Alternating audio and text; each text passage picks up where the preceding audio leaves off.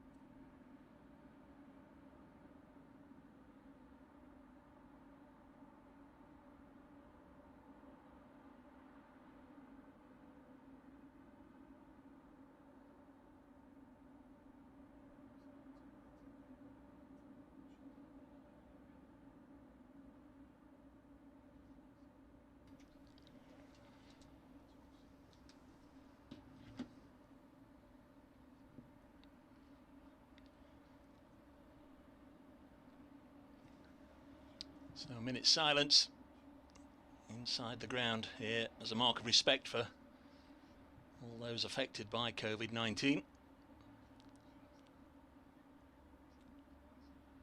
can see the Derbyshire players making their way out to the middle.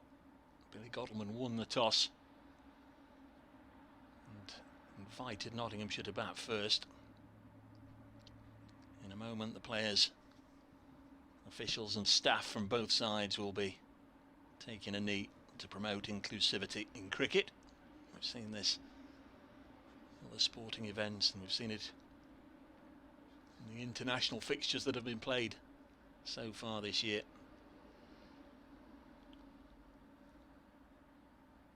Two umpires for this fixture are Neil Mallender and Paul Pollard. I'll run through the two teams for you in just a moment, but as you can see, the Nottinghamshire players out there on the field as well, and there will be a knee taken before the match officially gets underway, before the new season starts.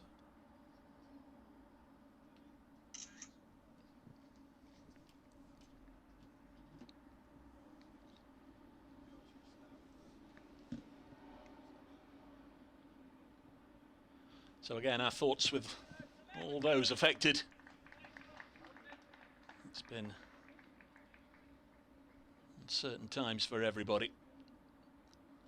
Sport very much and understandably on the back seat, but the county cricket season, the domestic county cricket season, at last about to get underway, and Derbyshire in the field.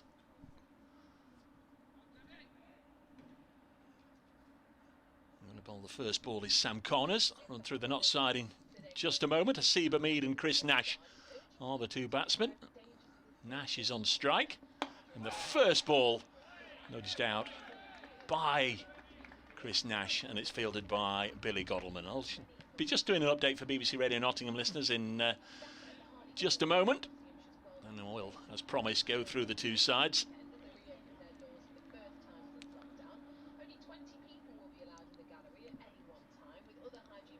Really lovely to have you along, but again, so sorry for everybody that would have wanted to have been here to see this clash between two traditional rivals. Next ball, whoa, very full, and Chris Nash plays over it, playing away from his body. Pack catching cordon, posted by Derbyshire. 3 Slips in a gully.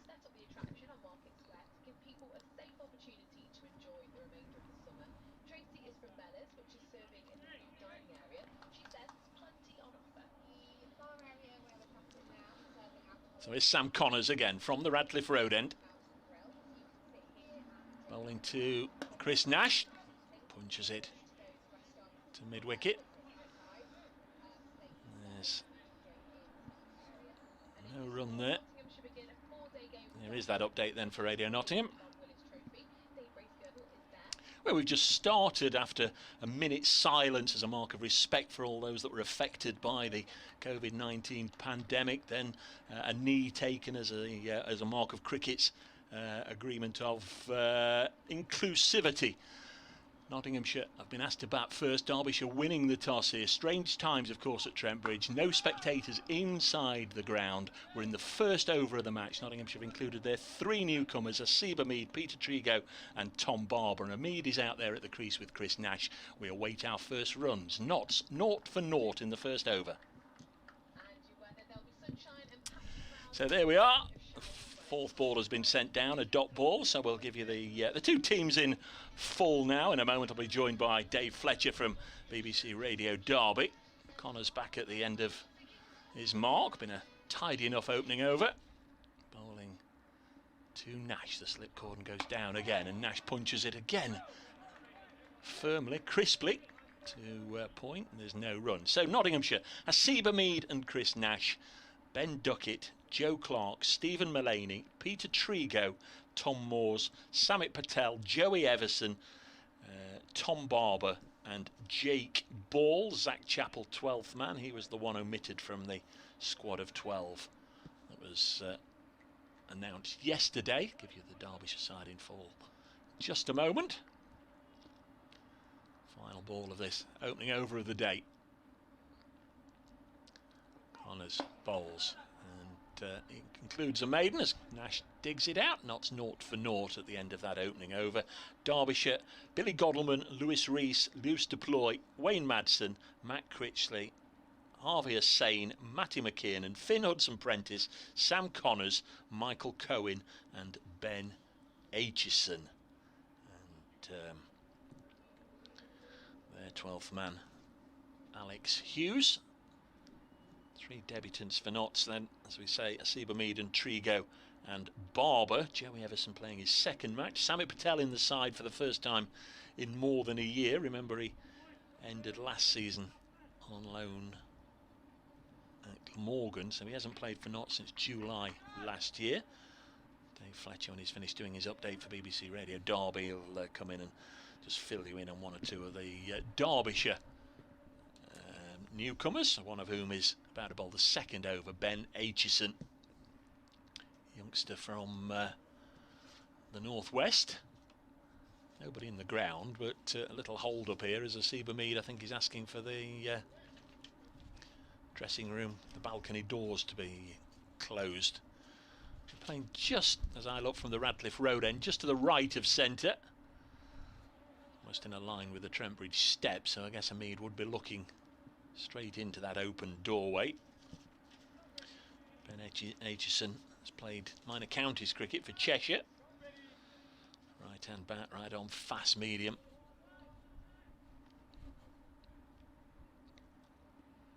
Past his 21st birthday, reached his 21st birthday last month. And here he comes. To the crease, past umpire Paul Pollard. First ball on target, and Asiba Mead, the man from the northwest, born in Bolton, of course, signed from Lancashire, or released by Lancashire at the end of last year. Peter Moores has worked with him in the past, and happy to bring him to Trent Bridge. Scored good runs in the warm-up games, particularly the match last weekend at Edgbaston. Next ball, well, wide of the off stump, and if it hadn't been a wide, it's certainly called a no ball. So the first runs of the day are extras. Two extras on the board. Very good morning to our scorers, Anne Cusworth and Ian Smith doing this match. Aitchison without squad number on his shirt, so looking to get his foot behind the line. Here he comes again and bowls, and that's a lovely delivery to Seabermead, who of course shot to prominence in 2016. Had a really good county championship year, was taking on England's tour of Bangladesh and India, played 3 test matches, but his career has very much been on the wane ever since. He's only got 5 first-class hundreds to his name, 4 of them in 2016, and he got 1 last year. Here is Aitchison in again, this time down the leg side. It swung away from Hamid and tumbling stop by Harvey Hussain, and once the ball's on the floor, that gives me a great opportunity to welcome for the first time this morning, the first time this year, so I should probably say Happy New Year. Good chum travelled across to Trent Bridge, and like the rest of us queued patiently to go through the protocol this morning, but glad to have you in here, and a very warm welcome to Dave Fletcher. Dave Bracegirdle, how are you? Very well, just see Aitchison come in, and this one just reared up a little bit, just short of a length, defended by Seabermead. Good to have you here, trust all is well. Good to be here, yeah, absolutely. I was too cold apparently to have my temperature checked at 10 o'clock. I have no idea what that means. It just wouldn't work. I suspect it's better than being the other way, yeah, but, well, I don't know. I'm speaking in total ignorance. 36.4 anyway, I think it was. I think I was 36.3. So I was quite happy anyway. Couple of extras on the board. We'll let Dave give you the ins and outs of the Derbyshire starting 11 in just a moment. This one again, plenty of pace on it from the youngster, just short of a length. Hamid goes down and does some gardening, no runs from the bat. I'm sure also Dave can fill us in, or fill me in at any rate, where Derbyshire have been getting in their pre-season prep, because of course the county ground in Derby being used by the Pakistan squad, and I think we should first point as this goes through to Harvey Hussain. I think we should also thank Derbyshire for all they've done in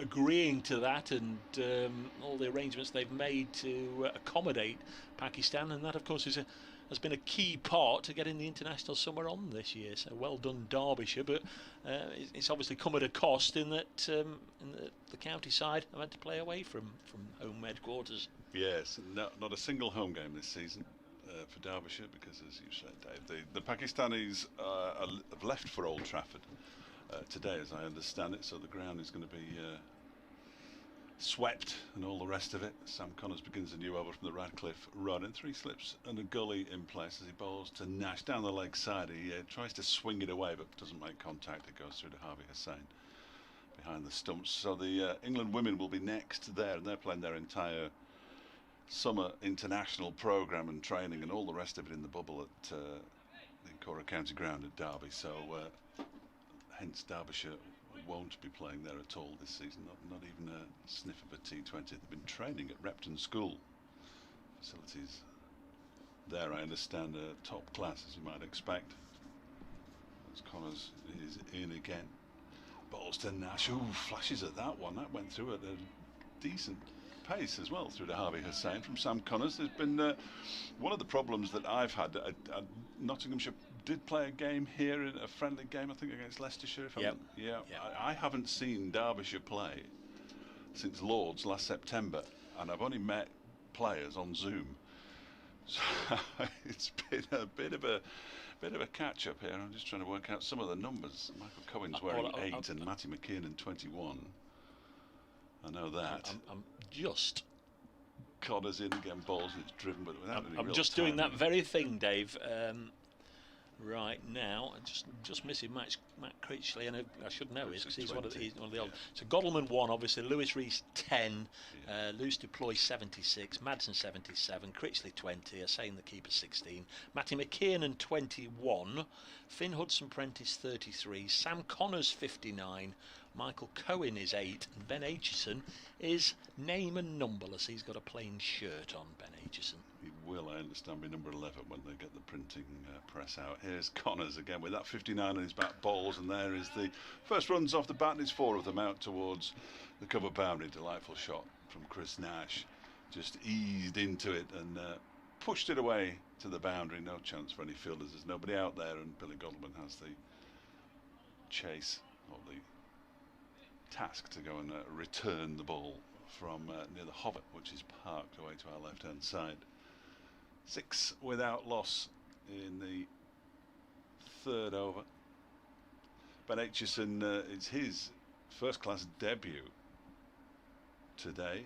He came through the ranks at Lancashire, played some minor counties for Cheshire. He's never played a first class match, as Connors comes in and bowls to Nash, who forces this one up towards mid-on, where it's fielded by Phyllis Rees, and there's no run. Michael Cohen has played a fair amount of first class cricket, 15 matches in fact, but all in South Africa. Was playing club cricket somewhere in the Nottinghamshire area, I think, last summer. Left arm quick. Matty McKinnon, the surprise inclusion possibly, but they say his batting has been good throughout the course of the second of the 2 pre-seasons that they've gone through. So Alex Hughes has to be 12th man as Connors bowls, and Nash gets a bit of a leading edge out into the offside. It was all along the ground, straight to Billy Godalming, end of the over. 6 without loss. Nash has 4. Hamid yet to get off the mark. A steady start for both sides, I would suggest, after Derbyshire won the toss and decided they'd have a bowl first. Let's just nail down 1 or 2 nuts and bolts for you to aid your listening pleasure. Of course, you can see pictures if you've got access to tablet or a laptop or your phone or what have you, via the Nottinghamshire County Cricket Club website. The live stream is now running. Just go on there and follow all the links. If you're doing that already, you'll see Ben Aitchison running in from the pavilion end. There's a line that's fairly tight to the off stump that Hamid decided to bail out at the very last second, and all going through to Harvey Hussain. We'd love to hear from you, of course. We're both on the old Twittery thing. Dave is at Fletch Sport. I'm at Brace Cricket. A number of people already getting in touch. Lovely to hear from 1 or 2 very familiar and not forgotten people. Really lovely to hear from you. Ooh, a little wild, this one from Aitchison. He looks to have decent pace, Dave, but spraying it a little bit. Yes, he hasn't quite got his radar sorted yet, has he? Yeah, a nervy moment, no doubt. I was just going to say, his first class match. I mean, he was only announced as a signing 2 or 3 weeks ago. Played for Cheshire, I see, in the minor counties, yes. And you know, in a way, perhaps an atmosphere, although it's eerily quiet, and you know, it is strange for many of us not to see any spectators in as he comes in and bowls. Another no ball though. That's the second time he's overstepped. I guess for somebody like him, it's perhaps not as daunting as it might have been if there were 4,000 or 5,000 in here, and 1 or 2 Notts fans had given him an East Midlands welcome on the boundary edge as he went down to field there. I was saying hello to Rachel and Jim Metcalf and Andrew Wallace and sundry other people. Craig Carpenter, lovely to hear from you all. Edley Harrison, Dan White, Penny Hoggard as another one sprayed down the leg side. A little bit of a gamble, I guess, from Billy Godalming in winning the toss and opting to field first, or bowl first, I guess, as Dave described it. Probably more accurately. It is up on the board, though. Derbyshire won the toss. No, that's how they describe it, isn't it? And elected to field, but thought on that in a second as Aitchison comes in. Wide of the off stump, goes through to Hussain. In August, in England, on a sunny day, you'd say, fill your boots, get out there and bat. But of course, we don't know. We don't know what sort of form they're in. You know, a few runs over the last 10 days in friendly games, or pre-season friendlies. No marker really as to what might happen today. Certainly not going to be a traditional August wicket, of course, brand new, and I guess there's never been a better prepared strip out here at Nottingham than this one. 8 without loss is the score, as this one's dropped on the leg side. But Billy Godalming deciding, well, let's just see what we can do early on with this battery of young quicks, McKiernan and Finn Hudson-Prentice. I was a little surprised that Alex Hughes was omitted, but of Of course, we're just sort of speaking from past experience, as this one's dropped on the leg side. No idea how he's been shaping up, or whether he's carrying a niggle. Should mention Luke Fletcher, of course. Dreadfully unlucky, I guess, for a player. 10 months out, longing for the opportunity, out and waiting for the first game of the season, and then on Wednesday he bowled a couple of overs, felt a bit of a twinge, and has had to miss out. Of course, Ben Slater, they decided he wasn't going to be able to force his way into the top order for the first couple of games at least, so he's been allowed to go to Leicestershire on loan. We'll have a little bit of a look in a moment or two round the ground, see if Ben's playing and see what's happening elsewhere. But 4 overs in here, Notts are 8 without loss. Yes, it was shape about Ben. We were looking forward to seeing him again. Here's Connors to continue from the Radcliffe Road, and bowls to Nash, and he just comes half forward really, slams the bat down on it. It goes backward of square on the offside, where it's picked up by Matty McKiernan. He's only played in one first-class match, Matty McKiernan. That was at Lord's, I think, at the end of last season. Nothing like being prepared, and this is indeed nothing like being prepared. As Connors turns, the 3 slips and the gully go down. There's a man at point as well. Connors bowls, and that's very nicely guided down towards a wide third man. Chase on here for Hudson Prentice. They come back for a second as Hudson Prentice picks it up, and they're going to get through comfortably for 3 in the end, as the return comes in from the boundary down in the far distance. So 7 now to Nash, 11 without loss. Nottinghamshire. Yeah, they've changed ends for the first time, of course. Yes. I heard you say Derbyshire's last game at Middlesex, at Lord's last September, and of course we were the other side of the river last day of the season, which was a total washout at the Oval, Surrey Notts. I think it's 310 days ago. Yes. Did you get some play on the final day? Yes, we got all sorts of play that we shouldn't really have got. We seem to hang on. What's going on? This was at the Oval. We're watching it rain here, and they're playing at Lord's, the other side of the river. But we were rained off that last day. Yes, we did. We walked to the ground one day. I had to take all my clothes off and put one on the radiators. I got drenched. 310 days ago. Here's Connors again. To Hamid for the first time, bowls to him, and he just goes up onto his toes and guides it down towards the gully where McKiernan picks up. Ben Slater is playing for Leicestershire, but he's in the field. Lancashire batting. They're 11 for 1 actually against Leicestershire, and the other North Group game, Durham, 7 without loss against Yorkshire. That Lancashire-Leicestershire, that's the one that's being played at New Road, I believe. Yes, it's a Lancashire. It was a Leicestershire home game, and then it was moved to New Road and it became a Lancashire home game. I have no idea what's happening anymore. Keaton Jennings, the first man out of the season. There's Connors' ball's full-length delivery, and it's very nicely pushed out into the offside for a single by Hamid. He's off the mark, and that'll just settle him down a little bit, I'm sure.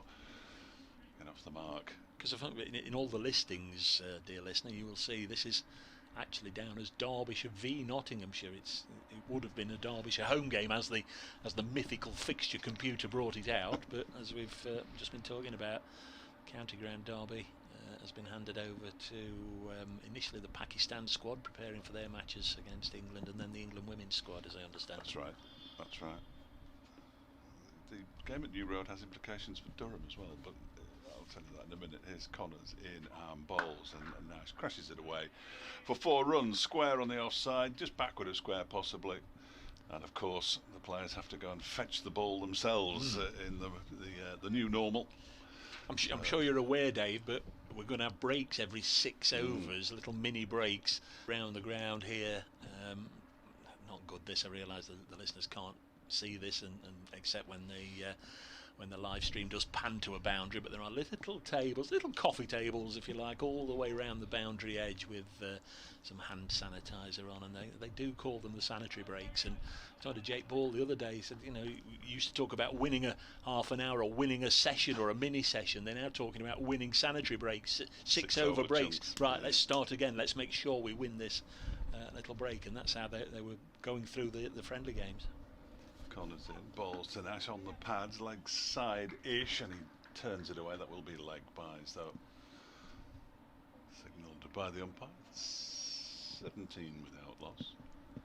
Nash has 11. He'll keep the strike with that one. Hamid has one. Thanks to Ian Crooks for his email welcoming us back. Let's hope Derbyshire can give not something to think about at Trent Bridge over the next 4 days. He says, yeah, I'm sure that will certainly be the aim, no question about it. And you usually do, to be fair. And, yeah. You know, the last couple of times Derbyshire have been here, they played very well. Should have won in 2017 if, you know, probably if it hadn't rained.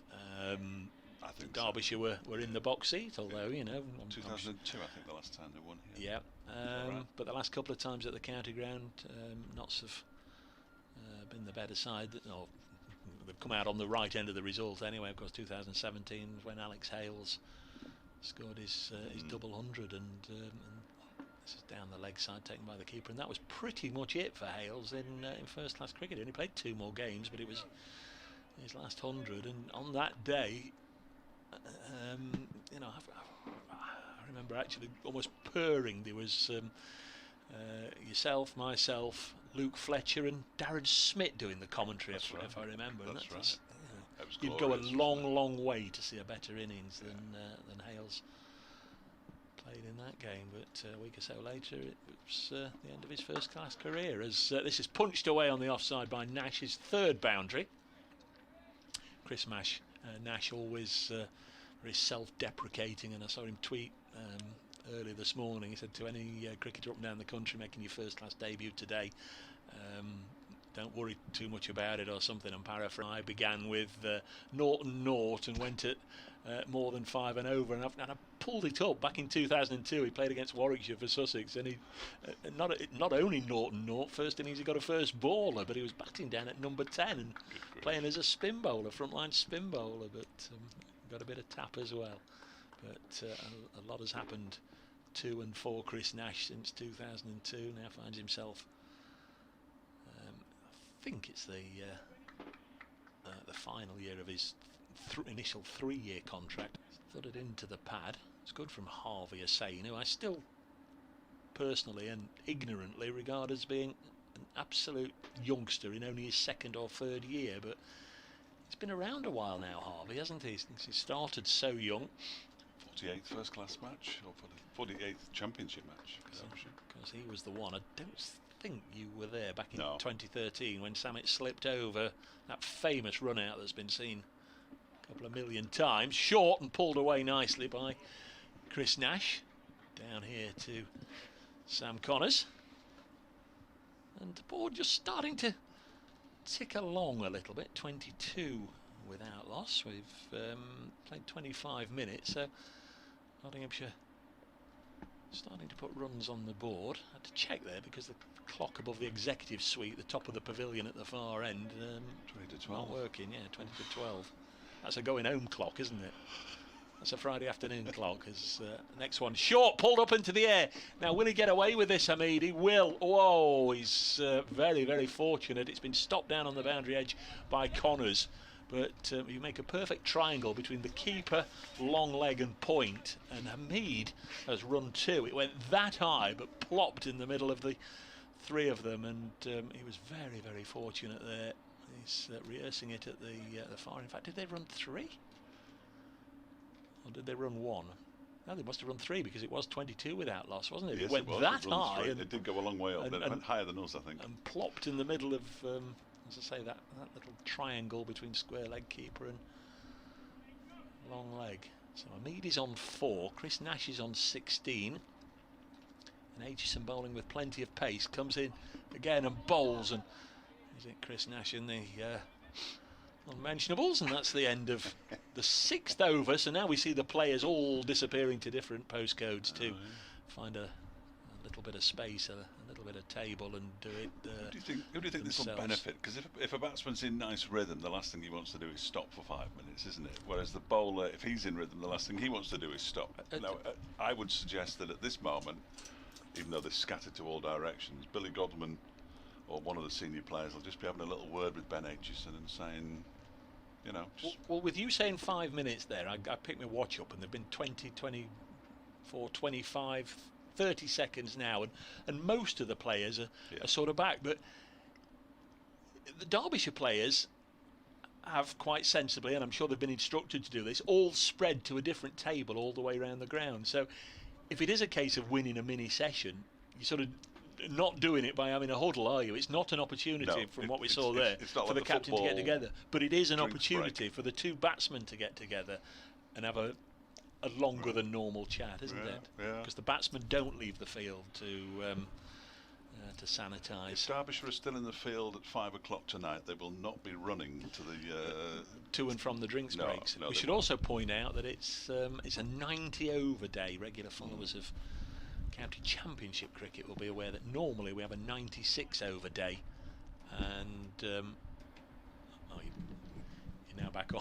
Sorry, did we plug you off for a moment? No, I was plugging me off so I could go next door. Okay. Yeah. Dave's off to update the listeners to BBC Radio Derby. Lovely to be reunited with the old boy again as in comes. Oh, that's a lovely delivery. They're appealing for a caught behind. Really, it was a nice bit of bowling from Connors. It shaped away from Hamid. For all the world you can imagine, it looked as if there was a nick to the Derbyshire players, but I wasn't entirely sure at first viewing that there was, and clearly the umpire hasn't acceded to the appeals. It was just a nice shape on that delivery from Connors, just left the groping Hamid and went through to Harvey Hussain, and I think the slip cordon also went up more in hope than expectation. A tweet in from Andrew, which I'll read in a second. Next ball from Connors. This is on the pads of Hamid, and he's absolutely creamed that square of the wicket on the leg side for 4. Hamid's first boundary at Trent Bridge. Just be doing an update for Radio Nottingham in a second. I'll come back to Andrew in just a second. 29 without loss.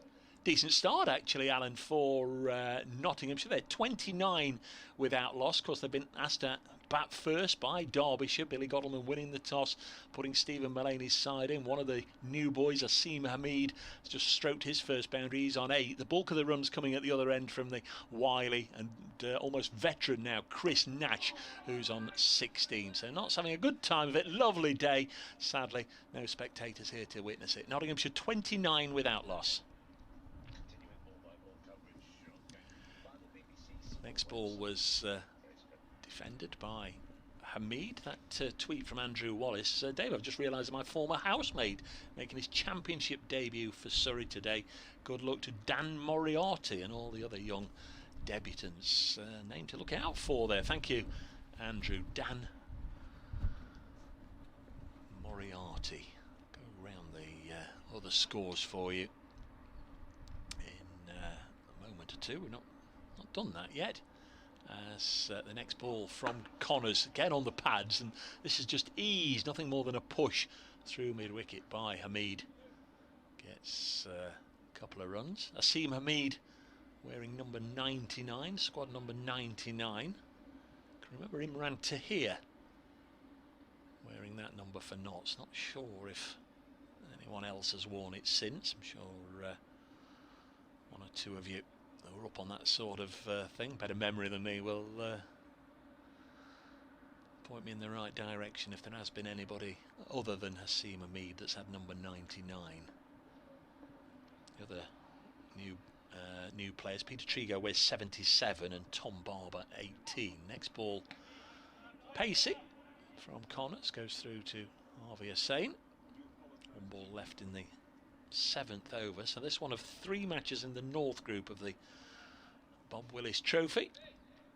Derbyshire, Nottinghamshire, Durham, Yorkshire, Lancashire, Leicestershire, the 3 games today. Of course, you know what's happening here.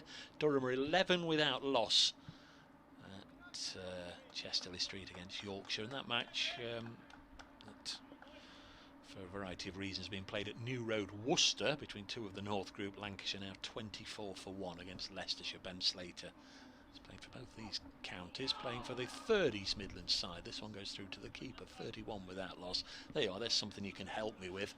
31 without loss. Ben Slater Began with Derbyshire, he's played for Nottinghamshire the last couple of years, he's gone on loan, making his Leicestershire debut today. If you think of anybody else that's played for all three East Midlands sides, and off the top of my head I can only think of one in recent years, and that's AJ Harris, Andrew Harris, who he did a bit of coaching at Derby as well once he'd finished his first class career. I'm sure there's quite a lengthy list, but off the top of my head can't think of any more, so there's one for you. AJ Harris played for Derbyshire, Nottinghamshire and Leicestershire. Can you think of any others? Ben Slater joining the list. We've now got Lewis Rees coming on, first bowling change of the match, of the morning. Lewis Rees opens the batting rather, and he's coming on as first change. Bowls to Chris Nash, an absolute gem of a ball that goes through to Asane and past the outside edge of Chris Nash's bat. Let's finish the scores. Central Group, Gloucestershire, Worcestershire at Bristol. Gloucestershire batting at 18 without loss. Somerset 9 without loss at Taunton against Glamorgan, and Northants are at Edgbaston against Warwickshire, 9 without loss. Some wickets in the South Group as Rees comes in. Nice push by Nash into the offside. 31 without loss. Nash has 16, Hamid has 10. At Chelmsford, Kent are 31 for 3 against the reigning county champions, Division 1 winners last year, Essex, 31 for 3. They're not defending their title this year, of course, because all the counties are playing for the new award, the Bob Willis Trophy, but an indifferent start from Kent, shall we say. 31 for 3 at Chelmsford. 31 without loss here. Nash leaves this alone. Goes through again to Harvey Asane. The Oval, Middlesex 23 for 1 in the London Derby against Surrey, and at Hove, Sussex made a bright start there. 33 without loss against Hampshire. So you're up to date with the first day of the Bob Willis Trophy, the domestic county cricket season. There will be an international game, match 2 in the ODI series between England and Ireland, but that doesn't start till 2 o'clock down at the Ageas Bowl, as Rees again bowls nicely. Found a good line just outside Nash's off stump. Paul Holland, great to see county cricket back again, unfortunately not able to sit in the stands. Dave, you didn't need the camera, great idea to stream it, Trent Bridge.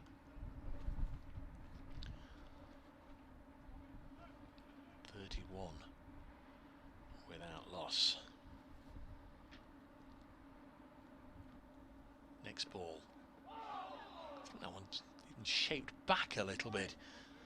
Really is a very accurate, aggressive line that Lewis Rees is bowling here. Left arm, medium quick, does a really good job for Derbyshire. Gone in with a battery of seamers here. Lewis Rees getting an early opportunity. Notts giving a debut to left armer Tom Barber. Sure he'll be looking on with interest. 31 without loss. Next ball finds the middle of Nash's bat as he punches it up to mid-off. No run, and that's the end of a very tidy and thrifty start from Lewis Rees. A maiden. Notts 31 without loss after 8 overs here on BBC Radio Nottingham, BBC Radio Derby. Dave Fletcher joining me for the first game of the 2020 season. I'm Dave Bracegirdle, and in case you're wondering, we are of course socially distancing in, and we've got the hand sanitizer, we've had the masks on, we've got the wipes, got plenty of water.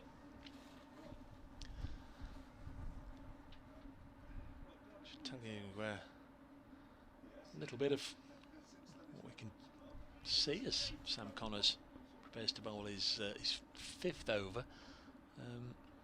Number of cameramen around the ground, the enhanced live stream as next ball into the pad. Looked to me as if it was going down, but throaty roar nonetheless from Connors, turned down by umpire Malinder. There are camera personnel at each end and square of the wicket. There's also a number of photographers in the ground. I think they're down below me at the foot of the Ratcliffe Road stand, leaning forward. I think I can just make out Dave Griffin, who's of course well known to all Derbyshire, in fact well known to all cricket followers and supporters. Good man for Derbyshire and has been for more years than here I care to remember. Good man, Dave Griffin. Next ball from Connors, nicely defended by Asim Hamid. His highest first-class score came on this ground back in 2016 when he was a Lancashire player. 122, I think it was, for the Red Rose County, and really did have a good year. Looked the part, looked a proper traditional county championship opener, and got that place on the winter tour. This is a glorious shot. Stroke of the day through extra cover from Hamid for 4.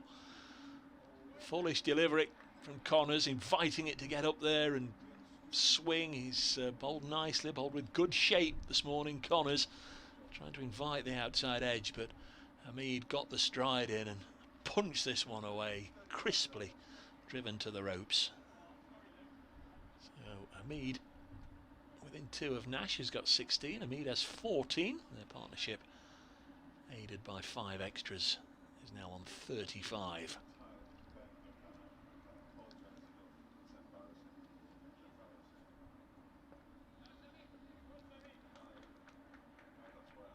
Next ball about to be delivered on the pads of Hamid, and again he's clipped this one away with excellent timing. Cohen's after it, won't pull it back. It's good from Hamid. Touch of gloves from the 2 batsmen. Chris Nash would have been impressed there. Open the batting with so many players over the years. Chris Nash enjoying this little partnership with the younger man, Asim Hamid, now on 39. Ben Duckett listed to come in at 3. Of course, he was away with England, preparing for the white ball series. Didn't make the squad. Again, crisply hit by Hamid. He runs this time, drills it straight to Billy Godalman. Well, that would have been 3 boundaries in a row, but some very impressive timing from Asim Hamid, who's enjoying life at his 2nd first-class county so far. He's 18 not out. Dave's come back to join me. Chastened. I've been chastened. Have you been chastened? Yeah, afraid so. 39 without loss. Something not working? Well, me. You're really not working. Here's Connors. In again and bowls. This time defended by Hamid, who's played a couple of really nice shots during the course of that over. Sam Connors, 5 overs, 1 made, none for 26. He's certainly threatened to pick up a wicket or 2, but in that over he bowled one a little too full, which Hamid put away, and then overcompensated, bowled on the pads of the former Lancashire man, and he clipped it through square leg. Lewis Rees bowled nicely in his first over. Wasn't it? Yeah, he was bang on the money as soon as he came back. The first one went past the edge, didn't it? And he sort of built from that. He was an absolute revelation last year. 50 odd wickets in the championship, opening the batting, good in the white ball stuff as well. So got a new 3-year contract as a result. Did he commentate with us last year? The one-day match, I'm sure. Could have done as this first delivery from his new over. He's pushed into the offside by Nash. He did. He was out injured, I believe. Or was it the year before? Anyway. Well, yeah. Yes, I think he has. He had his foot in a boot. That was it. Yeah. Yeah. We've had Lee Maidment get in touch, watching the match from. Now this is where we. Excellent. Go on.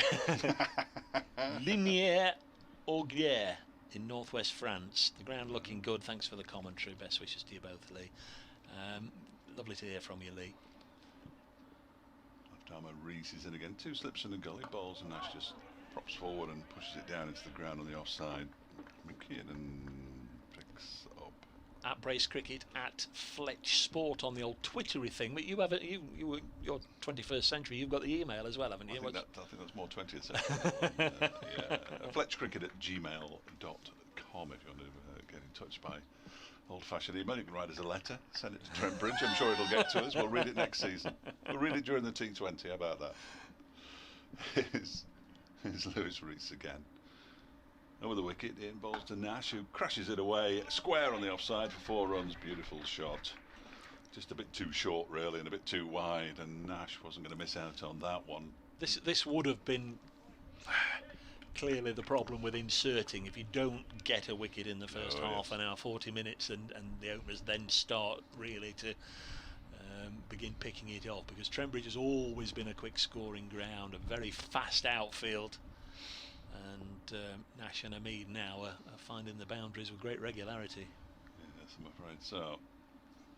That, to be fair, is the first run scored off Lewis Rees, just to flip it. But, yes. But they both are timing it nicely, aren't they? 7 boundaries between them now. 4 to Nash, 3 to Hamid. As Rees is in again, and this one is left alone by Nash to go through to Harvey Hussain. I've just gone through the scores up and down the country, Dave, and I don't know if you were in on this, but I think they must have been desperate for opinions. But I was asked this week by a well-known cricket magazine that has the word cricket in the title, just to give my predictions on who would win each group. I don't know if you were asked. They didn't ask me. And I'm no fool. I've learned my lesson over the years.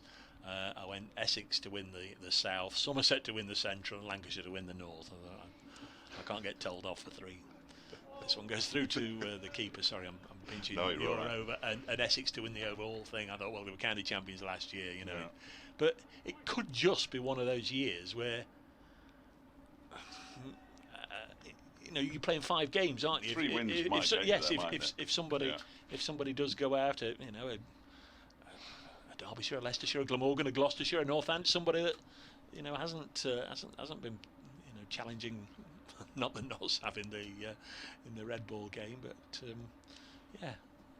There's Rees again from the pavilion and bowls a very full delivery that Nash pushes out to Billy Godleman, fielding as ever at mid-off. Something's changed behind closed doors, sanitising your hands every 6 hours, but Billy Godleman fielding at mid-off never changes. Thanks to I should have asked him how he pronounced his name, because I spoke to him for 40 minutes in the week. Malhar Hati, I think it is. He was in India.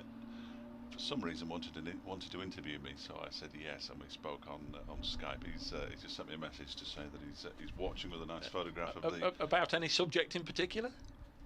Is he a Derbyshire supporter? No, yeah, I noticed he has written an awful lot on Ireland, and he was very, very knowledgeable, I have to say, about county cricket. It's a good job he didn't ask me about the first-class system in India, because I think I might have been shown up. We've got a change here. I think is this Finn Hudson-Prentice with the worst hairstyle we've seen so far in this first-class season, I think you find. He's obviously been very, very bored at some point, because it's very blonde on top. And that isn't his natural colour. Would you like to do this as I totally talked over your last time? No, you can tell us about your friend in India as well as Here is Hudson Prentice then, from the Radcliffe Road end, in and balls to Hamid. It's a wide delivery that's driven out into the offside, straight to Connors. And there's no run. Connors 5 overs for 26, 1 maiden in there, so got a little bit expensive towards the end of his spell. Only a young man making his way in the game. Yeah, he sent me an email.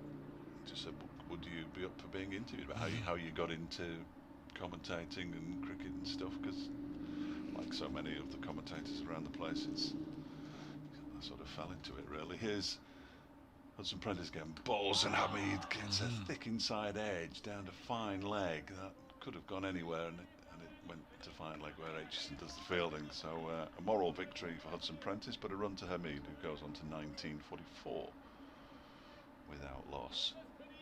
Yes, there's no set format, is there, for how do you become a cricket commentator? How do you become a football commentator? But yes, the one question that people often ask is, what do you do to become a good commentator, which presupposes, as Hudson Prentice, hits the pad with his leg stumpage. Yes, you know the rest of that sentence, don't you? You almost gave me the loaded gun there, but out of respect for you, my friend, it presupposes that you are in fact a good commentator. Absolutely. And I said, well, but it's not clearly for me to say one way or the other. But I always think, I mean, I have always, I don't know about you, I've always listened to radio commentary. Yeah. Hudson Prentice is in again and bowls a full, quite loopy delivery that's crashed away by Nash out towards the mid-wicket boundary. It's been chased down by Lewis Rees. They're going to come back for a third as well, and by the time the throw gets in, Nash is comfortably home, so he moves on to 23, 47 without loss. And Lewis Rees, in throwing that ball in, is now clutching his left shoulder, and I don't like the look of that because he's a left-arm bowler. But we'll wait and see whether that has any effect on him. He's definitely. He gave it the full Fatima Whitbreads there, didn't he? Yeah. Give it the big wind up and launched the javelin in, because they were shouting bowler's end just in case there was a chance of a run out. It looked as though it might be quite tight, but in the end it was comfortable, wasn't it? But he's still holding that left shoulder, so we'll keep an eye on him. As Hudson Prentice, he's got 2 slips in place now. Comes in and bowls, and that one is just guided by Hamid to Gully. Matty McKinnon, I think that is, is doing the filling. Leos deploys at second slip, looking forward to his second season at Derbyshire. He had a terrific time last year, batted really nicely. Because the leading batsman, Tom Lace, is no longer at the club. He was only on loan, averaged over 40 last season at the Championship. He's back at Middlesex. It's always going to happen. You get somebody on loan, and if they're good, they go back, and if they're rubbish, you can have them. I think that's how loans work. It's Hudson Prentice in and balls. That's wide of off stump, and Hamid quite correctly has nothing to do with it. It's the end of Hudson Prentice's first over. It cost him those 4 runs, and at the end of 11, Nottinghamshire 47 without loss. Nash has 23. Hamid has 19. Dan Mayhew has been in touch. Lovely to hear from you, Dan. Nice to hear the commentary. Proper English cricket back. Liking the new kit with the old logo. Not been able to get it yet on the online shop. I'm sure it'll be there before long. You can understand. I guess not loading all the shops up this year with too many goodies. I'm presuming. I'm presuming the shop has not been open. 47 without loss. Chris Nash on strike. Lewis Rees testing out that left arm. He's just heaved the ball in from the rope. Seems to be okay. That one just scuttled a little bit, didn't it? It did. He bowled for much of last season with an ankle injury, and when he first bowled, he looked in absolute agony. And he said it eased off. It was the sort of antithesis of what an injury normally does. The more he used it, the easier it got. But he didn't seem too discomforted by the shoulder on that occasion. Here he comes again from the pavilion end. Another former Lancashire man bowling to Chris Nash, who punches it to mid-off. I guess Lewis Rees will have bowled to Asiba Mead many times in the nets in a previous life, and I'm sure they'll have played together. How old is Hamid now? Do you know? I do, because I've written it down. January 97, Bolton. That's your neck of the woods. Oh yes, isn't it? he's a Bolton schoolboy. Jan 97. So what's that? 23. Yeah. So he'll know Matt Critchley as well, then, from age group at Lens. Next ball pushed into the offside. Fielded by Connors. No run there. They've had a bit of a switch around in the field, understandably. Derbyshire, with Finn Hudson Prentice now bowling from the Radcliffe Road end. He's taken Connors' spot down at long leg, so Connors in the cover region. A word for Steve Burks and his crew. It will have been a challenging period of inactivity as far as the cricket's concerned, but of course the grass doesn't stop growing, and the square will have needed rolling and looking after and tendering as this is defended by Chris Nash. And I know he's had an absolute skeleton squad, but they've been in, they've put the hours in, they've put the graft in. There are areas of the outfield that look a little pockmarked, but I guess they've probably not been able to have sprinklers on all day every day, because there just hasn't been the people here to use it. But it's like Derbyshire at one point we're down to one groundsman. The rest were furloughed. Yes, so it's understandable. Notts players were furloughed, and a lot of the staff. This is glorious by Nash down the ground, and that's the 50 partnership between the right-handed Chris Nash, formerly of Sussex, and the right-handed Asiba Mead on his Nottinghamshire debut former Lancashire man, and the two touch gloves, just a little mark, and I'm sure they'll have been well done. Let's go again between the two of them. Nash on 27, Mead is on 19, 51 without loss, and got one ball left in the 12th over, and then again Dave would have a little scurry away whilst they sanitise their hands, and unless a wicket goes down this ball, you would say it's been Nottinghamshire's mini session again. Yeah, absolutely. Going along, got a good clip out there. The run rate very gloriously is on the board for us at 4.3, but even in layman's terms, 51 in 12 overs is decent, isn't it? Start the game. Here is Lewis Rees then. Past umpire Pollard, and that's as good as anything we've seen from Nash. That's as good as the one that Hamid played off Connors, hitting it this way through extra cover. Fabulous shot from Chris Nash towards the admittedly slightly shorter boundary, but it didn't really matter how long the boundary was. That was a wonderful shot from Chris Nash. He's on 31, Hamid is on 19. It's 55 without loss, and as we were saying, and trailing, a little mini break whilst the Derbyshire players go and sanitise their hands. They're not quite rushing as much as they did 6 overs ago, and the Nottinghamshire players, the Nottinghamshire batsmen, they're going to have a little drink of water as well. Yeah, that shot from Nash, you mentioned the slightly shorter boundary. I think it still would have been going now if it hadn't have hit the fence, if there had been just a long expanse of grass there. Luke Shreves got in touch on the email. Morning, Luke. It says great to have us back online and to have Derbyshire playing again. It was a pleasure to listen to the cricket while he's spending the day drawing. Tell us what you're drawing, Luke. I think we've got our strongest top order for many years. Absolutely. I think the top 4, 5, even 6 is decent. What do you think of our season's prospects? Keep safe. Same to you, Luke. Yeah, prospects-wise, how on earth can you tell? Given on the evidence of the first hour, without Palladino, without Rampal, who I understand, although if I was in Trinidad, I think I'd have been laying low, is coming back this week. I think I know where I'd rather be. And he could actually be in contention, depending on fitness, clearly, for next week when Derbyshire go to Grace Road. I guess he'd probably have to come back in the next day or so, would he, to be available for that? I think there's a corridor.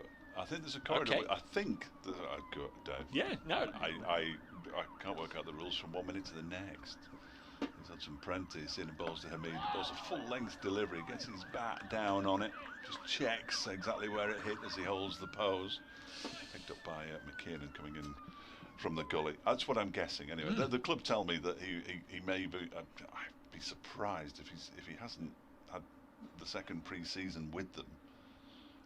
You can do as much work as you want by yourself, unless he's been in some nets in Trinidad. Who knows? Yeah. We'll find out in due course. But he is due back sometime during the week. Keep you informed. Here's Hudson Prentice again. Balls and a play and a miss by Hamid. Really didn't need to play at that delivery. It was wide of the off stump, and he went for an expansive drive. And it went through to Harvey. Was there a scheduled overseas player? Sean Abbott. Of course, And then Ben McDermott for the T20. So we were very excited about that. Of course, it didn't happen. It's going to happen next year, we're told, but fingers crossed. Very much fingers crossed. That's the kind of situation, isn't it, at the moment? Here's Hudson Prentice getting ball. That's a straight delivery that Hamid just plunges forward and defends out into the offside. Of course, Sean Abbott, not to blame at all, but of course he was the bowler for Phil Hughes. He was, Tragedy. But a very fine cricketer. Oh no, he had a terrific big bash. Yeah. Whenever that was, last Christmas time, wasn't it? Around Christmas and New Year. Fabulous cricketer. And Ben McDermott, son of Craig, I believe. Hudson Prentice in and bowls. This one hits Nash at the non-striker's end, and they decide against going for a run.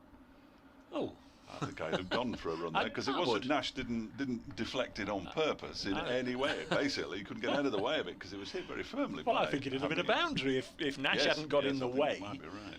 And then it deflected past Billy Godalman, running backwards at mid-on. There was ample time to take a single, but that's a really good bit of sportsmanship, I guess, from the Notts camp, or perhaps they've missed a trick there. But Yeah, I don't think anybody moaned had they taken a single.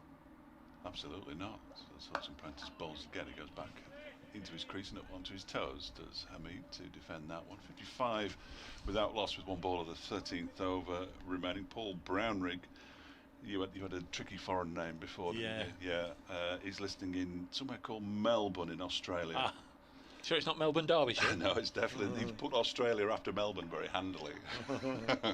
Where, of course, he says we're in strict lockdown, which they are. They've gone back into lockdown, haven't they? Melbourne, we're watching the NRL. Melbourne Storm playing up in Queensland. It's this next delivery from Hudson Prentice is defended by Hamid out into the offside, end of the over. 55 without loss, 19 to Hamid, 31 to Nash. He says it's great to have some cricket to listen to at 8:50 p.m. in the middle of Melbourne lockdown winter. He also follows Derby County, so unfortunately for him, he heard me quite a few times during the football season, hoping life will somewhat be back to normal here by the time our cricket season is on. The idea of attending a cricket match in person again one day is a delightful one. Keep safe. Thanks to you and the team. Enjoy the cricket. Thanks, Paul. Yes, it will be nice to have. Of course, there were going to be a couple of grounds with spectators in this weekend, but the plug was pulled on those due to the brakes being applied to the easing of lockdown. Lewis Rees for the first time going round the wicket to bowl to Nash, who again plunders it out up to mid-off. That listener in Australia, Derby County supporter, may be interested to know a Derby County legend scored on this ground. Steve Bloomer scored a couple of goals here. England played a football international here back in the 19th century, the late 19th century, beat Ireland 6-0, and Derby's Steve Bloomer got a couple of goals. There you are.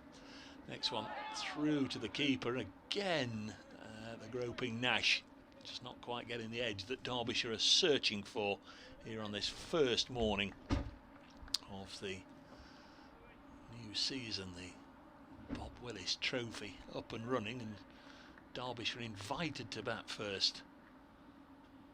55 runs on the board. Don't know what Stephen Mullaney would have done, but right now it's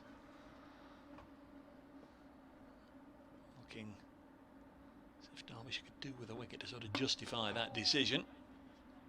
Nash mistimed this one to mid-on.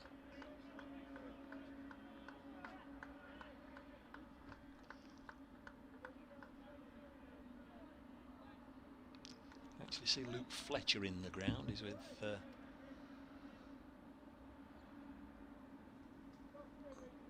fitness and conditioning coach up at the top of the Smith Cooper stand, just fletching and stretching and fletching.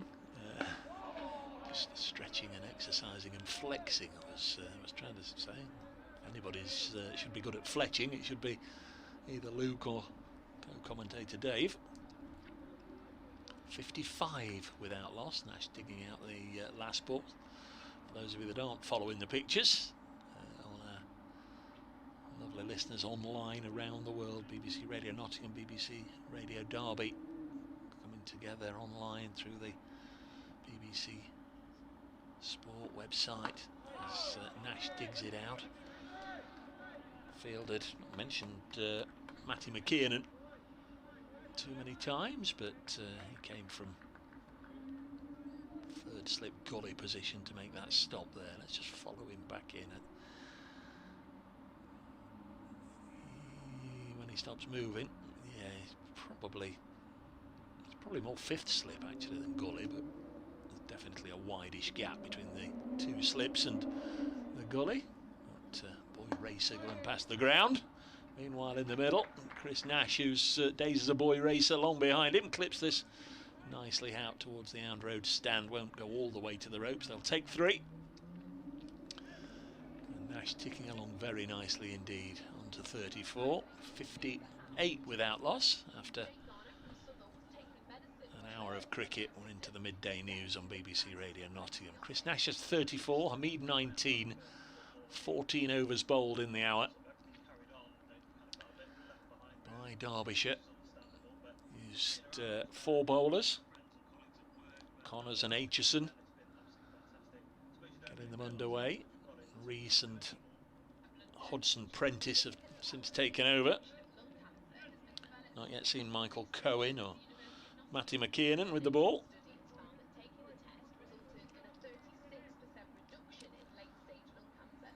Hudson Prentice. Sun just intensifying a little bit, coming out from behind a cloud. This one's clipped to the leg side, no run.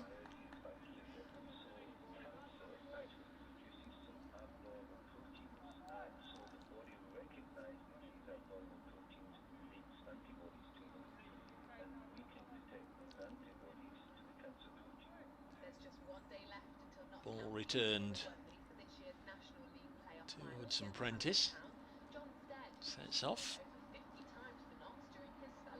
Bowls and decent pace, short of a length. Ball aimed at off, middle and off, that sort of area, and Nash gets behind it and defends. Stays on 58 without loss. But that update for Radio Nottingham listeners in just a moment. And Nottinghamshire have begun a 4-day game with Derbyshire at Trent Bridge in the Wickets trophy. Here's the latest from Dave Bracegirdle. And a productive start to the new domestic county cricket season for Nottinghamshire, because after an hour of play this morning, they are 58 without loss against Derbyshire. In fact, they'll take another single there, taking them on to 59. Derbyshire won the toss, asked Notts to bat first, and of course not too many opportunities for any meaningful practice going into this game. So a little bit of a safety first approach by Derbyshire. But Notts openers have got away well. Chris Nash 35, Asim Hamid 19, Notts 59 without loss.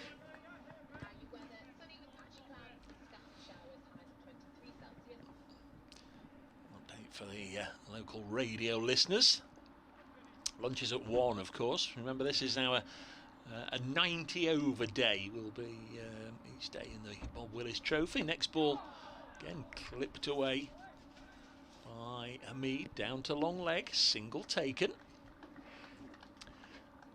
60 without loss. Miss Nash, that's 35. He's back on strike.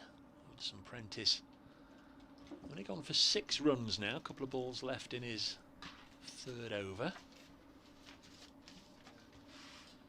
2 slips, gully, point, extra cover, mid-off, and then on the leg side, mid-on, mid-wicket, and the long leg, or the deep backward square, as it's a shortish boundary. Next ball chopped away nicely by Nash. He'll take a couple here. Just running it out towards backward point. 2 more to Chris Nash. Going along very nicely indeed, on to 37. A little early, I know, to start talking about centuries, but Chris Nash hasn't had a red ball century for Nottinghamshire since moving from Sussex. His only one in first class cricket for Notts came in one of those pink ball games, which I think we're all glad to see the back of. Also, blimey, waste of time they were. 62 without loss. Nash is still on strike on 37, and it's defended, and that's the end of the over. So Hudson Prentice through 3 overs, none for 8, as you will have heard Dave Fletcher back with me. If you want to rattle through the next over, Dave, I shall give an update to the BBC, the BBC Sport website, just so they can. Well, they've been waxing lyrical about all the other ground, so we'll send them a little bit of an update about what's been happening here. It's either 20 to 4 or 30 overs remain in the day. It's something that I never even contemplated until you just mentioned the 90 overs. With 30, 30 and 30 in theory, but I'll guarantee we don't finish at 6 o'clock. Absolutely no chance. Even though it's 6 overs less than normal. That's to take into account these little sanitary breaks in the theory. Lewis Reeves was on his way in, but the umpire had his arm out, so he aborted, as you might expect, mainly because Asim Hamid wasn't ready. He's got 20, Nash has 37. Nottinghamshire's day so far, no question about it, after Derbyshire won the toss and decided to bowl first. Here is Rees in and bowls, and that's beaten Hamid, who pulls his bat out of the way a long time after it.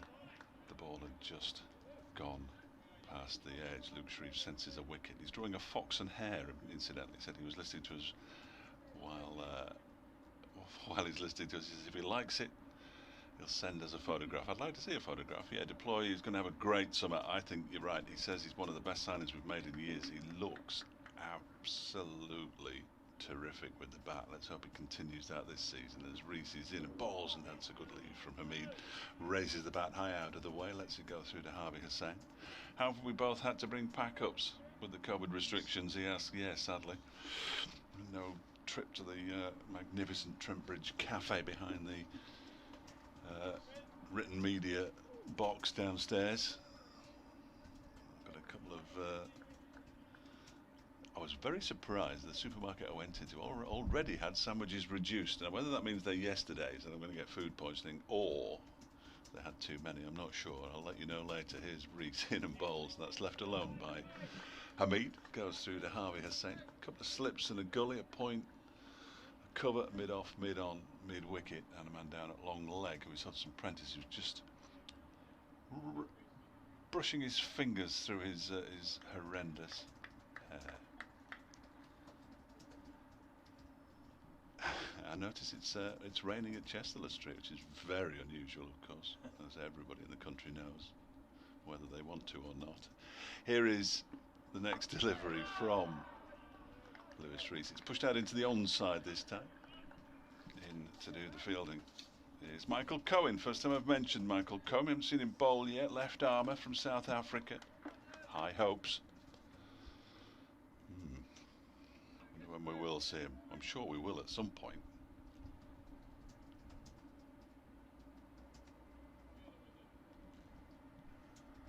There's Reese again. Around the wicket, bowls to Hamid, who gets one on the leg stump and just turns it down to long leg, where Finn Hudson Prentice, as you can hear in the effects mic, does the fielding and hurls it back in. He's decided against popping his cap back on. That's just over the boundary's edge next to a water bottle. Derbyshire's batting is possibly their strong suit in this game. It's going to have to be, because Nottinghamshire have moved to 63 without loss. Hamid up to 21 with that single. Nash on strike now, 37 to his name, as he just guides that very nicely down towards third man. A chase on here for Matt Critchley, who slides to complete the fielding but can't prevent them from coming back for a second.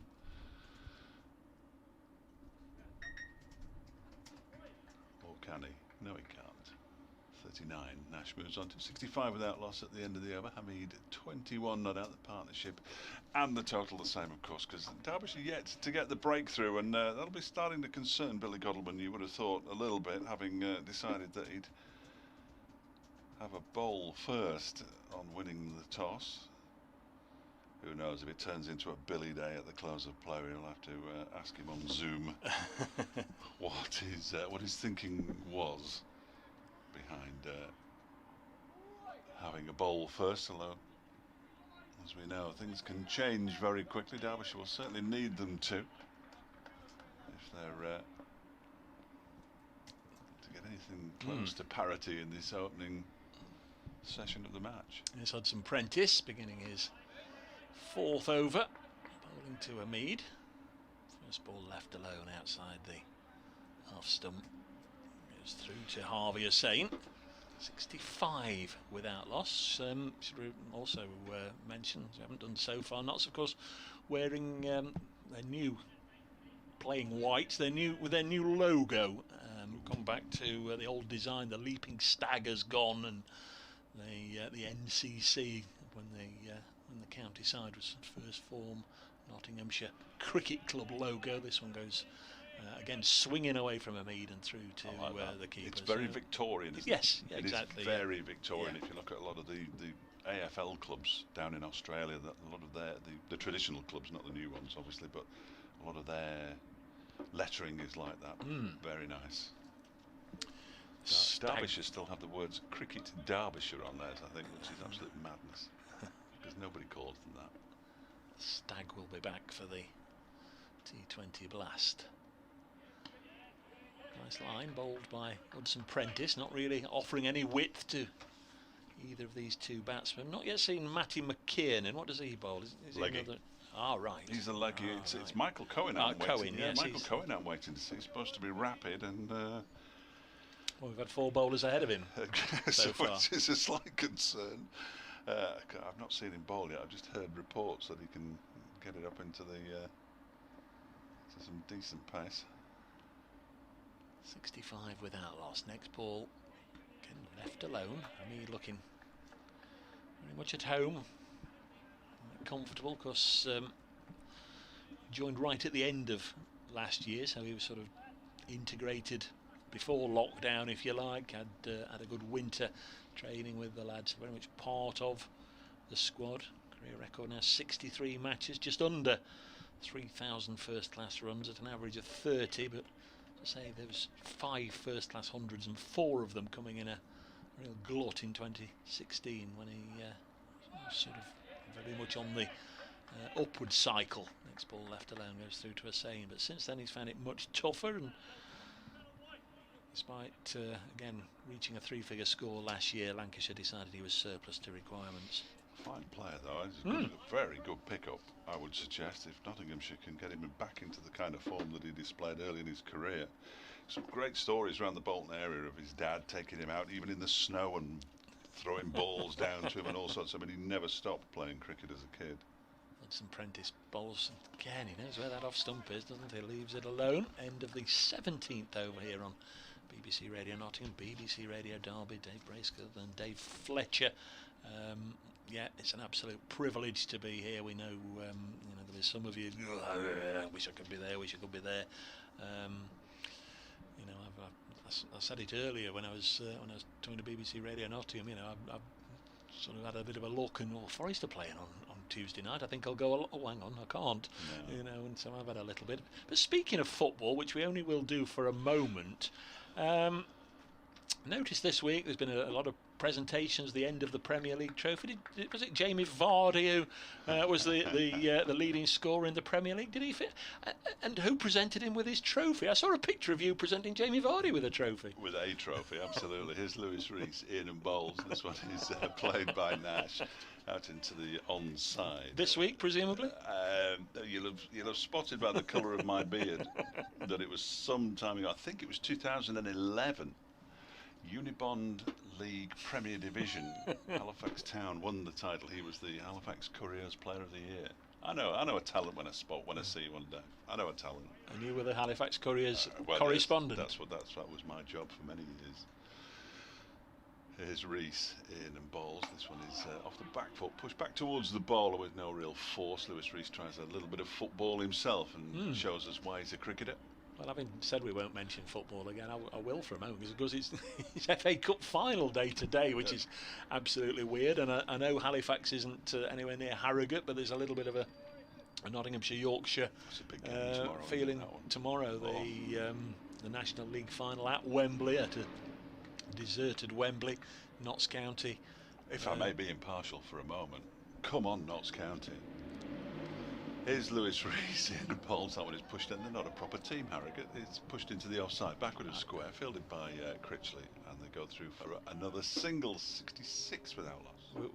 I can hear people turning off all the time, but I will throw one more in there. Then why do you say that?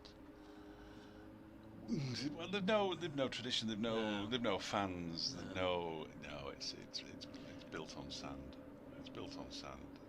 See, obviously, I'm rooting for the local club, but generally, I do like to see newcomers to the league get a chance. My last to see live football match, not at Meadow Lane. As in comes this next delivery from Rees. It's leg stumpish and turned into the leg side by Hamid for another single, 67 without loss. Hamid moves on to 22. I saw them in the FA Cup 4th qualifying round for Radio Derby when they played Belper Town.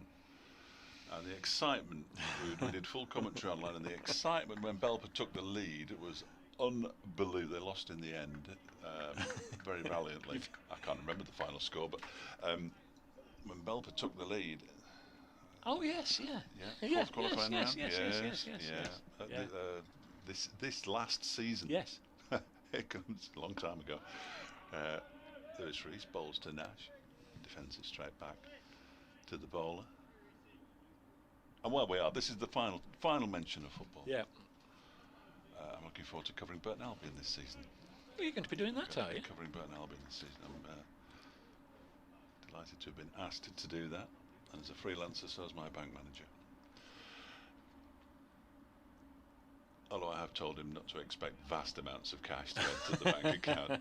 It is the BBC after all. Here's Lewis Rees again around a wicket, in and bowls to Nash, who very toe end of the bat pushes it out into the onside. Michael Cohen is not a tall man. No. From this distance. Well, that's the first time I really noticed how untall he was. I thought he was going to be taller than that. Unless that isn't him.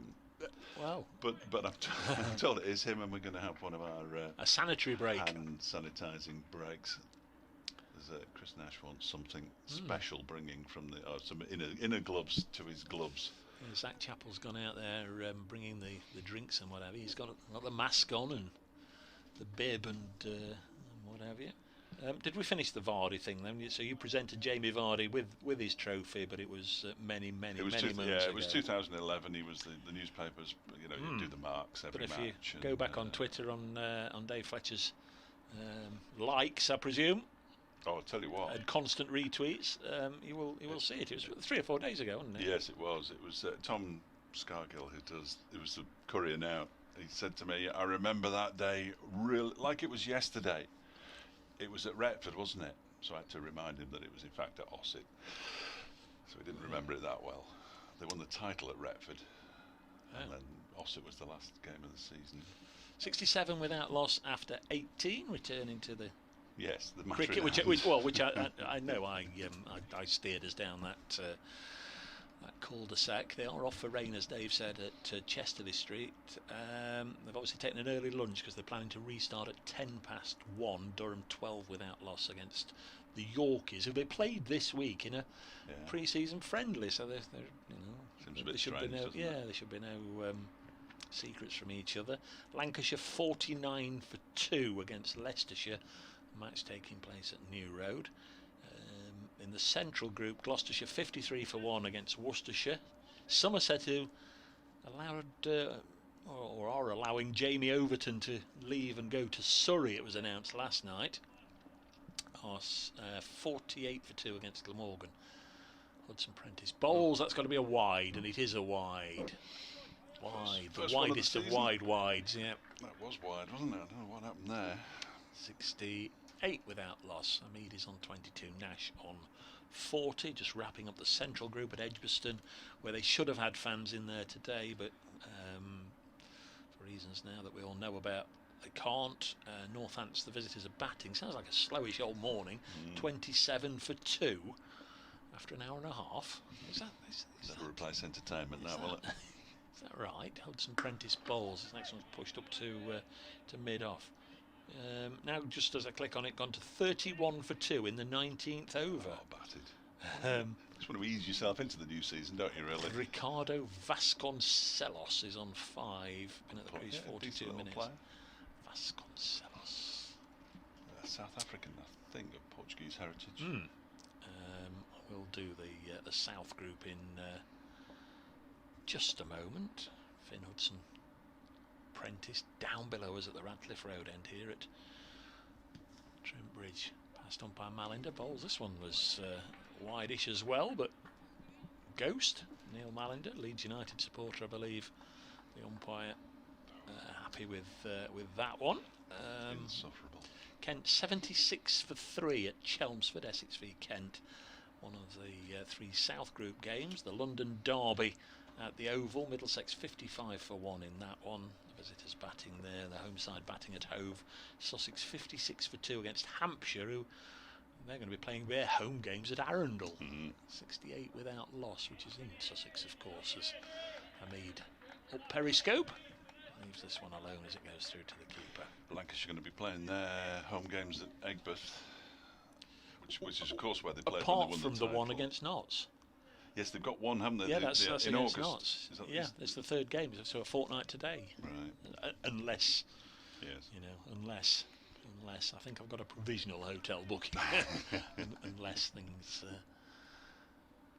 change. Let's hope they don't.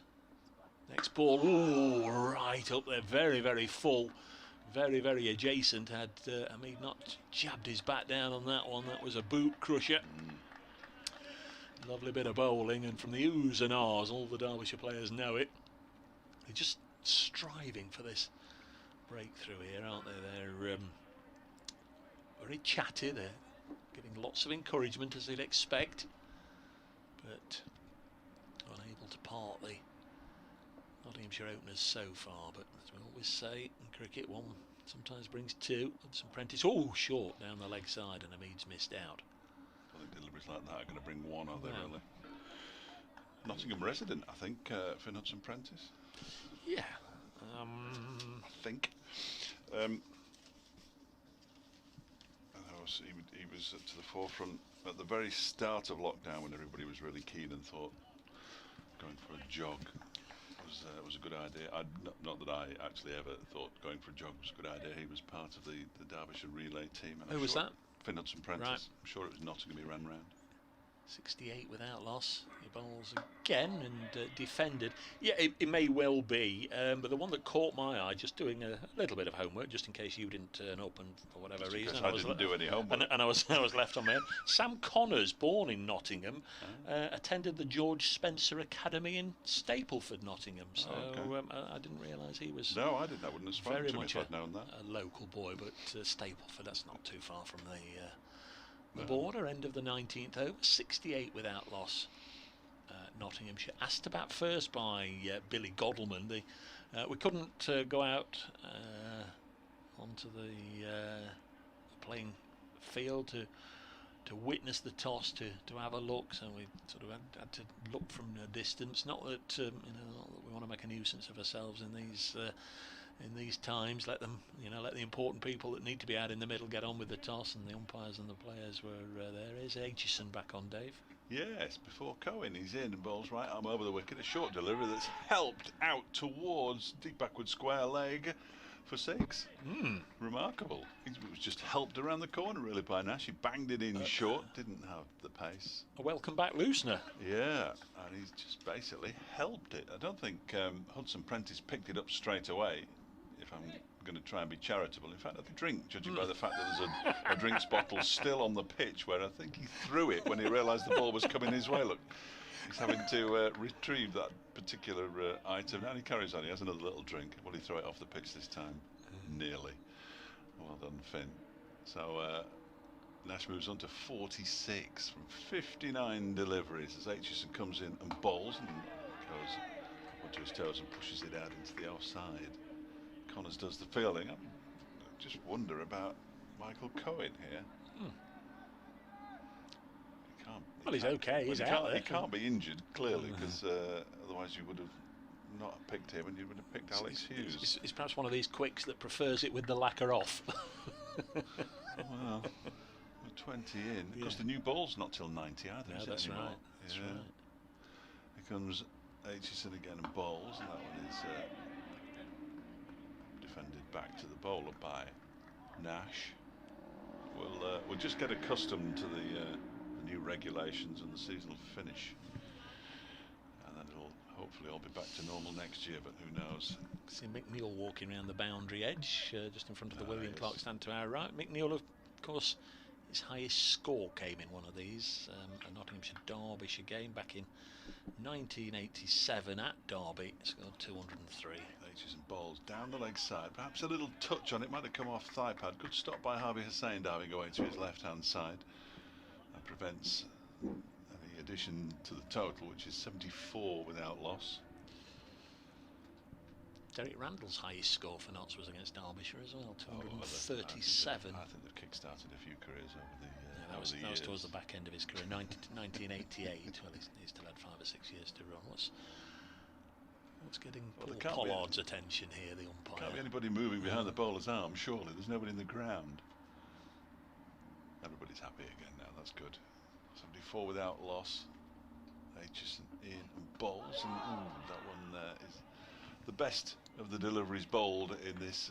Is returning over by Aitchison. It's just defended down into the ground by Nash. No run. I did pop out a teaser there, and nobody sort of come in and helped me out a little bit with Ben Slater going to Leicestershire. Of course, he started with Derbyshire. He's been with Notts for a couple and a half years.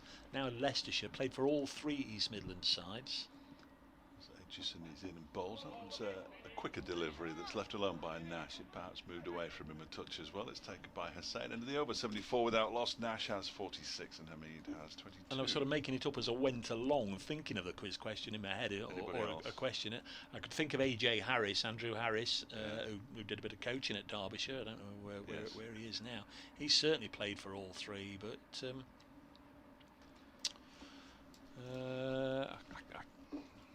Funny Griff was listening. I'm sure he's not. I guess there's a lot more.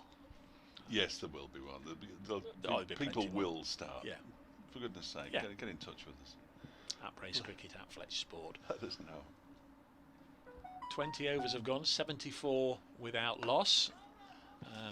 Normally we turn our phones off in the comm box. You perhaps heard mine go then, but that's because we've got very few folk on this side of the ground, and if our line goes down, or my word, this one's come from a little further than the other side of the ground.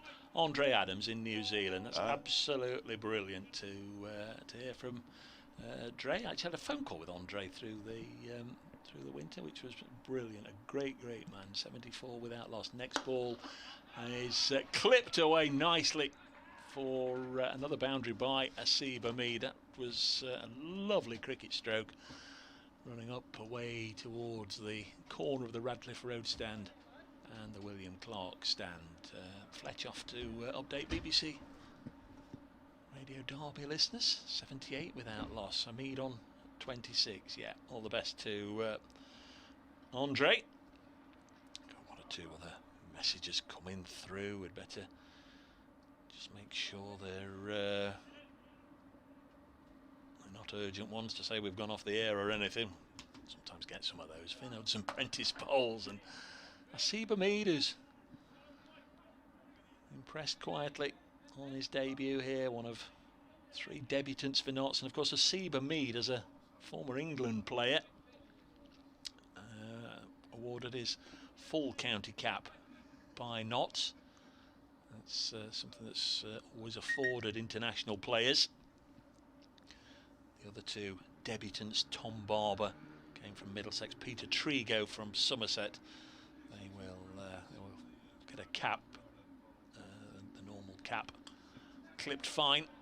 Hudson Prentice absolutely annoyed with himself there, slaps one hand onto the other one in frustration because he speared it down the leg side, and it was clipped away for 4 by Hamid. Picked that one off nicely. He's ticking along. Varied here. Just about 90 minutes or so gone.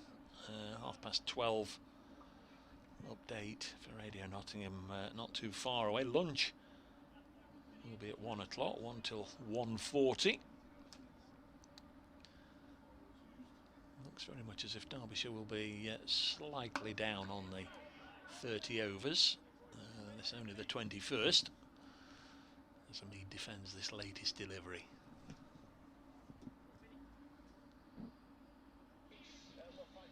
Shared the strike nicely. Hamid 63 deliveries faced, Nash 64. So after this delivery, they'll have had an equal portion of the strike.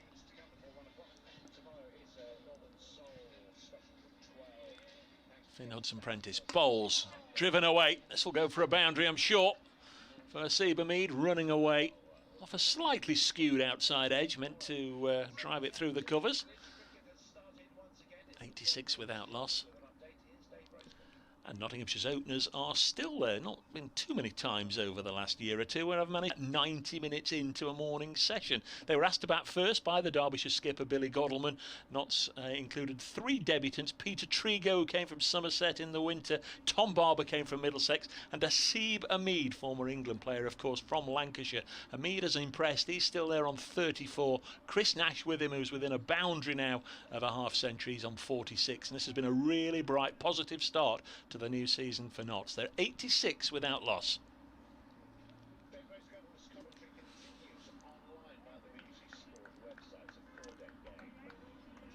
Going to be Ben Aitchison to begin his 5th over from from the pavilion end. Comes in, bowls down the leg side, pulled away by Nash. Little unluckily there, he's picked out along the ground Hudson Prentice, and the bobble in front of the fielder was watched. It was observed by Nash, who'd got quickly down to the other end, saw it bobble and decided to hair back for a second, called Hamid through, and Nash looking for the runs, looking to get back on strike. He's now on 48. Hit that as crisply as he's hit any this morning, and as it left the bat, he must have thought that was it. That was his half century, but he's been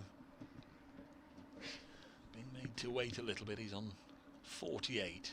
Aitchison in again to Nash. Again he goes for the pull, and this time I think he'll only get... I know he's going to... Ooh, there was just a moment there where it looked again as if Chris Nash wanted it, and Seba Mead was imploring his partner to let him know what he was going to do, and there could have been a bit of a mix-up. They stick at 1, so Nash is on 49.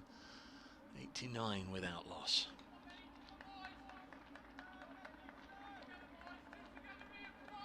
Derbyshire, from their perspective, desperately need a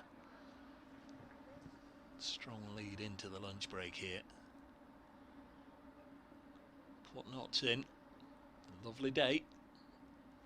Aitchison bowls. Ooh, might have been a little bit of inside edge. It was a stifled appeal from Aitchison. Mead with orange heels, orange flashes on the heel of his cricketing shoes. Shirt out. Squad number 99 scratches away at his mark.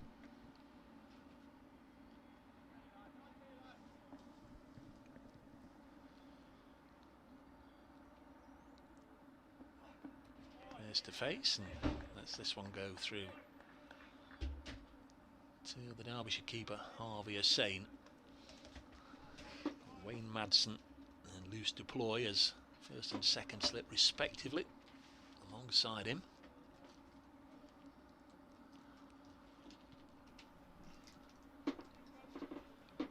Here's Aitchison once more from the pavilion end, past umpire Pollard, and does a foolish delivery which really, I mean, does nothing more than block, gets a stride in and then blocks the ball.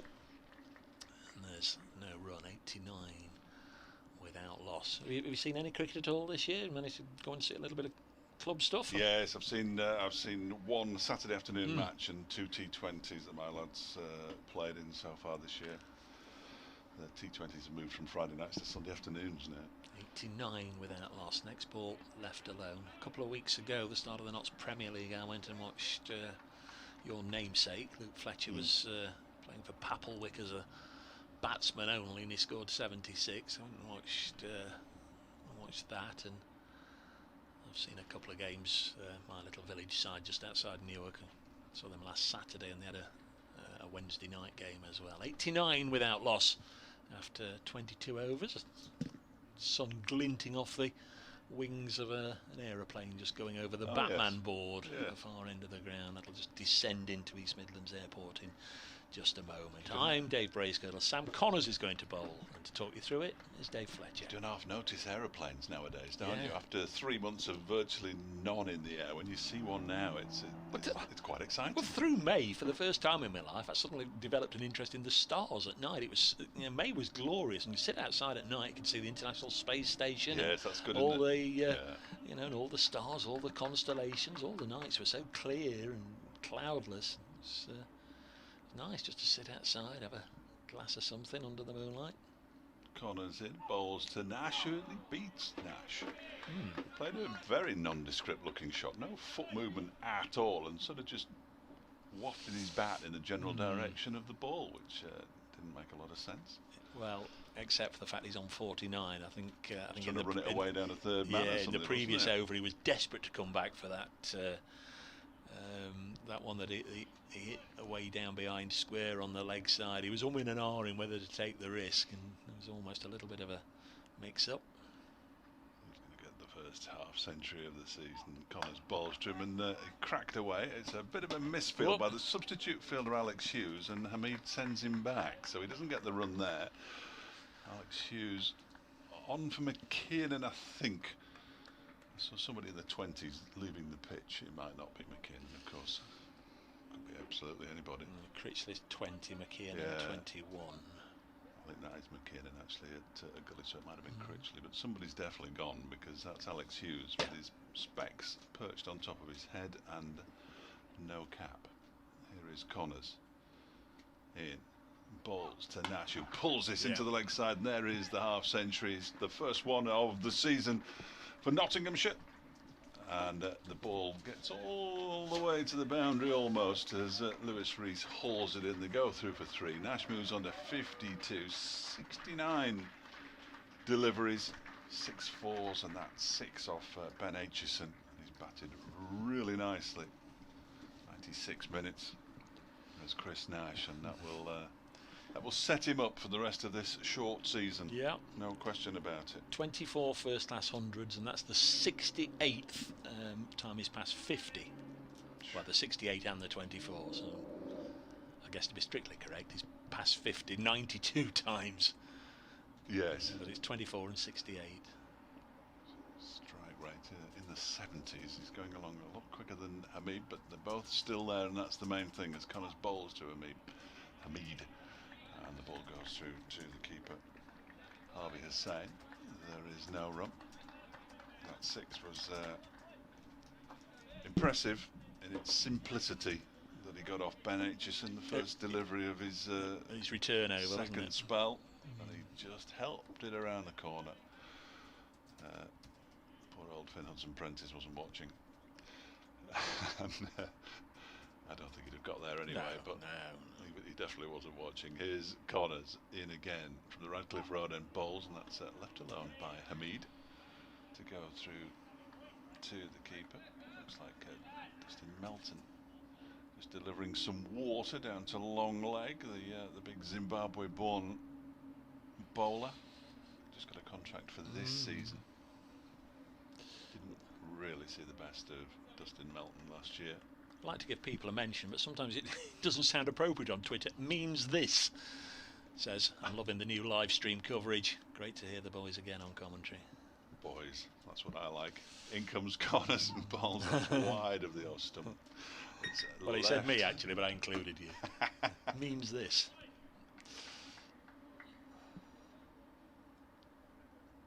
I should have looked at my phone a lot earlier.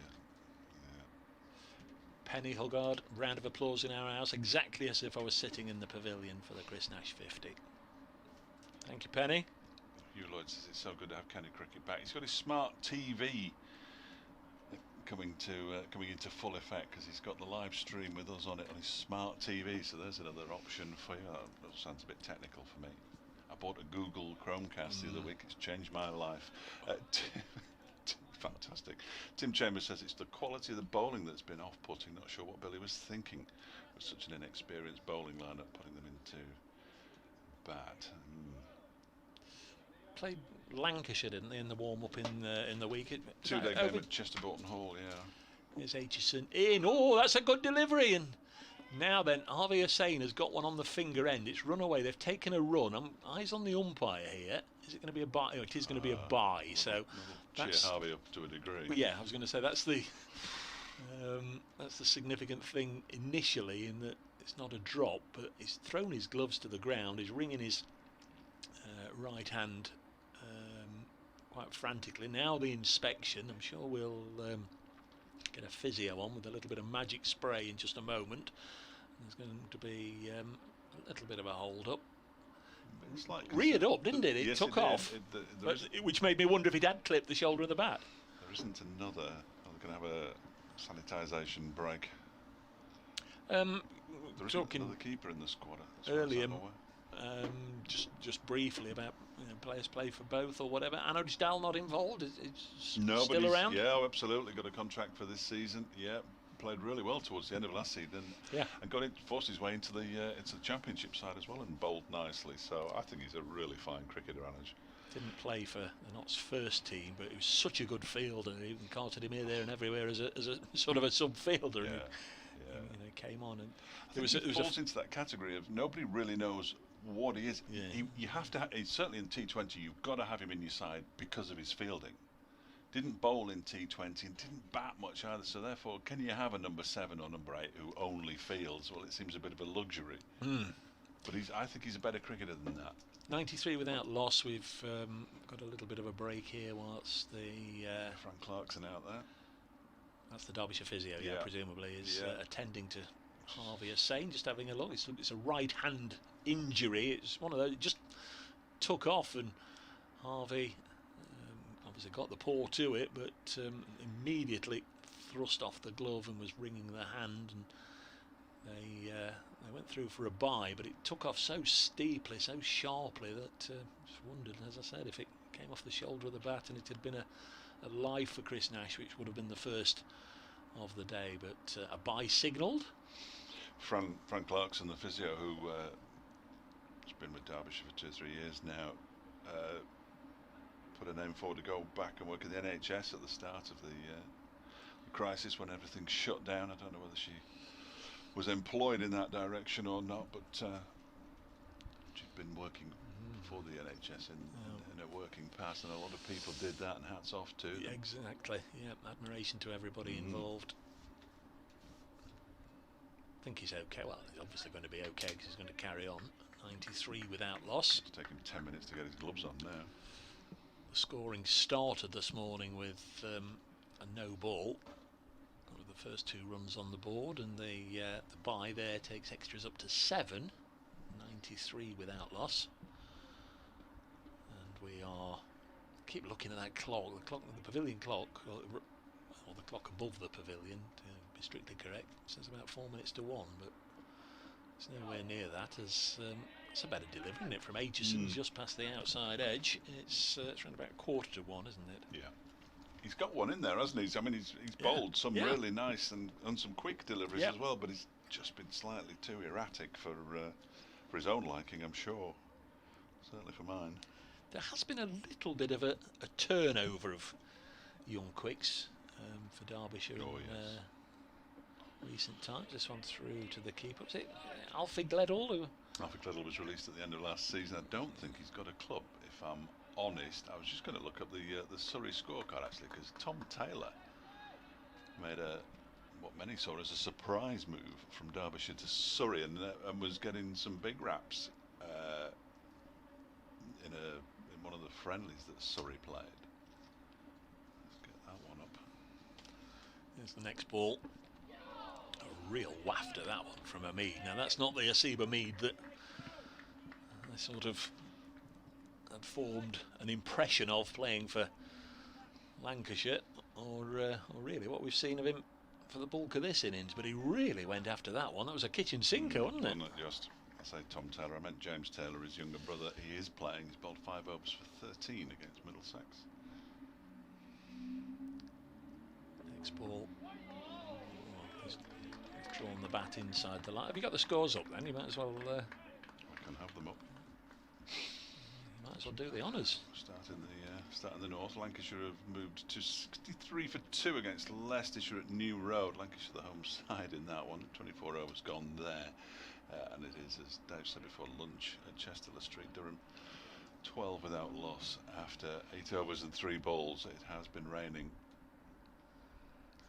Hamid on strike. Next ball from Aitchison is full. It's defended in bright sunlight by the former England opener, and it remains 93 without loss at the end of that. The 24th over, and if my scratchy maths are right, that's a number divisible by 6, so they'll all run off the field and sanitise their hands. They won't, because they did it when Harvey Hussain was having his treatment. So they've saved a bit of time. Well spotted. Yeah, the batsman and the remaining fielders all did it then. And Harvey's got gloves on, so he should be all right. Yeah. Northants 54 for 3 against Warwickshire at Edgbaston in the Midlands group, which also includes Somerset and Glamorgan at Taunton. Somerset 73 for 2, and Gloucestershire 65 for 1 against Worcestershire at Bristol. Kent 99 for 3 against Essex at Chelmsford. Middlesex 67 for 1 against Surrey, and Sussex 64 for 4 against Hampshire at Hove, as Sam Connors in to begin a new over, and that's a quick delivery that's left alone by Nash. Just a little bit more bounce to it perhaps than one or two others have, and it flew through to Harvey Hussain, who seems to be showing no ill effects of that bang on the finger now, which is good news. Obviously, Wayne Madsen has kept wicket in first-class cricket. Darren Smith's retired. I think he's here though. I'm sure I saw him. He won't have any. Oh, he might have some league cricket to go to, although he plays Lancashire League cricket. I don't know how the new lockdown in Lancashire has affected cricket up there. Connors is in and bowls to Nash, who just jabs the bat down on that one. Comes off a thickish edge, all under control to Matty McKeon in the gully. Matt Critchley's back on, so he's fielding at point, which means that Alex Hughes' brief appearance has now ended. The briefest of brief appearances. Managed a partial misfield, but no further damage to the score at that stage. 93 without loss. Nash 52, Hamid 34. Sun's just gone in for a moment as Connors is in, bowls a full delivery that Nash was looking to drive, and again it just comes off the outside half of the bat along the floor straight to Matt Critchley, feeling it's a backward point really. Man in the covers as well, mid off, mid on. Man down at long leg, who will be Aitchison. I'm looking for Cohen. He's on the boundary. He's right out on the boundary. So he is on the. In fact, I was just looking at him on the mid wicket boundary. Yeah, there's two on that leg side boundary, one down at long leg and one at mid wicket. Here's Connors in and bowls. That is defended by Nash. Picked up by Matt Critchley. There's a lot of white seats behind a man wearing a white cricketing uniform, and it is quite white, the Derbyshire one. I couldn't see him, but there he is out there. He's one of two Derbyshire players that will be celebrating a birthday on the 4th day of this match. 4th of August 1990, Lewis Rees was born. 4th of August 1998, Michael Cohen was born. Just looking at Cohen, 15 first-class matches, as you say, for Western Province. Left arm fast medium, best bowling 5 for 40. Where is he? He's on the mid-wicket boundary. In comes Sam Connors and bowls outside the off stump. Nash lets it go through to Harvey Hussain, unless he's... Highest score with a bat 23, so I don't think he's in for his batting, Dave. It's a little... It's slightly perplexing. A little puzzling. Yes, I just wonder whether they're thinking, I'll tell you what, wait till we unleash him after lunch. By which time, Nottinghamshire have got 3 figures on the board and haven't lost a wicket. 93 without loss at the moment. 10 minutes to go until the first interval. I like the Nottinghamshire training tops, incidentally. They're a little bit jungle warfare, aren't they? Very jazzy, yeah, I like them. Connors bowls and goes for the pull shot there. Says Nash, I'm not sure. It was a long way outside off stump in the end, and he missed it completely. Harvey Hussain didn't take it cleanly either. 52 to Nash. 34 to Hamid, 93 without loss. Sorry. Speaking of jungle warfare, the one that you're actually seeing wearing it on the boundary edges is Big Fletch. Is it? Yeah. No, I think it's a bit of an abdominal strain or twinge in the side. It's just bowled 2 overs against Leicestershire on Wednesday and felt it. And I'm hoping it won't be too long, but you've got a feel for him. I mean, I know he's been so looking forward to this day. 93 without loss, so that was a maiden. And in comes Aitchison to bowl to Hamid, shoulders, arms. So Connor's now 7 overs, 2 maidens, none for 29. He's bowled some very, very good deliveries at times. Aitchison has been pacey. He's starting his 7th over, none for 21. We've had a little bit of Finn Hudson-Prentice, and we've had a little bit of Lewis Rees, but nothing yet from the debutant Michael Cohen. Next ball sees Hamid do nothing more than come forward and defend the ball, yet he's going to get a couple of runs as it makes its way down towards the unprotected third man area, with Matt Critchley chasing after it. A couple of runs. Hamid up to 36. When you talk about experience and the loss of the experience of Ravi Rampal and of Tony Palladino for the differing reasons that they're not playing today. Finn Hudson-Prentice is playing his 13th game in first-class cricket. It doesn't make a lot of sense. I'll go through the others in a moment.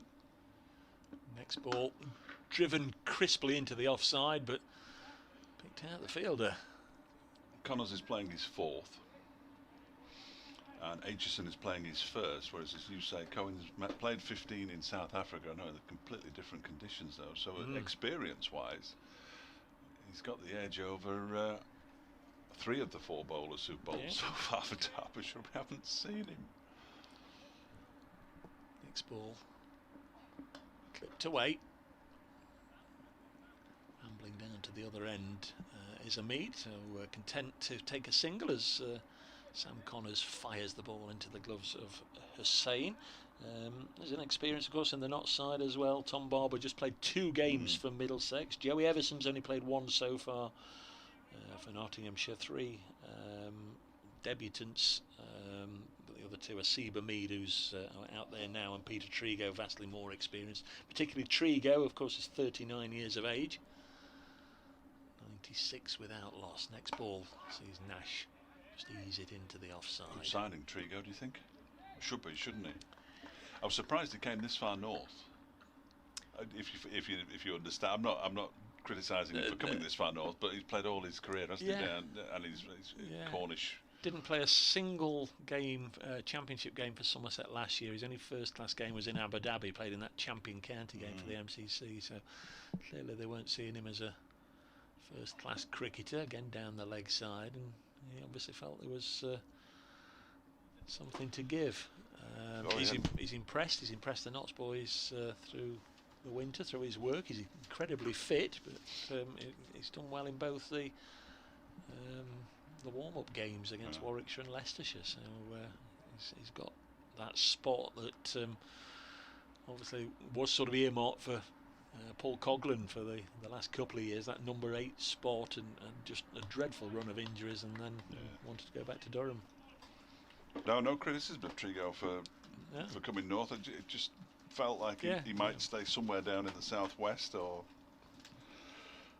Nottinghamshire's gain, obviously, as Connors begins a new over from the Radcliffe Road end. It's left alone by Hamid, goes through to Harvey Hussain. Quite often you see cricketers sort of moving relatively closely, don't you? But fair play to him. Looking forward to seeing him, as he's not somebody I've seen live. He's 39, but he's the only the again a geeky or gawky way of saying it. There's been 2 older players made their Notts debut this century. Yes, I like that. This century. This century, yeah, since 2000. There's Connors. In balls to Hamid, who leaves a quickish delivery alone. Wasn't too wide of the off stump, but he knows where that is, so he was more than comfortable to let it go through to Hussain. I popped it on the old Twitter sphere yesterday, but if anybody didn't see that, they might want to have a bit of a guess through the course of this over. You can have a guess and look good. They're both very well-known names, as you'd imagine. 39 plus years debutants, but Trigo today is 39 years 50 days old, and this century there have been 2 older players making their Nottinghamshire debut. Connors bowls a full delivery to Hamid, who drives but doesn't time it. It goes straight to Matt Critchley. Both English as well. Not it's not a Imran Tahir played for Notts, but he wasn't quite that old. It's not a sort of an overseas T20 specialist brought in for a couple of games. He's never played for Leicestershire, has he? No, I don't think he has. He's played for Derbyshire. He's played for everybody else. Yeah, that's what I was thinking. That he'd be a prime candidate, wouldn't he? 96 without lost Notts. Hamid waits. Connors bowls another full delivery. That's driven very nicely indeed towards the cover boundary, and it's going to be 4 runs. I tell you what, I think I've thought of another one. The other one who's up there in the list of playing for everybody, I'm pretty sure Andy Carter. Oh, now then, yes. Came out of farming. That's the 100 partnership, by the way. We should have on that immediately. Right. 100 is up. 100 from 163 balls. Nash 52, and Hamid now with that boundary 41. 100 partnership. Tremendous stuff. Yeah, I think Andy Carter. After finishing, maybe his last county was Hampshire, then came back and had a game or 2 for Worcestershire, then had a game for Leicestershire. Could be right. A little spell in 2016 for Derbyshire. played in the same Derbyshire team as Big Fletch. Yes. Yes. When he came out. I'd opened the bowling with him, yeah. Fletcher's opened the ball down at Bristol on the flattest pitch anybody had ever seen, and they toiled away. It was horrible for them. Here's Connors in and bowls. That's wide of the off stump, and that's a very fine stop by McKeon, and diving to his right at Gully. It was an expansive looking shot from him. He had to reach quite a long way for it though, because it was bowled wide of the off stump. And a fine stop by McKeon, who's batting, I'm told, has been impressing the coaching staff at Derbyshire in pre-season, hence his place in the starting lineup today ahead of Alex Hughes. Cheap Steve saying, and I can't confirm it for me, I should have looked it up, when was the last opening partnership? He doesn't think there was one last year. You may well be right, Cheap Steve, but 100 on the board. I think Nottingham should be doing a lot better this year than they did last year. Here is Connors again, a full delivery, and it's given the treatment by Hamid, who looks in the mood, doesn't he? That was a beautiful shot just in front of square to the cover boundary. Again, had to go a long way to put bat on ball. Connors is kicking the ground in frustration. He's 37 runs from his 8 overs now. And he's got a nice action, Dave, and he's putting it up there and getting it to swing away. But when he gets it just too full like that, certainly batsmen who've got their eye in, you know, it's very tempting, and they're both really tucked into him. But you know, we all know this game, don't we? You know, he might just next over might just the long hop might be the ball of choice. Exactly, and then you know, a new batsman, he might just come in and suddenly it all changes. But I think that'll be his last over, won't it? Before lunch, I think. Where are a we? minute to go. Oh yes. Till the lunch break, so one more over, which will take us to 28. So we're already 2 behind. Yeah. So thanks to Dave for this morning. Chris Nash gets another boundary down to third man. It was a little bit uppish, but picked out that gap there between the catching cordon and backward point. Flew down to third man for 4, 108 without loss. Mark Beck, on the subject of Trigo moving north, I think Fletch was avoiding saying, was that he was surprised Warwickshire hadn't brought him up. Great to have you back, chaps. Thanks very much, Mark, appreciate it. And to everybody who's been with us this morning, I can only make the football analogy, really. You know, I was absolutely distraught not to be able to go and watch games of football that were going on over the last couple of months, as this one's played away on the leg side. Single for Chris Nash. 109 without loss. Of course, this one is what it's all about, the cricket, isn't it? It's really disappointing, and yeah, totally understand the argument.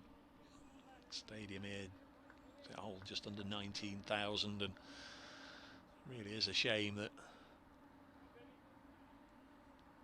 some of you haven't been able to come and watch, but we'll understand why the regulations are there, and we'll know how devastating this pandemic has been, and it's not gone away yet, as Aitchison gets one past the outside edge of Hamid, flashing the bat at it, and goes away towards the square leg umpire and rehearses the stroke again.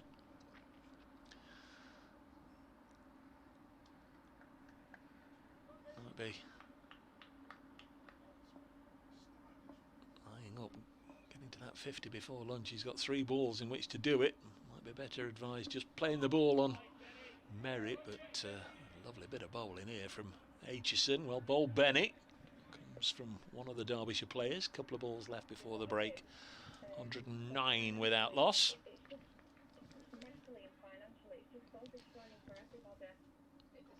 2 balls left in the 28th over.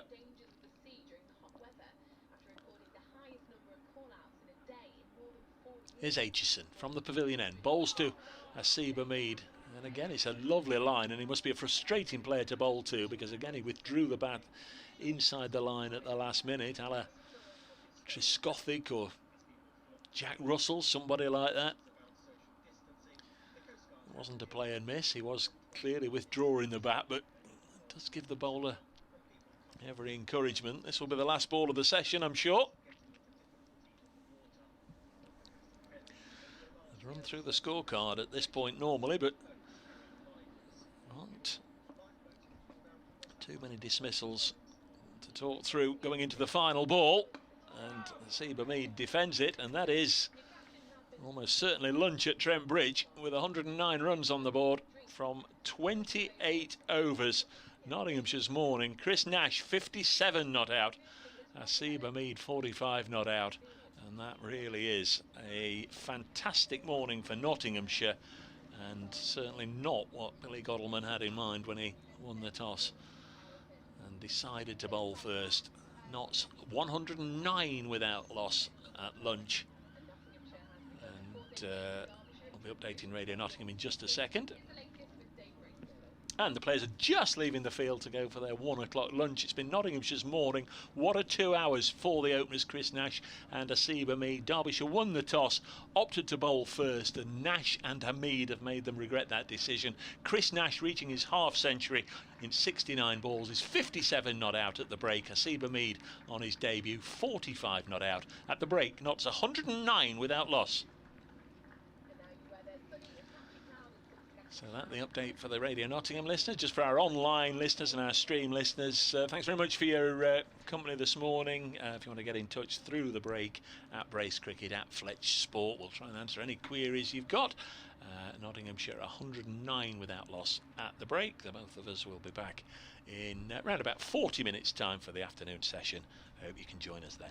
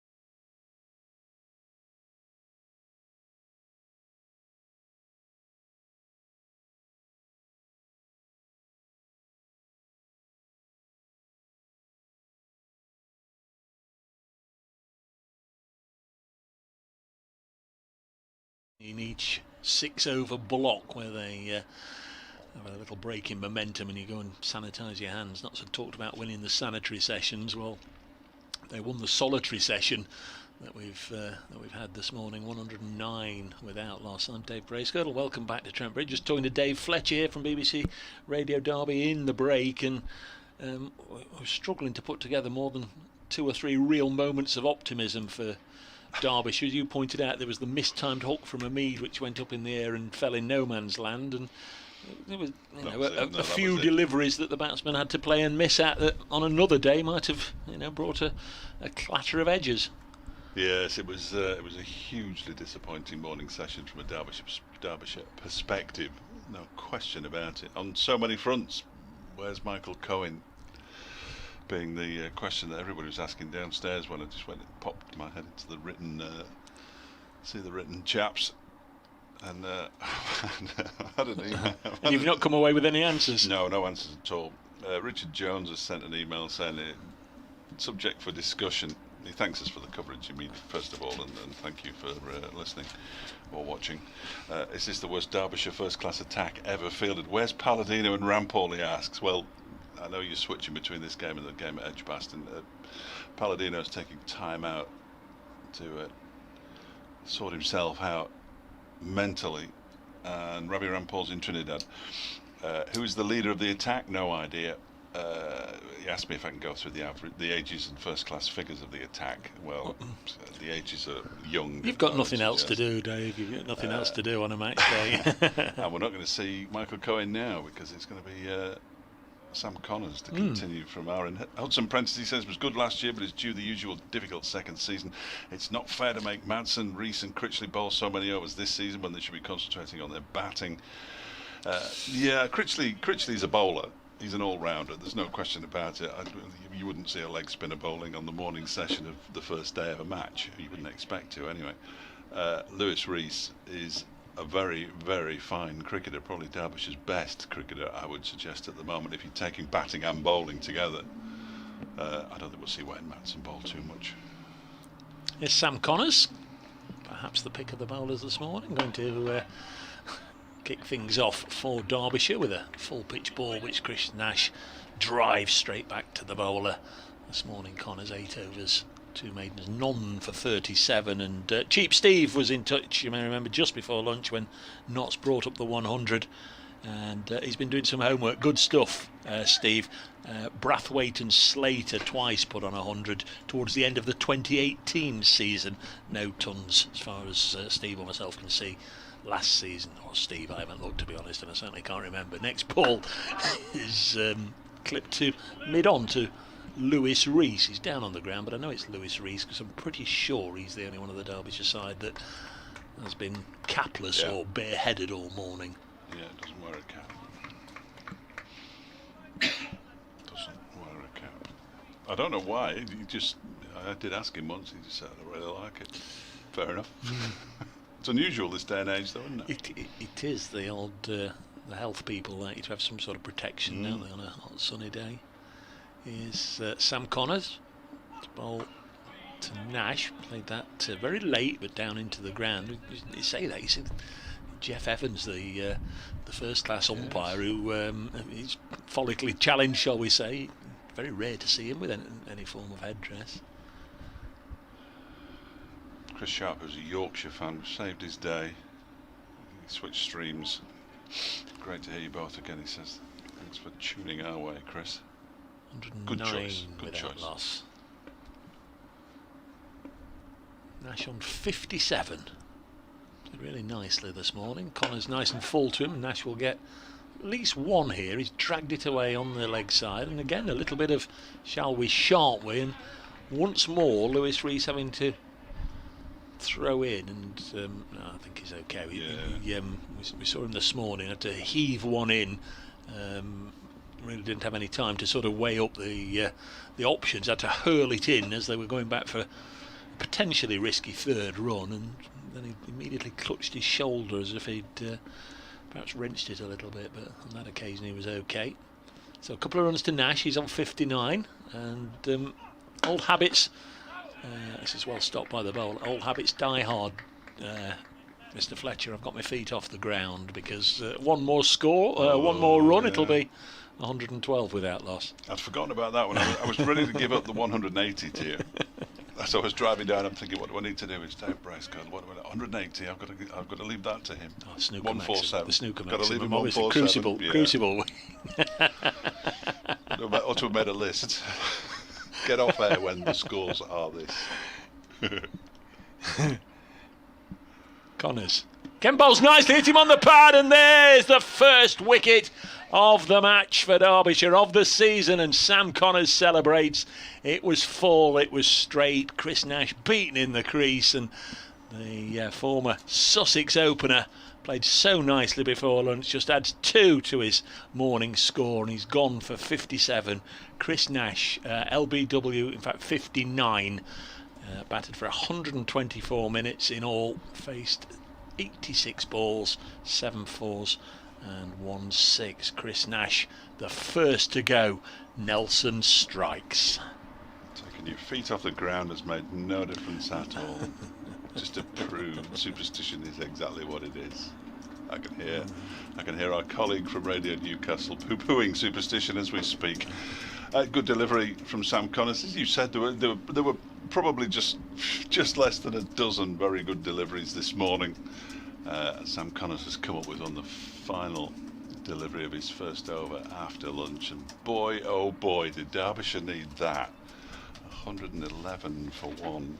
It's taken until nearly 1:45 to get the first wicket of this shortened season for Derbyshire, and Sam Connors looked absolutely delighted. Fair play to him. He's toiled away in a couple of sessions, a couple of spells, and I'm just looking to see, he won't have got many. It's only his 6th first class wicket for Sam Connors, so yeah, congratulations to him. He as I said, I think at the start of that over, he was certainly up there amongst the more impressive this morning.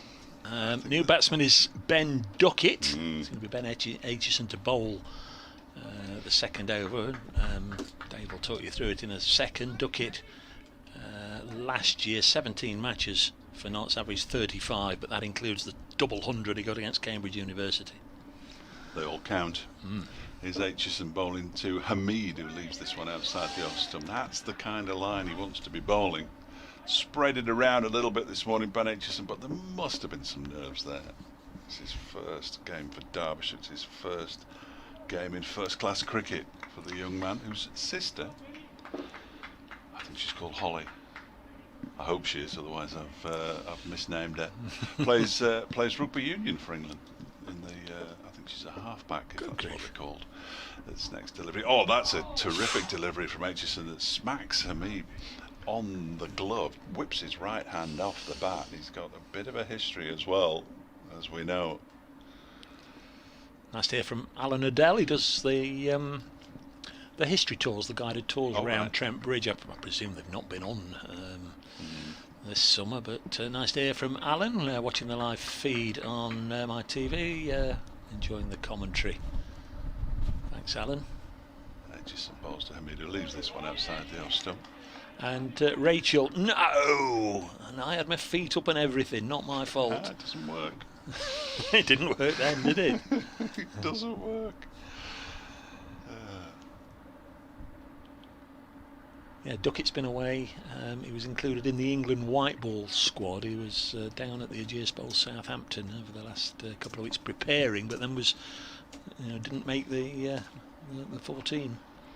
This next delivery is, well, he goes for it. It's quite a way outside the off stump. Looking to carve it away, but doesn't make a connection. It is Holly, I'm delighted to say. Just double check that one.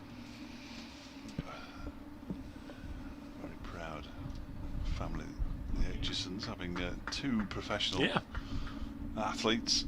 Are they professional, England rugby? The women are, yeah. Okay. I think she plays sevens, a lot of sevens, so they've certainly got contracts, yeah. This one is driven beautifully into, I thought it was much better than that. He drove it into the ground and it popped up and was claimed in the covers by Finn Hudson-Prentice. I thought that was away to the boundary. Looked a nice shot. Obviously didn't time it as well as I thought he had. So where would she play a club rugby then? In the Well, northwest? She did play at Waterloo.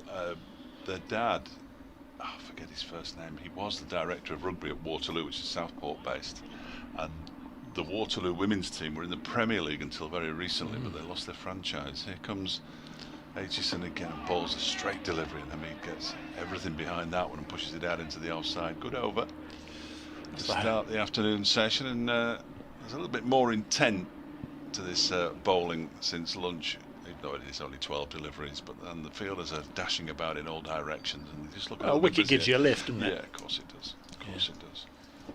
It's an Olympic sport, of course, rugby sevens. So I think she'd been looking forward to going to Tokyo this summer.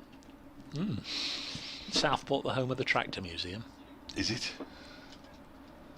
I don't know. I think so. No, Lawnmower Museum. Lawnmowers. That's it. That's in Southport, is it? Yeah. Pencils in Cumbria, I know. The Pencil Museum. It's not one not on near the top of my list. Although I do like a pencil. Stan Laurel in Ulverston. Yes, indeed. Laurel and Hardy Museum. Yeah. Anyhow, not for the first time and certainly not for the last. We digress as Sam Connors prepares to bowl to Ben Duckett. This is the left-hander's first delivery, and he will be very pleased to hear the reassuring sound of bat on ball as he hits it straight back to the bowler. So it's a maiden from Aitchison. He's 9 overs, none for 29. So that's okay. He's bowled a couple of no balls in there, so that's 4 of those 29 runs he's gifted away himself, and he's looked lively. Been during the course of this innings, however long it is, and I'll come back to that in a second. To he's pick up a wicket or two as Duckett gets away with a lovely shot through the offside, and ripple of applause and a few shouts of encouragement from the Nottinghamshire players that are sat watching in various seats.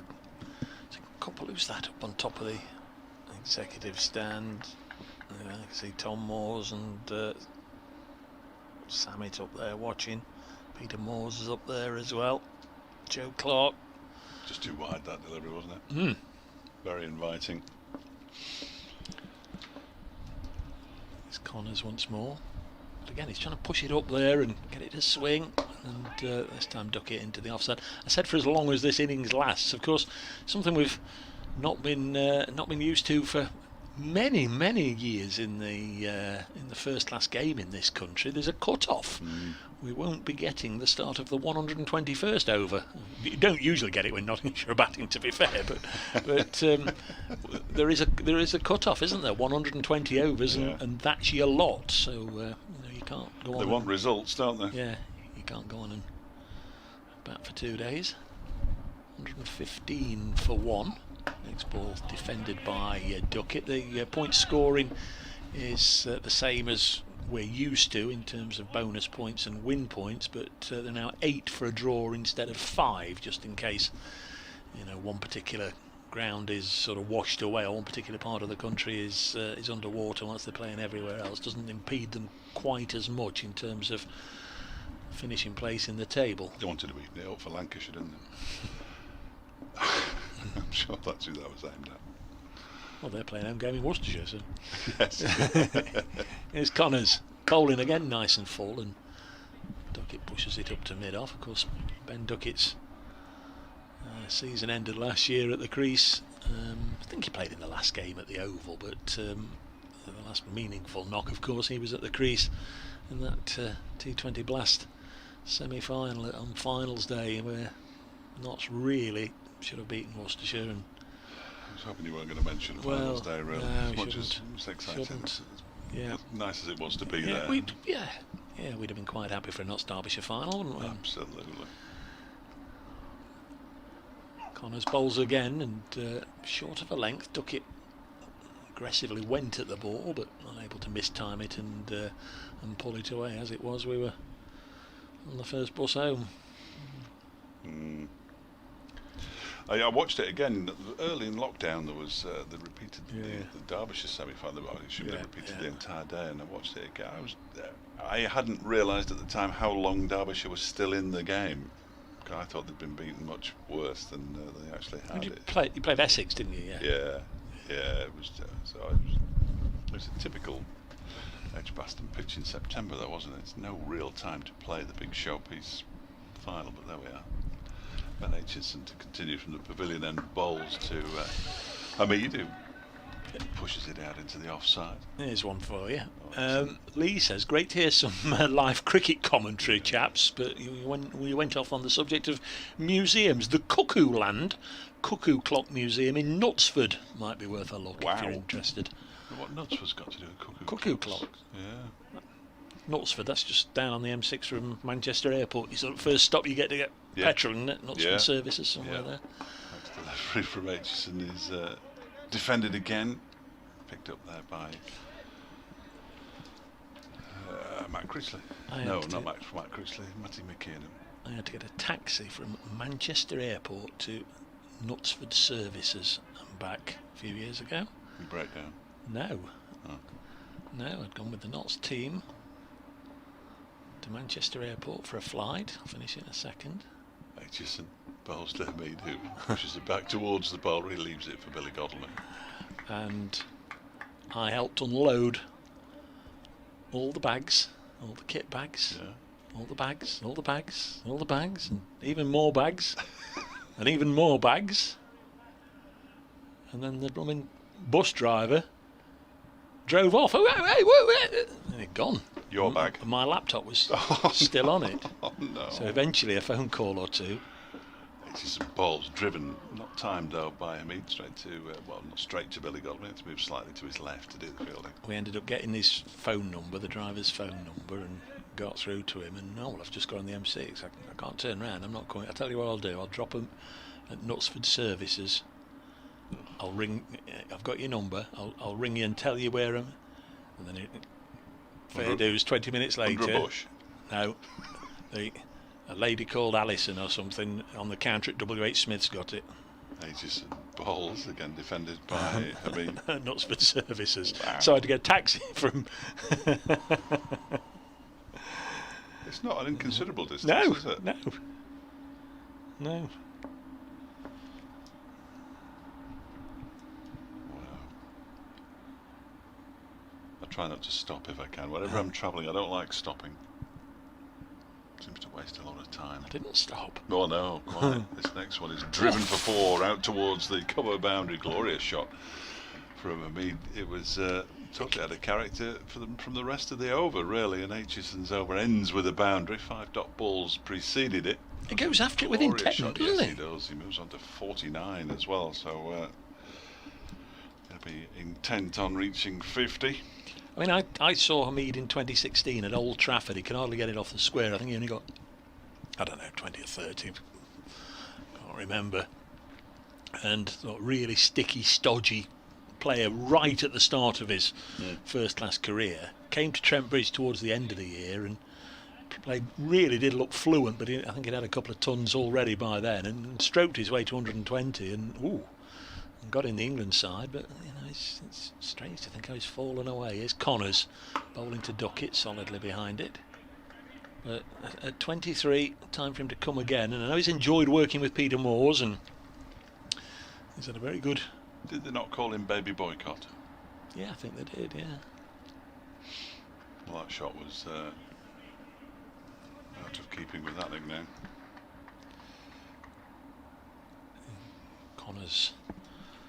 Has ball in hand, got a wristband, white wristband, Stuart Broad-like on his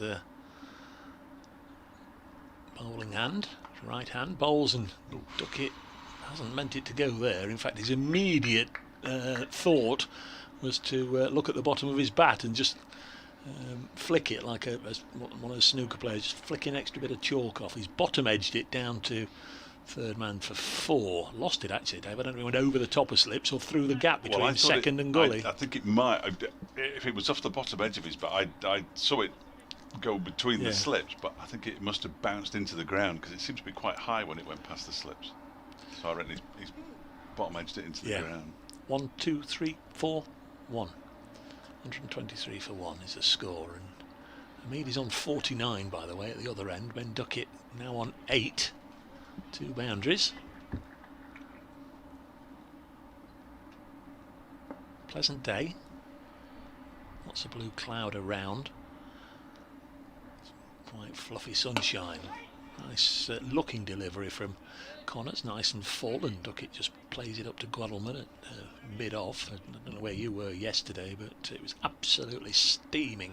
Too hot in this particular area. Well, I arrived yesterday. here last night, yeah. And then there was... I got caught. In the thunderstorm. I went out for something to eat. I had to eat it in the chip shop. There was a... They did offer. A real electric storm over Newark. I don't know, 10 o'clock-ish, was it? Was it at least that? I'm not sure, but forks of lightning and all sorts. Clipped away now by Duckett. Past the square leg umpire, Paul Pollard, for a single. The one I got caught in Nottingham was between 6:30 and 7. I just went for a walk and asked where the nearest fast food restaurants were. Went up by the side of the station and turned right, and there they were. And I went in and ordered, and as I ordered, you could hear some very large drops outside, and they were getting very excited by the rain, because of course it had been a stiflingly hot day. I walked out of Radio Derby about 5:30, and it was like genuinely like walking into an oven. There's 2 balls left in this over, and Hasiba Mead on strike on 49. Connors bowls to him, works it on the leg side to Finn Hudson-Prentice. No chance of stealing a quick single there. Fielder quickly on it. The 2 games in the North Group. They lost quite a lot of time for rain at Chesterley Street. Durham 28 for 2 now against Yorkshire, and Lancashire Leicestershire, for reasons that we went into a little earlier. Lancashire 87 for 3, or for reasons it's been played at New Road, Worcester. Lancs 87 for 3 against Leicestershire. As Connors bowls, and Hamid pushes it to point. No run, no chance then of ending this over with the former Lancashire man on 50. Remains on 49. Duckett 9, 124 for 1. The scores from the Central Group. Gloucestershire playing Worcestershire. Gloucestershire 103 for 1. That's at Bristol. At Taunton, Somerset 95 for 3 against Glamorgan. And at Edgbaston, Northants 72 for 5 now. Lost a couple of wickets since lunch. In the South Group, Kent 137 for 3. Coon and Robinson going along well. They were 30 or so for 3 this morning. Middlesex 79 for 1 against Surrey at the Oval. And Sussex 96 for 5 against Hampshire. Quite a few unfamiliar names on some of those scorecards. Quite a number of overseas players have just not been able to get back to England, or elected not to get back. Some counties using the opportunity of blooding youngsters. 124 for 1. Here's Aitchison, who fit into that category. Bowls Ben Duckett, facing his first ball from Aitchison. Drops it on the leg side to Hudson-Prentice. It stays 124 for 1. BBC Radio Nottingham, BBC Radio Derby. Absolutely lovely to have you along for this first game in the Bob Willis Trophy. Former England fast bowler, of course, Big Bob. This one's steered to point where Critchley makes the stop and then swoops on the ball to prevent a single being taken. 124 for 1. Bob Willis died December, age 70.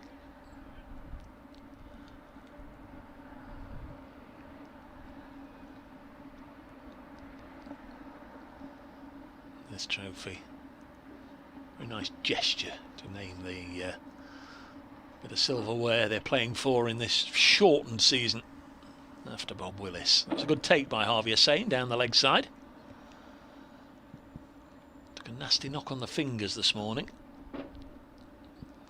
Had to have a little bit of treatment on the field, but thankfully no lasting damage, it would seem. 124 for 1 it remains, as Ben Aitchison turns and then does a double take, goes back and turns again. In he comes, bowls, lively, fast, medium. Oof. Nice and full. I'm sure there was a bit of inside edge from the bat of Ben Duckett onto the pad. May well have been a orchestrated appeal there had the bat not been involved. Man out Chris Nash since lunch with the score on 111. Nelson striking. Nash LBW to Sam Connors for 59. Next ball sees Duckett. Ooh, he withdrew the bat inside the line, but it may well have been after the ball had gone past the outside edge. I'm not sure. 124 for 1.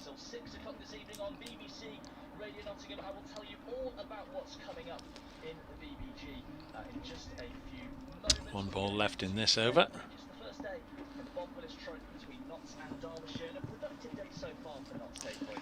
Very good morning for Nottinghamshire. Their two openers managed to survive until the interval, putting 109 on for that first wicket by the break after Billy Godalming, the Derbyshire skipper, had invited Notts to bat first. Good morning then for Chris Nash and for Hasib Hamid on his debut. Well, Hamid is still there. He's on 49, but he has lost his partner, his experienced partner. Chris Nash fell in the first over after lunch, added 2 to his lunchtime score to fall LBW to Sam Connors for 59. It's a fairly raw, inexperienced Derbyshire attack. They were desperate for wickets first thing this morning. It didn't happen. Nottinghamshire in a good position now as Ben Duckett, recently at the crease, moves on to 9. 124 for 1. Thank you very much indeed, Dave. We'll be with him for updates every And players, meanwhile, not missed a thing, have popped off for a sanitary break. I'm all confused now as Dave Fletcher comes back, because there were 28 overs at the start of the session, so that's right, every 6 overs. Yeah. So we're now on 34, which isn't divisible by 6, but it's the right thing to do, I guess. Yes, yeah, it's going to have sync. They've got to orchestrate this a little bit better though, because the Derbyshire players have all run off to these little tables that are all round the boundary edge, and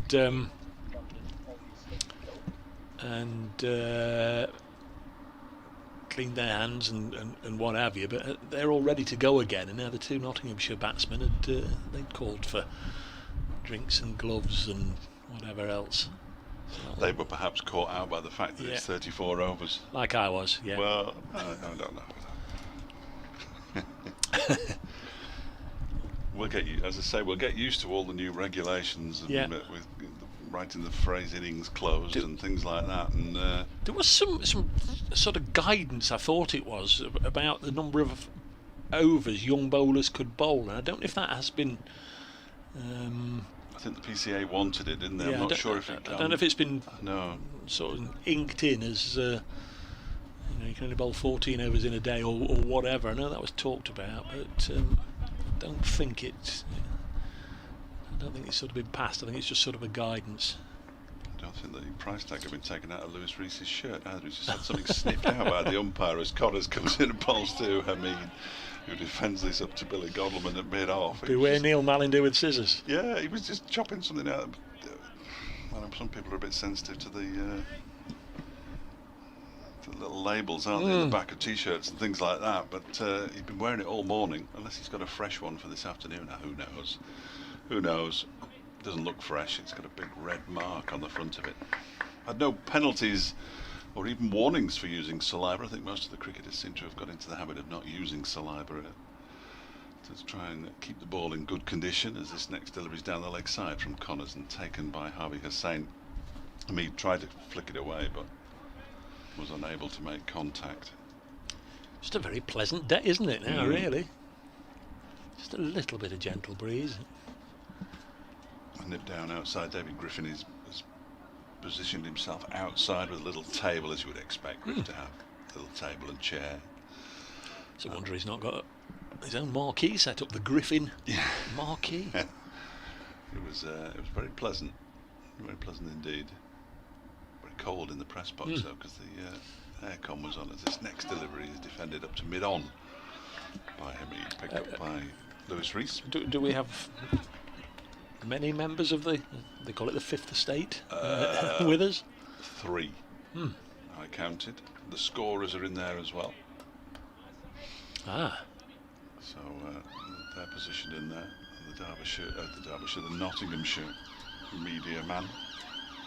Crofty's in there too. Here is Connors.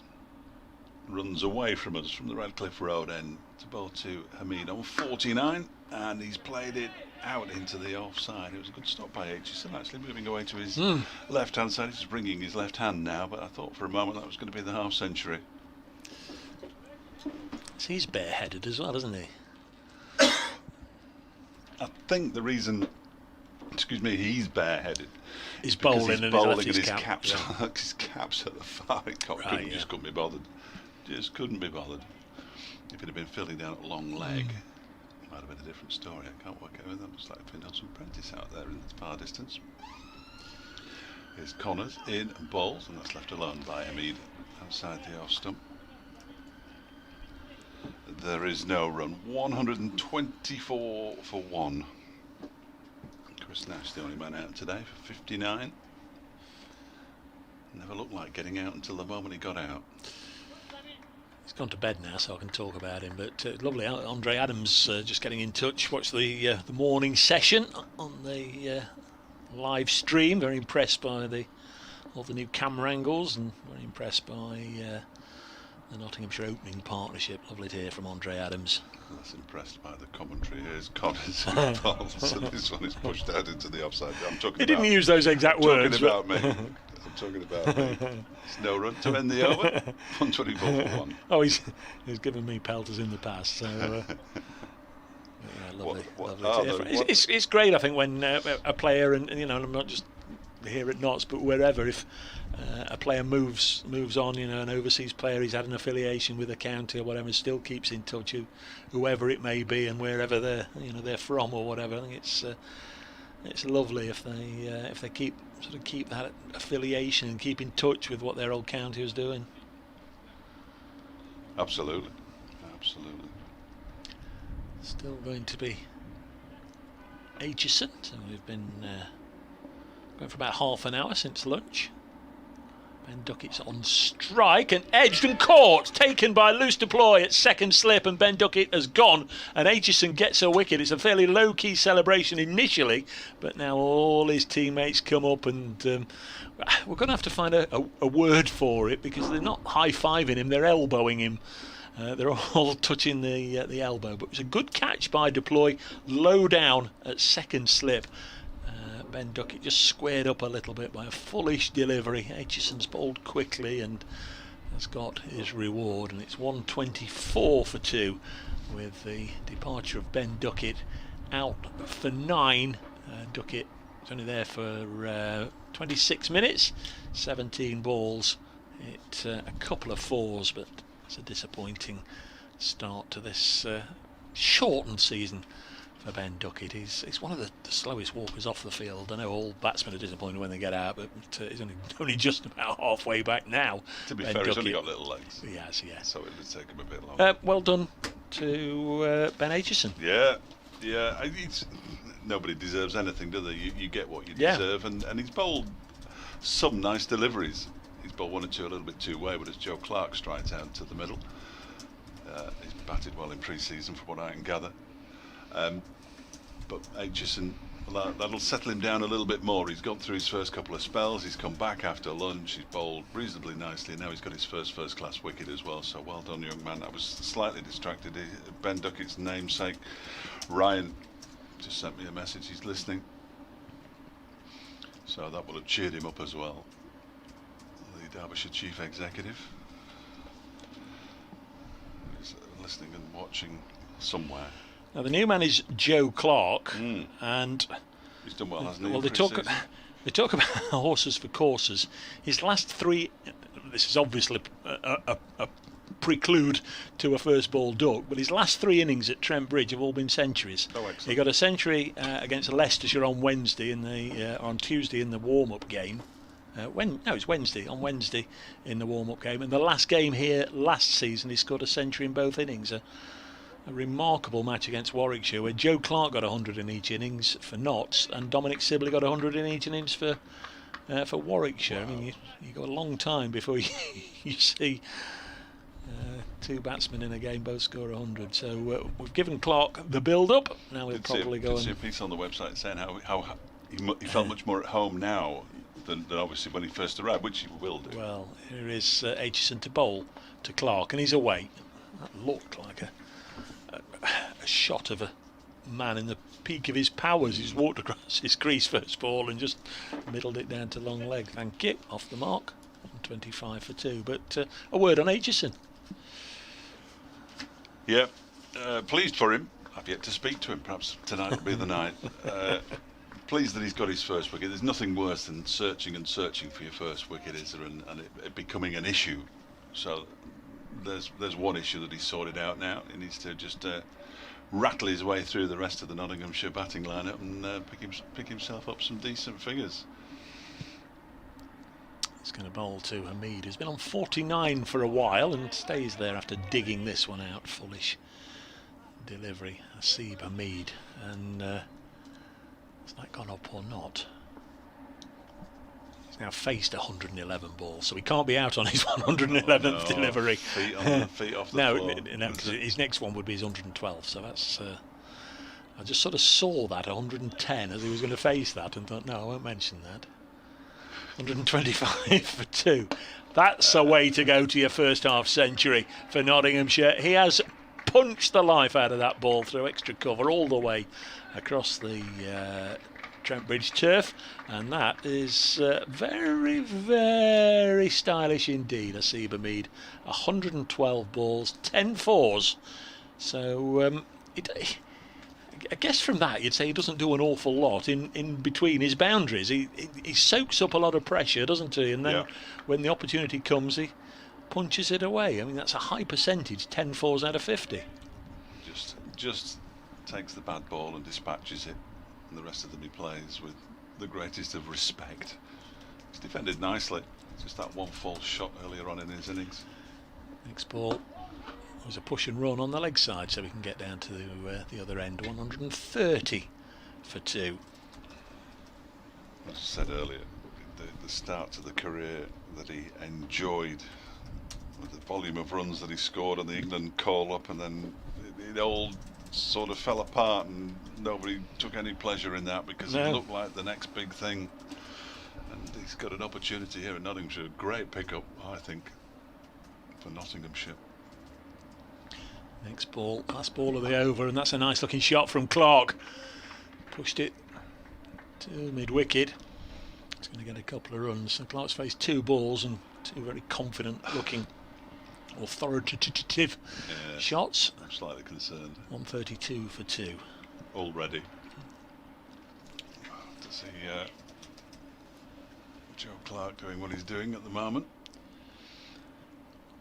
Well, there were obviously off-field reasons why things didn't work out for him last year. He started off with 197 not out in his first game and ended the season with hundreds in both innings. In that match against Warwickshire I was just talking about, but in between, he almost looked like a broken man. He just couldn't buy a run. And, hindsight's a wonderful thing. Should he have been left out? Were there things that could have been done differently? Should have been done differently? Should he have done them? There are questions, I guess, that they've talked about over the winter, and it's all done and dusted, and just start afresh with his cricket this year. Looks in decent nick so far as Connors is in and balls to him. Guess what? That must have jagged back at him, because he looked like he was happily going to leave that one, and it just caught the front pad. He was way outside the off stump, which just surprised him a little bit, which is perhaps surprising for a man who's on 54 not out, 132 for 2. He has batted nicely, as I say, apart from that one hook that landed some distance away from any Derbyshire fielders, it has to be said, but it was definitely miscued. Here is Connors again from the Radcliffe Road end, bowls, and Hamid pushes this one up to Lewis Rees, former Lancashire player to former Lancashire player. Rees has had his own demons in the past. Through those now, and a key member of this Derbyshire squad. When he picked up that injury, broken bone in his foot, when he tried to stop a ball that was struck back towards him. That was bordering on calamitous for Derbyshire, as this next one is played by Hamid very nicely, very gently into the leg side, and he picks up a single to bring Clark onto strike. 55 now to Hamid. Harvey Hussain ran round from behind the stumps to complete the fielding. I noticed Ireland had decided to bat again first today down at Southampton. How wise that will prove to be. There was a point when I was watching the game on Thursday on television when I thought this isn't going to get as far as the second leg of the playoff. No. They rallied to a degree.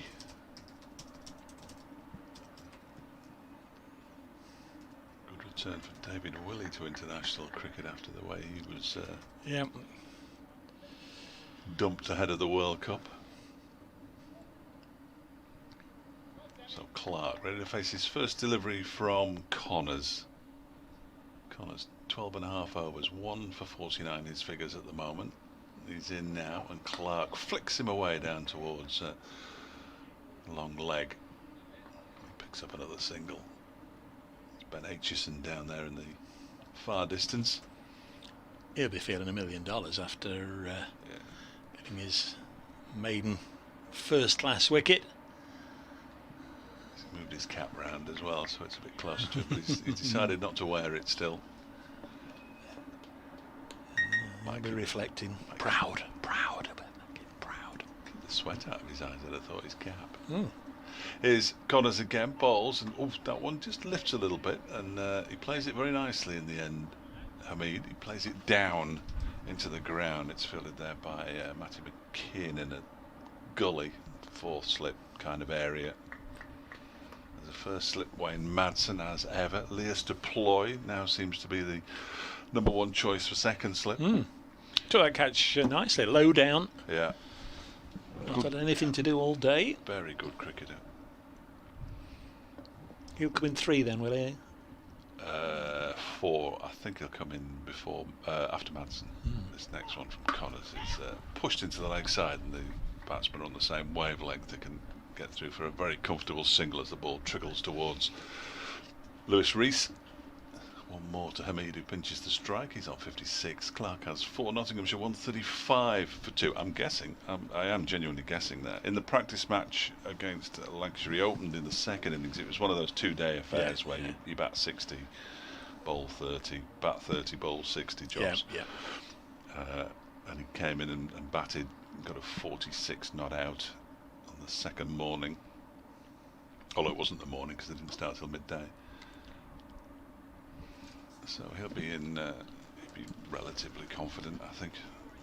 As I say, last season, an absolute revelation for somebody, quite frankly, I'd never heard of.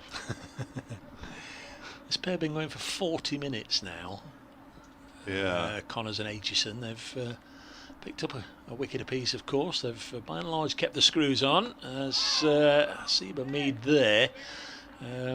Slightly fortunate, I guess. He pushed forward as he has done so many times already, and then he goes away and rehearses the shot again, and somehow the ball maybe just trickled from the bottom of the bat onto the boot and then began running back towards the stumps, and he had to just make sure it wasn't going to disturb the furniture. Does like a forward defensive block. 135 for 2. Next ball from the pacey Aitchison, just run down into the ground from Hamid, and he holds the pose as if a photographer has said, just, oh, it does it again, look, just stand there, we'll just click 1 or 2 off for me, mate. Michael Cohen's warming yes, up. I was just, Michael Cohen's warming up, everybody. my eyes were just suddenly, and then I saw that yours were as well. He just ran and whirled his arms over. Perhaps dropping a hint, or maybe he's got the call as he clips this one out to the aforementioned left armour, who throws it in. That could have been an opportunity to bowl the ball in, couldn't it? Look, Skip. Oh, yeah, he's doing yes. it. He's been told. He's had the call, hasn't he? Here we go. Rattle through the rest of the innings. Knots all out for 150. Job done. I told you, He's one of these that doesn't like to bowl with too much lacquer on the ball. Perhaps he doesn't like bowling before 2:30. 136 for 2 is the score, as Joe Clark for once leaves one alone as it goes through to Harvey Hussain. He's perhaps got family watching in South Africa, and sort of told them what time to tune in. Were they a couple of hours in front? Something like that. Yeah, they've just been getting the barbecue sorted, weren't they, this time, 4:30, something like that, ready for tea. I tell you what, Michael's on. Yeah, I've not been. It's sort of on the to-do list. Love to go to Cape Town. Next ball, again left alone by Clark. Whenever I see, obviously this winter, if you can remember way back at the winter when England were touring in South Africa, and you see Newlands and Table Mountain at the side of it, and the brewery, and hear about it being 80p for a pint. And a colleague from work went, and she was there. And she's just for a moment, Dave. Very deliberately there, Aitchison has asked Cohen to disappear out onto the leg side boundary. Let's see what he does to Clark here. No, it was a double bluff. He did it so deliberately that everybody got the telegram. This is what's going to happen. Sorry, 136 for 2. Your colleague from work. Yeah, she went on a holiday to South Africa, did a number of things, including going to the Cape Town Test. I can't tell you how jealous I was of her. And she said she thoroughly enjoyed it. Did you see that thing with Ramesh Ranganathan? Yes, and it was that was the game, wasn't it? Was it Josh Widdicombe? No, it was the bloke. Rob Beckett. That was right. it. Rob Beckett. Yeah. That was it. You got 48 out of 50 in the quiz 2 days ago. I did. You should know Rob Beckett. Yeah, no, I do know Rob Beckett. Yeah, I just couldn't remember the programme. I mean, they all tend to. Oh yeah, we've got a big picture of a smiley Michael Cohen on the big screen at Trent Bridge. First time I've seen his picture. There he is. He's getting plenty of advice. He's got it from Billy Goddleman in his right ear and Lewis Rees in his left ear. One who doesn't bowl at all, and the other one who bowls left arm like Cohen. So here we are then. Have you got your list ready of people who've taken a wicket with their first ball for Derbyshire? No.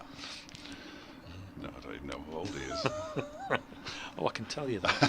I've got that somewhere. I thought I told you I did a bit of homework. Well, I was thinking I'd be wasting my time if I did some homework and you had done some. 4th of August '98. So, like I say, it is his birthday on the final day. So when he hits the winning runs, he'll be 22 on the final day. Got number 8 on his back, Michael Cohen. Here he is for his first delivery for Derbyshire. It's down the leg side. It was pacey. Hamid tried to flick it away but didn't make any connection, and Harvey Hussain, he must be standing a good 18-20 yards back. Yeah, well, it nearly had took the ball. It nearly had Michael Cohen in his face. It's what you call an energetic and enthusiastic follow-through. I was too busy looking at Harvey, making sure that he'd pouched it. I'll keep my eye on the bowler this time. It's a lengthy run, and his follow-through's nearly as long. I was just going to say, he's probably got the longest run-up of any of the Derbyshire bowlers that have been on display so far today. He's in again, left arm, of course, and that one is pulled around the corner for 4 runs. Just sat up nicely, banged it in short, and it just sort of ballooned up, and Hamid was on it very quickly indeed. And now there's a retrieving job for the fielders over there. Old Sam Connors has got to go into the stand to get the ball back. 4 to Hamid, he was under 61, 140 for 2. Yeah, that's the trouble. He's coming in and running to bowl to a fella that's been there since 11 o'clock this morning. Yes. And wasn't going to let that opportunity go to waste. We haven't seen a huge number of short deliveries, but the ones that we have seen have generally been dispatched, haven't they? So I don't think there's that much in it. His follow-through wasn't quite as long then for some reason. Perhaps the fact that the ball was being smashed to the boundary. I mean, he waits and he bowls again, and this time he just ducks his head out of the way again. He's more than halfway down, isn't he? More than halfway down. And now Neil Mallinder's having a look. Oh dear. So he's been hit for 4. He's running twice as far as he needs to. Get off my land, yeah, says Mallinder. Again, I would imagine a few nerves. It's his first bowl in county cricket, certainly. He's played a bit for Western, well, played more than a bit, 15 matches for Western Province. And he's on his way in again. Now, balls, and Hamid lets that one go. That's a terrific leave as the ball shaping across him. It only needed to hold its line or just nip back a touch, and he would have been in all sorts of bother there, Hamid, but he was very confident, as he would be, on a 61 from 125 deliveries. Madsen's still got his hands on his head. He's just taking them off now. Yes, it was slippery, that was. I say he's sharp. This is, as I say, my first sight of him, and saved him for the 39th over. Well, you don't want to be unleashing all the presents at once, do you? Here he comes. Takes him a while. Starts walking, and then he's into his run. Ball's on the leg stump again to the right-hander. I take it Hamid, and he's up another single. You know, he's got more than the handful of games this season to impress. He's not just here on trial for this season, is he? He's got a contract until the end of 2021. Yeah. Yeah. Well, hopefully, before too long, Derbyshire supporters can get a good close-up look at Michael Cohen for themselves. This will be the final ball of his first over in county cricket. Michael Cohen, he's going to bowl it to Joe Clark. He's been accompanied in our ears by Madonna all of a sudden. 4 from 6 deliveries, and my word, it's loud. In comes Cohen and bowls way wide of the off stump. I can turn that down for you. Thank There you. we are. Yes. That's the end of his first over. He conceded 5 runs. He was very sharp, and let's hope we see a bit more of him. Yes. Madonna's Material Girl in our ears is a sure sign that BBC Radio Nottingham are going to come for an update. News that Notts are, of course, now 2 wickets down. 141 for 2. Clark 4, Hamid 62.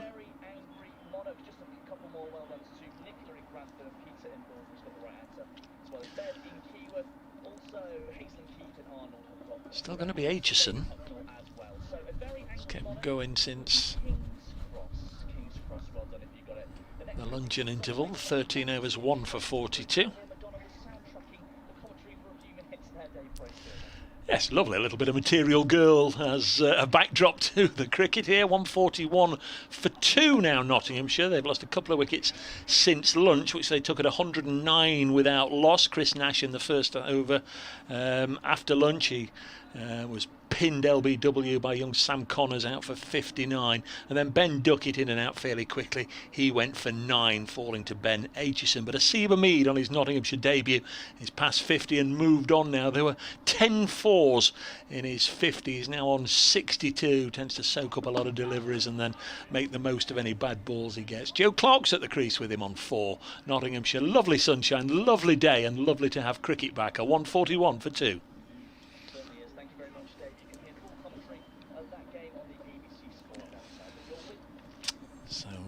Update for Radio Nottingham done. Back with our online and live stream listeners. You've got my full attention as Ben Aitchison comes in to bowl to Hamid. This one a good 8 to 10 inches outside the off stump, and Hamid's not going to be drawn into doing anything too reckless, chasing after that delivery. Imagine Aitchison must be about ready for a blow. Going for 50 minutes or so since lunch now from that pavilion end. Not seen either Hudson Prentice or Lewis Rees since the break. They both had a bowl this morning. Next ball clipped out to Sam Connors on the leg side, and there's no run. Just very light traffic around the ground.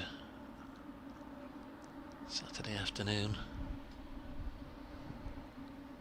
So there's plenty of club cricket going on in and around Nottinghamshire and Derbyshire this afternoon. 141 for 2. Oh, fabulous punch again into the offside. Oh, he didn't quite get it as cleanly as it first looked. I think the ball just sort of went down into the ground and plugged a little bit. They take a single, but initially it looked as if it was going to be another of those expansive cover drives which would ricochet and rebound off the boundary boards, but only a single. to Hamid, who's on 63, top scorer in the innings, of course. Chris Nash made 59. Opening partnership of 111. Next ball left alone by Joe Clark. That's the end of the 40th over here on BBC Radio Nottingham, BBC Radio Derby. The players are going to head off to the boundary edge to use the hand sanitizer. And I'll tell you the scores elsewhere. In the North Group, Durham now 41 for 3 against Yorkshire. Lancashire 113 for 4 against Leicestershire. Gloucestershire 125 for 1. They're playing Worcestershire at Bristol. Somerset 108 for 4 against Glamorgan at Taunton. Northants, they're in a spot of bother at Edgbaston, 91 for 7 against the hosts. Kent 158 for 3 against Essex at Chelmsford. At the Oval, Middlesex 118 for 2 against Surrey, and Sussex 123 for 6 against Hampshire. So you're up to speed with the county game. There's an international going on at the Ageas Bowl. Ireland batting off 15 for 2, 2 wickets to David Willey. Men out are Paul Sterling and Gareth Delaney. 15 for 2.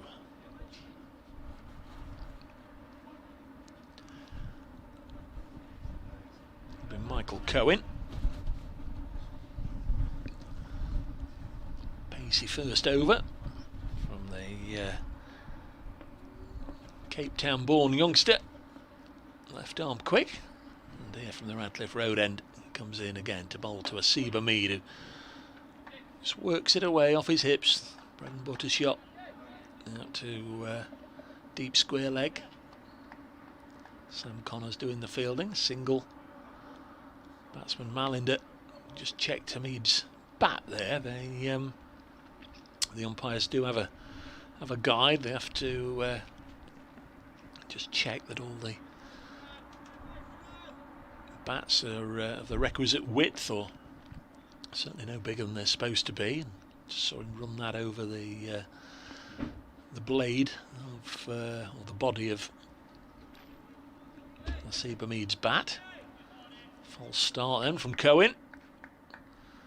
3/4 of the way through his run up, he stopped and faltered, and Joe Clark backed away. So we'll reenact that particular drama once again. Here is Michael Cohen. So take 2. Short of stature, runs in with a very energetic approach and action, bowls and punched away through the offside by Joe Clark for his first boundary, and that's going to take the score nicely up to the old snooker maximum. Crucible week 147 for 2. Dave Fletcher's highest break. I can barely see from one end of the table to the other, in all honesty. They are big, aren't they, those snooker tables? Yeah. They look tiny on the telly. 12 foot, yeah. Tiny on the telly. Especially if you play a game of pool, or you used to play in a little bit of pool, and then you go and try and have a game of snooker. You've shrunk the pockets. Here's Cohen. In again to Clark, who's flashed and caught behind, and a wicket for Cohen. And Joe Clark has to go for 8. That's a big wicket for Derbyshire, and they've got a bowling bonus point as well to boot. Notts 147 for 3. Joe Clark caught a seine, bowled Cohen. Where's he been till now? You know what? I wasn't sure when you were going to stop, but my first question was, why on earth did we wait till the 39th over to see a man who bowls as quickly as he clearly does bowl? He's troubled Joe Clark. I mean, it was a slightly injudicious shot, in all honesty. He went hard at it and wasn't necessarily there. Well, I suppose it was there to go hard at. But why didn't he bowl earlier? Yeah, I don't get it. And probably have to ask Billy Godleman that question this evening. I can't say how much I'm looking forward to that. No, he'll have a reason, Billy, and he'll take it in good, in the spirit with which it is intended, I'm sure. I didn't know he bowled, but he told me at lunch. Yes, yeah. I've forgotten he was there. He was stuck out on the mid-wicket boundary and we completely forgot about him. But that was a very quick, I mean, it was a quick delivery. And it flew through to Harvey Hussain, who pouched it, and that'll cheer him up as well. He took a nasty bang on one of his fingers of his right hand this morning, so clearly no ill effects of that, which is good news. And it's the skipper, Stephen Mullaney, on his way out. 111 for none, 147 for 3, and Derbyshire 1, Nottinghamshire 0 in the points column. Yeah. They still. I mean, again, you know, you wonder, can't wander too far at lunchtime, but wandering around. For Derbyshire to get back in this game, they have to take 6 wickets this afternoon, effectively, I would suggest.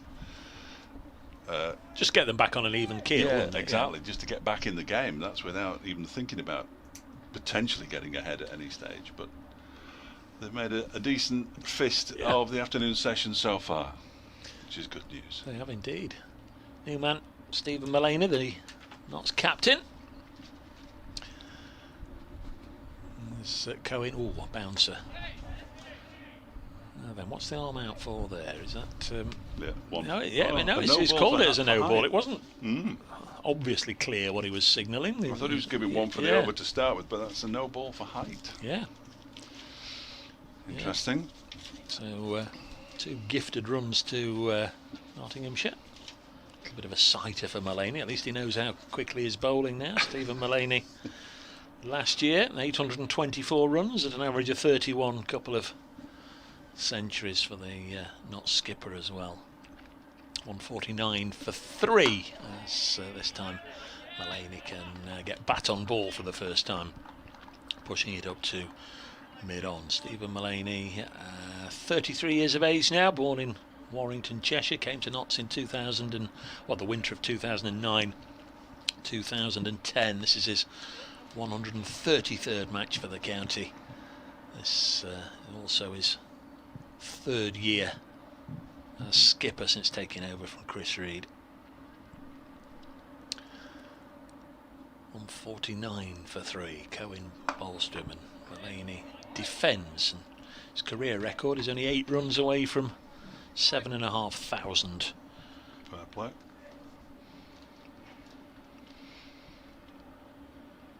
Had a relatively long chat with him. He was at the quarter-final between Gloucestershire and Derbyshire last year doing Sports Extra with Churchy, and had quite a long chat with him there. And he's from my neck of the woods. He's a Lee boy, isn't he? Thoroughly nice young man.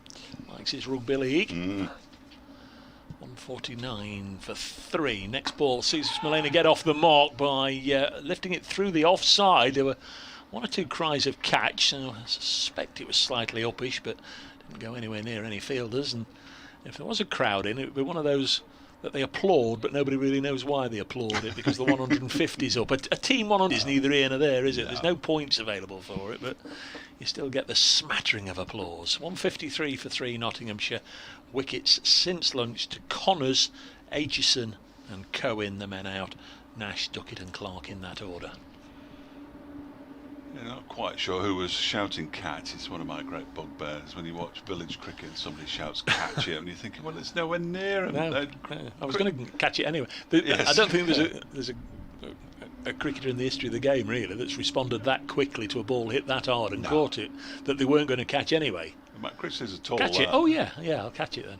Even if there had been 3 Matt Critchleys standing on top of one another, that they wouldn't have dived to their right in time to get anywhere near that ball.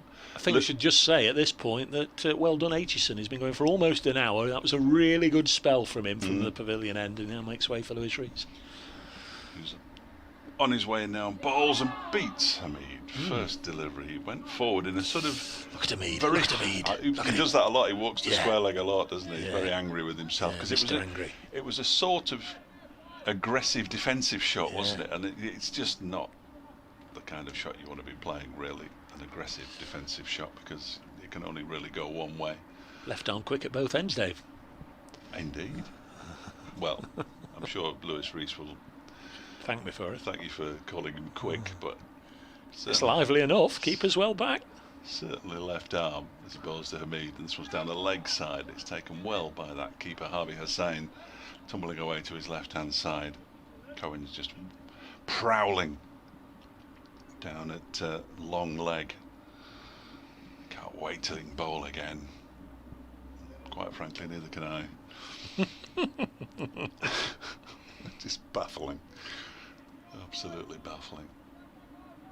I think the most baffling one, and with all due respect, because he's a terrific cricketer, Finn Hudson-Prentice, who took a wicket with his first delivery in first-class cricket last season, but in comes Reese again, and this one is smothered, completely smothered by Hamid.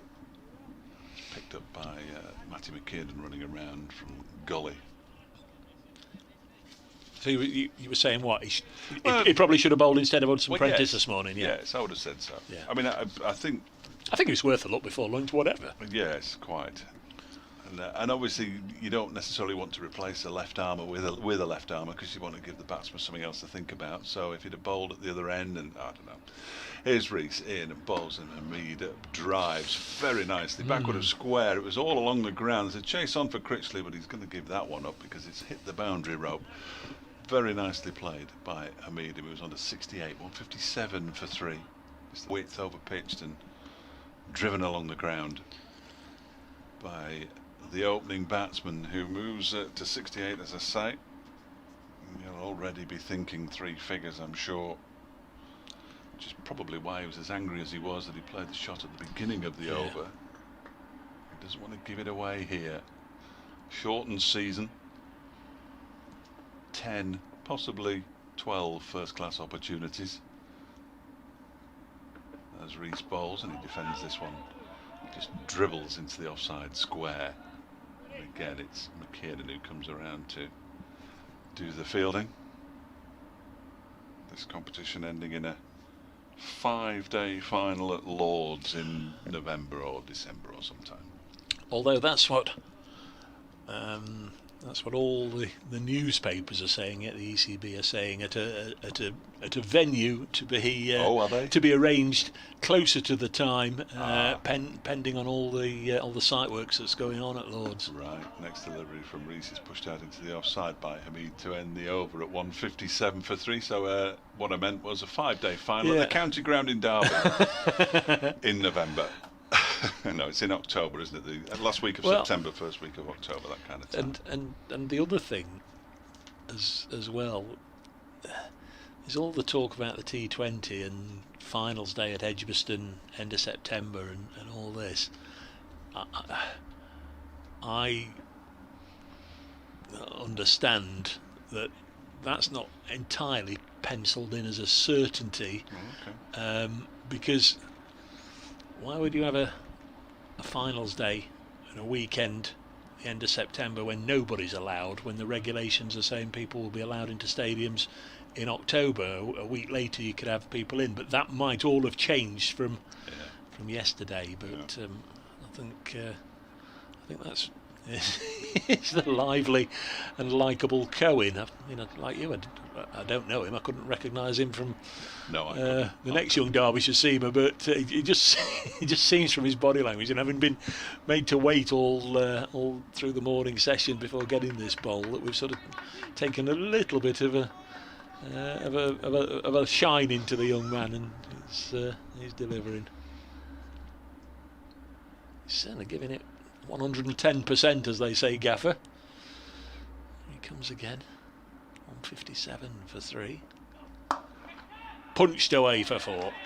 No, it's been stopped. It was a magnificent stop from Critchley, and we're going to get a little bit of high elbowing from 3 of his team. Oh, what was that all about? Some kicking of feet, wasn't it? Yeah, kicking of feet instead of the high-fiving or elbowing. Which is all was good. A good stop. You were right. It was 4 off the bat, wasn't it? No question about it. Yeah. He absolutely crunched it, Mulaney. Yeah. He'd be a bit disappointed he didn't get 4 runs for it. But yeah, just on that, I don't think anything's been definite, but they'd love to get people in at least for finals day if they possibly could. 157 for 3.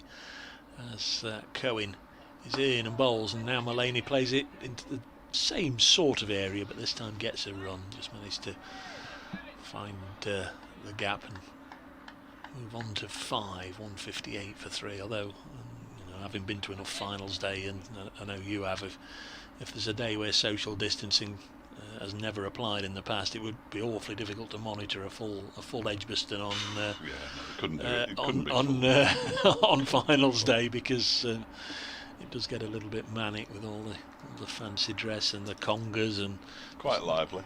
yeah, everybody drinking from 10 in the morning till 10 at night. That's just in the press box. Yep. No, that's the eating.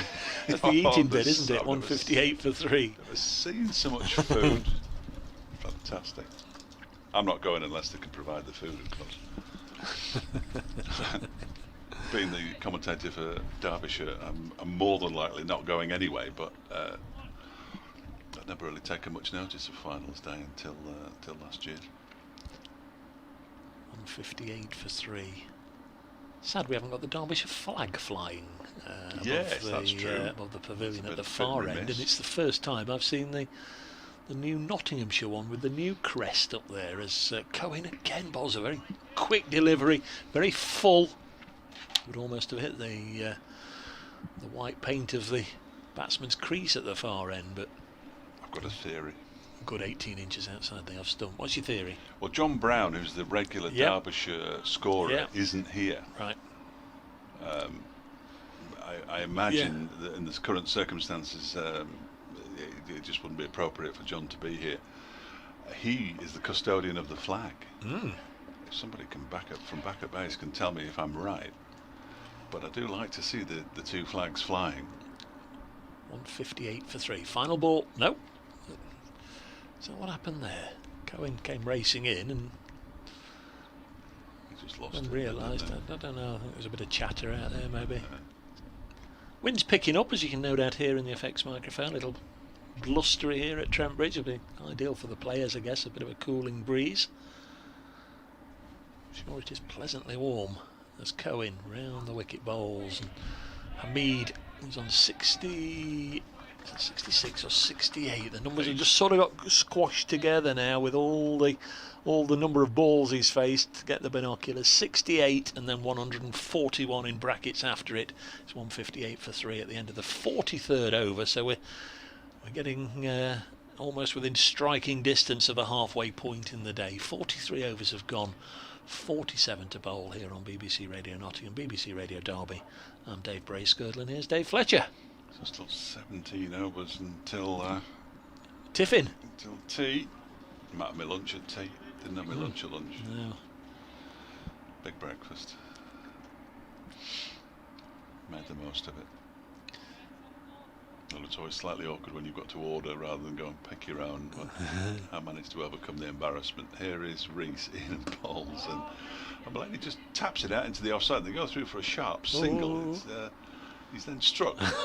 It's Mullany, has picked up by Finn Hudson-Prentice out in the offside. He turned and threw it to the non-striker's end where Mullany was heading, and he hit him somewhere on the back. And not necessarily the back, it might be in the back of his legs, but no damage done. Everybody seems fairly amiable. I've had a chat with Billy Godleman about it. Yeah. Billy would never do anything deliberate like that anyway. 159 for 3. Mullany moves on to 6 with that well taken single. Brings Hamid back onto strike, and Reese with a cry of anguish as the ball hits the middle of the bat and goes out into the offside. Infuriating fella to bowl to, I imagine, because he has a very late leave, doesn't he? And there's a number of times where it's looked today as if the ball has been through his defences, and then he's just nonchalantly just jabbed the bat down on it, just almost blocked the ball there at his feet.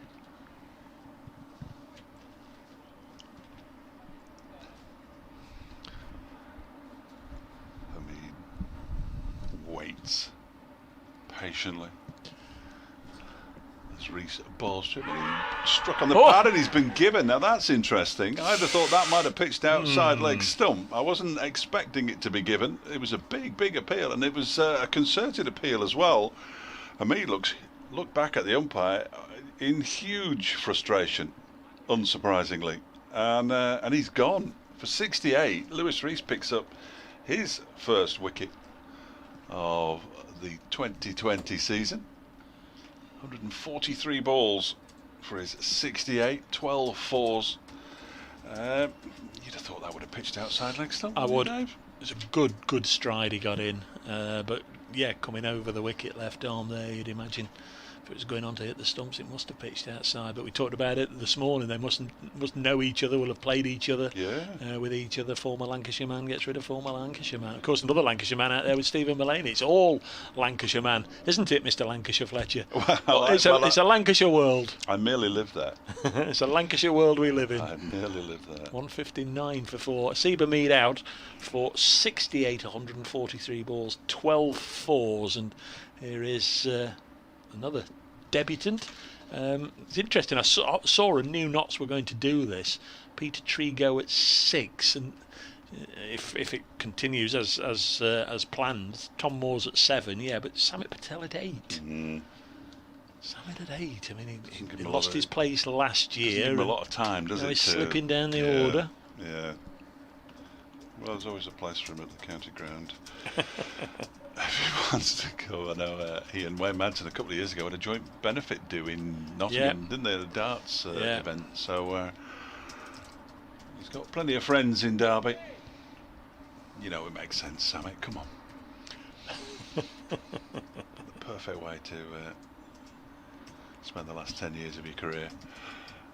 Peter Trigo, the new batsman. So Mullaney on 6, Trigo yet to get off the mark. 159 for 4, the scoreboard from 109 without loss at lunchtime. 50 for 4 this afternoon, and that's much more to my liking, I have to admit. I think we should, we should also use one or two listeners here. We haven't got a monitor. Yeah, we've got laptops and what have you, but we keep flicking from scores and reading your tweets and all sorts of things. If anybody's been closely watching or been able to see the they'll have seen a replay, I'd imagine, won't they? Reese is into the new man Trigo, who just turns this into the leg side again, hands on head from Lewis Reese. I mean, if he's getting enough shape on it, which he does. I mean, in fairness to Lewis Reese, it just took me slightly by surprise that the umpire's finger went up, I have to say. Yeah. But again, if people have had a bit of a look and can sort of confirm, stone dead or a bit iffy, guys, it's nice to know, isn't it? It is. It is. Lewis Reese will tell me it was pitching in front. It's a good stride he'd got in there. Yeah, he's in again. Balls. Trigo edged it and caught brilliantly down to his left-hand side by Matty McKinnon. What a catch at Gully, and they've got 2 wickets in 3 deliveries. And Trigo. No, it's Mullaney. It's Mullaney that got a single. Mullaney goes for 6, and all of a sudden the game has got a very different complexion on it. That was a fantastic catch down to his left-hand side by McKinnon. 6 off 9 deliveries. Stephen Mullaney. Wow. And again, Lancashire man gets rid of Lancashire man. 111 for none, 160 for 5. Shades of the last couple of years for Nottinghamshire. After that terrific start, it's all gone wrong. You talked about 6 wickets. Yes. And I think when you said it, there was only 1 or 2 down, and it was almost as if, well, they need 6 wickets really to get back into this. And that over from Lewis Reese has certainly swung things, if not totally back in Derbyshire's favour. It's certainly on an even keel. I think they would definitely have taken to having Notts 160 for 5 at this stage of the day. Looks a great decision to put them in, doesn't it? I'll say. Blimey. Tom Moores is the new batsman. I'm joking, of course. At lunchtime it looked anything but, and I'm sure that Billy Goldman was probably scratching his head at that stage, trying to work out what on earth was happening given the decision that he'd made. But the leg before wicket, Seba Mead, and then Stephen Mullaney caught by Matty McKinnon. Terrific catch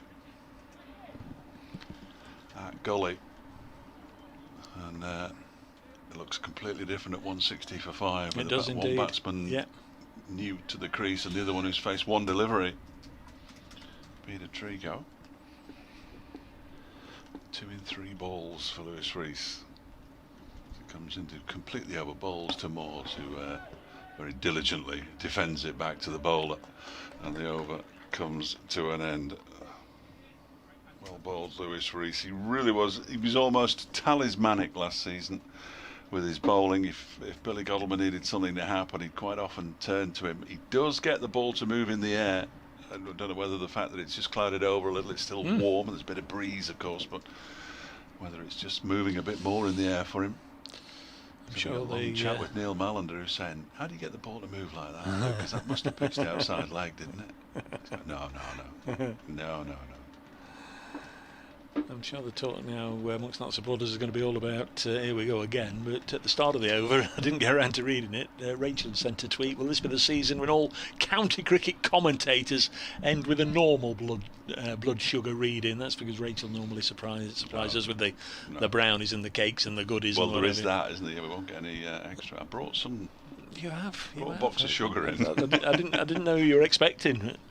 So this all left arm pace barrage continues. Michael Cohen, nice and full, and that was certainly a bump ball, it down into the ground by Trigo, and it was a good stop at second slip by loose deploy. Trigo on one, Moores just faced the one ball, yet to get off the mark. The men out then since lunch: Nash 59, Duckett 9, Clark 8, Hamid 68, and Stephen Maloney for 6. And the wickets have gone down at 111, 124, 147, 159 and 160. Two of them going down to Lewis Rees in his previous over, and Rees has now bowled 8 overs, 2 for 26. Wickets for Cohen and Connors and Aitchison, and now another one to, oh my word, to Cohen. Good catch by Harvey Hussain. 160 for 6 now, and Trigo's caught behind, and a second bowling bonus point. And this game has been completely flipped on its head, and I'm not sure what really started it. Certainly these little 3 wickets that's now gone down in the space of 7 or 8 balls were started by that LBW, but it was a morning session that Notts totally dominated, and the afternoon session has completely gone the other way. And Peter Trigo on debut out for just 1 to Michael Cohen. Good catch by Harvey Hussain.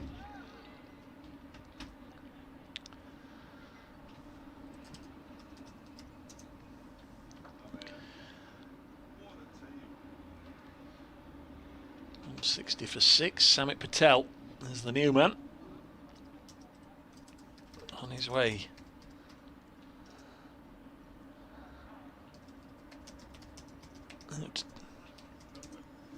Out to join Tom Moores. 160 for 6.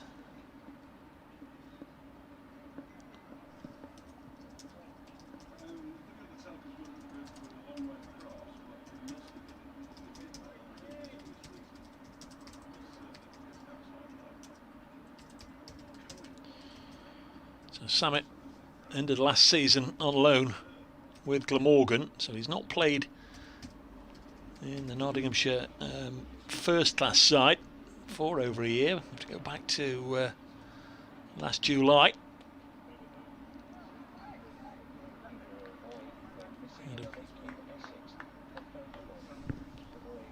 Had a pretty lean time of things in 2019.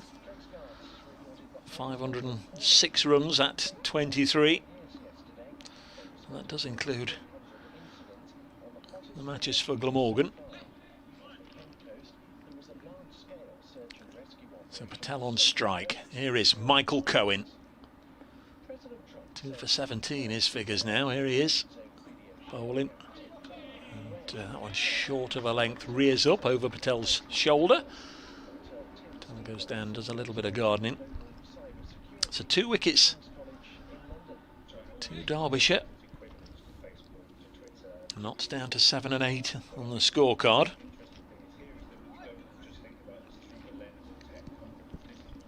Joey Everson, Tom Barber and Jake Ball, the remaining batsmen to come.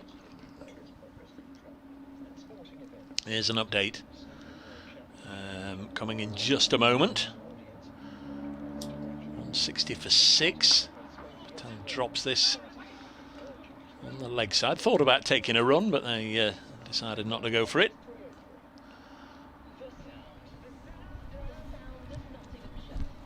Just past 3 o'clock. Notts trooped off the field 2 hours ago at lunch. 109 without loss.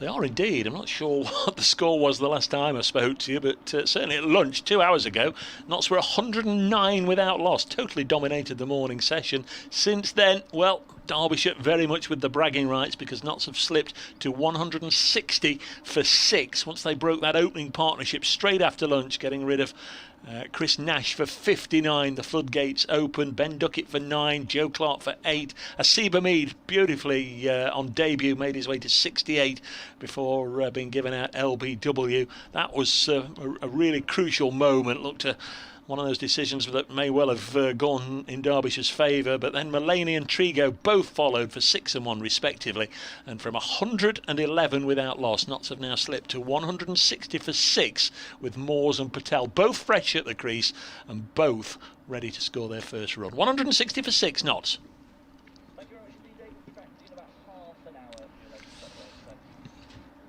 Little delay here. You've not missed any action at all whilst we're doing that update for BBC Radio Nottingham, because some footwear problems for Michael Cohen.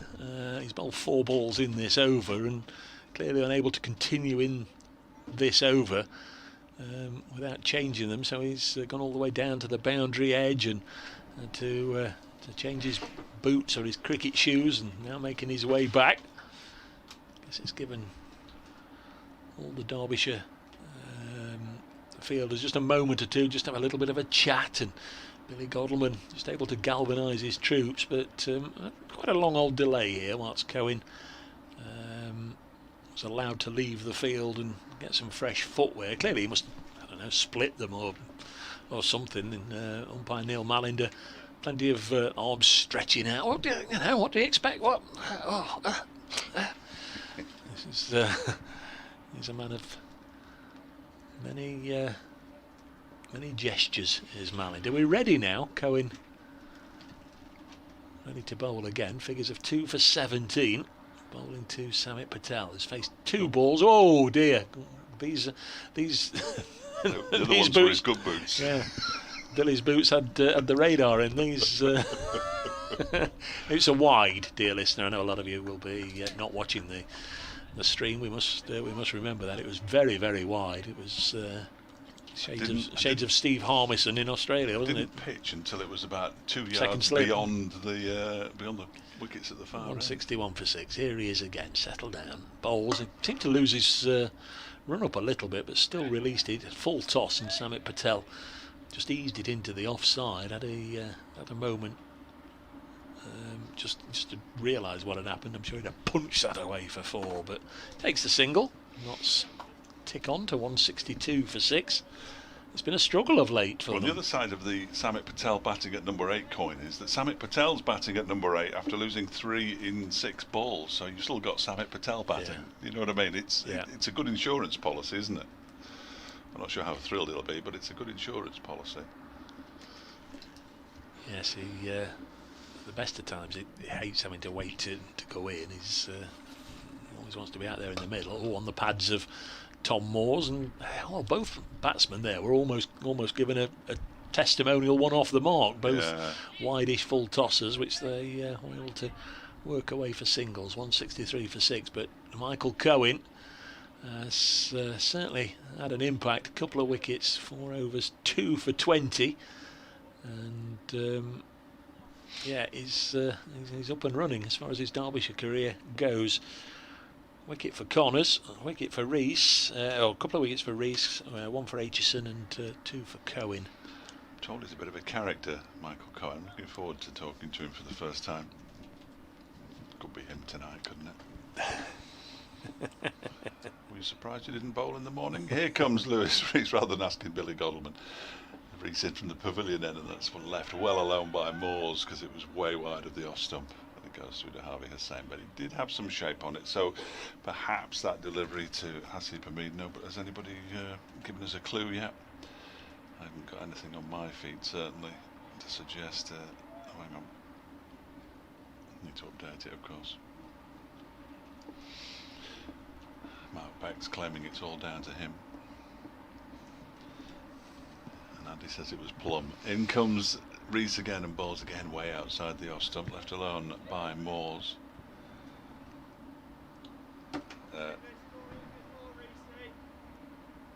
Mark Beck had a change of shirt at lunch, put his Derbyshire top on, and everything changes. Yeah, you've got to keep that on for the rest of the season now, Mark. Goodness knows what kind of stuff. Good job it's a short season. Although you can always wash it and dry it and wear it the next day, unless you wash the look out. Here's Rees, 163 for 6, in on balls, and again Moores doesn't have to play at that one because it's very wide really of the off stump.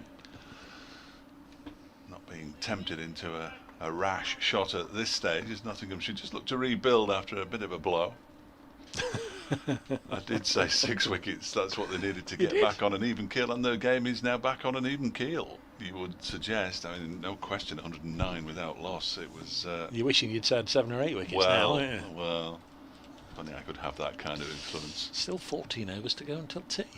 Derbyshire could be batting before tea. This next one is pushed up to mid on, I know. You know when I'm joshing. You know when I'm joshing.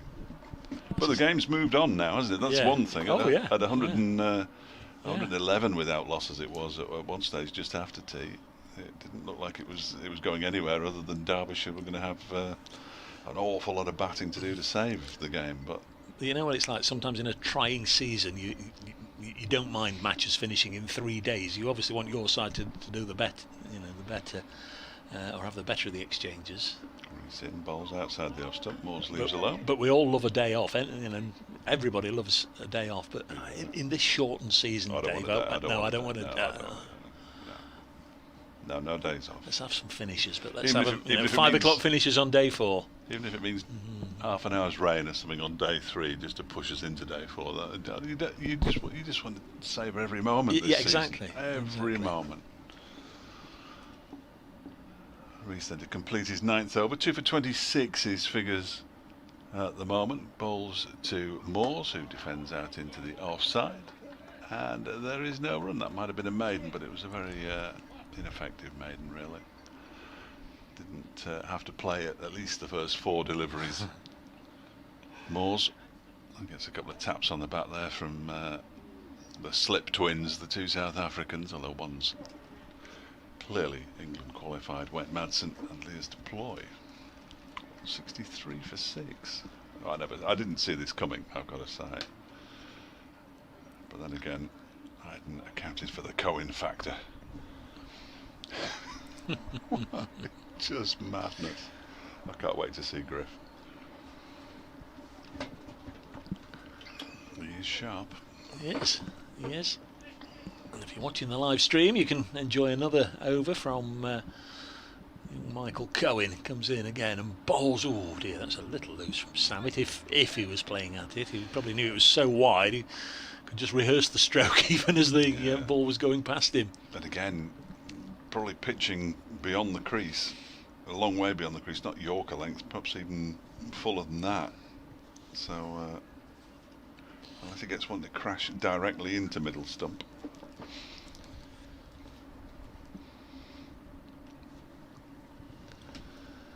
.163 for 6.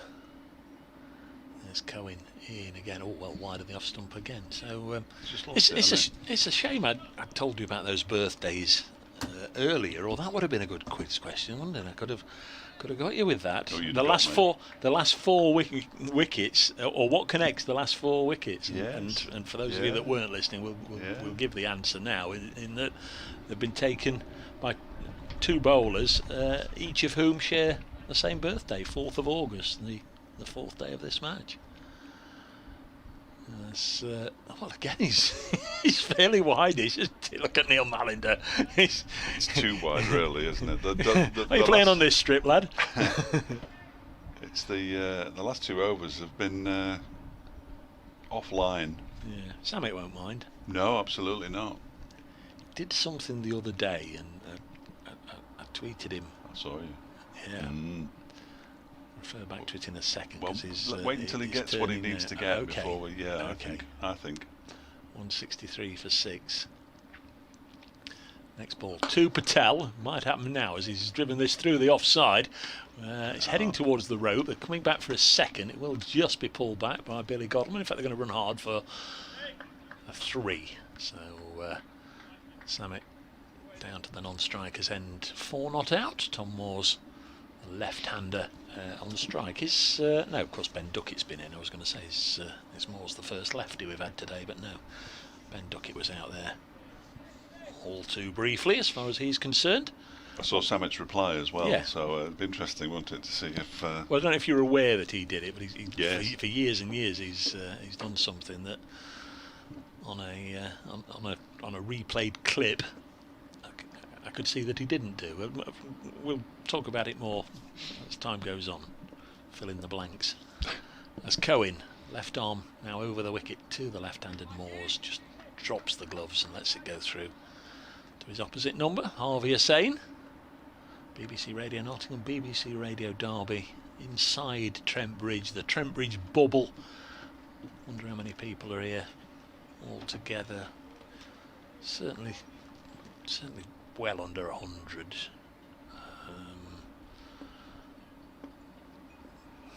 22, but how many would Derby have here? A couple of backup players, coaching staff, backroom, a little bit of backroom staff. Edged, 4 runs to Tom Moore's. It's genuine edge, but it's found the gap to the left of the diving second slip deploy. Boundary to Tom Moore's takes him to 5, and Nottinghamshire 170 for 6. It's probably 70 people in total inside the ground. Oh, that's a great question. Yes, let's try and work it out. So there'll be about 4 or 5 backroom staff for each team, won't there? Call it 5.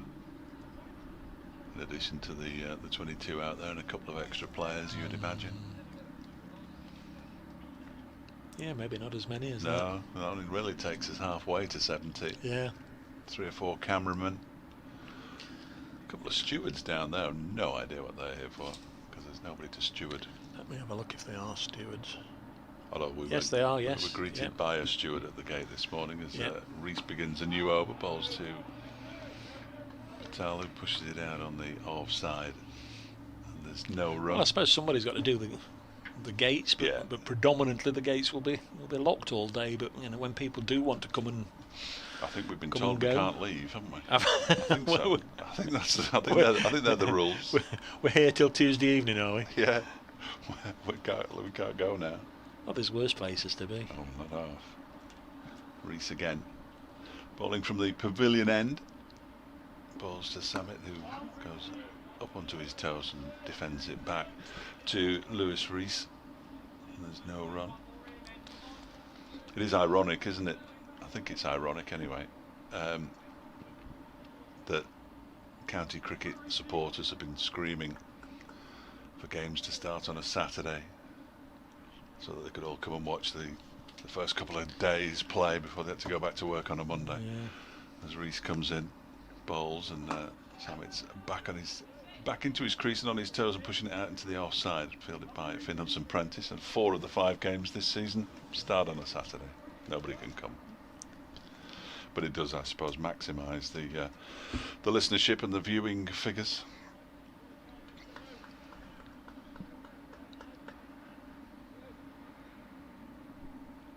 .170 for 6.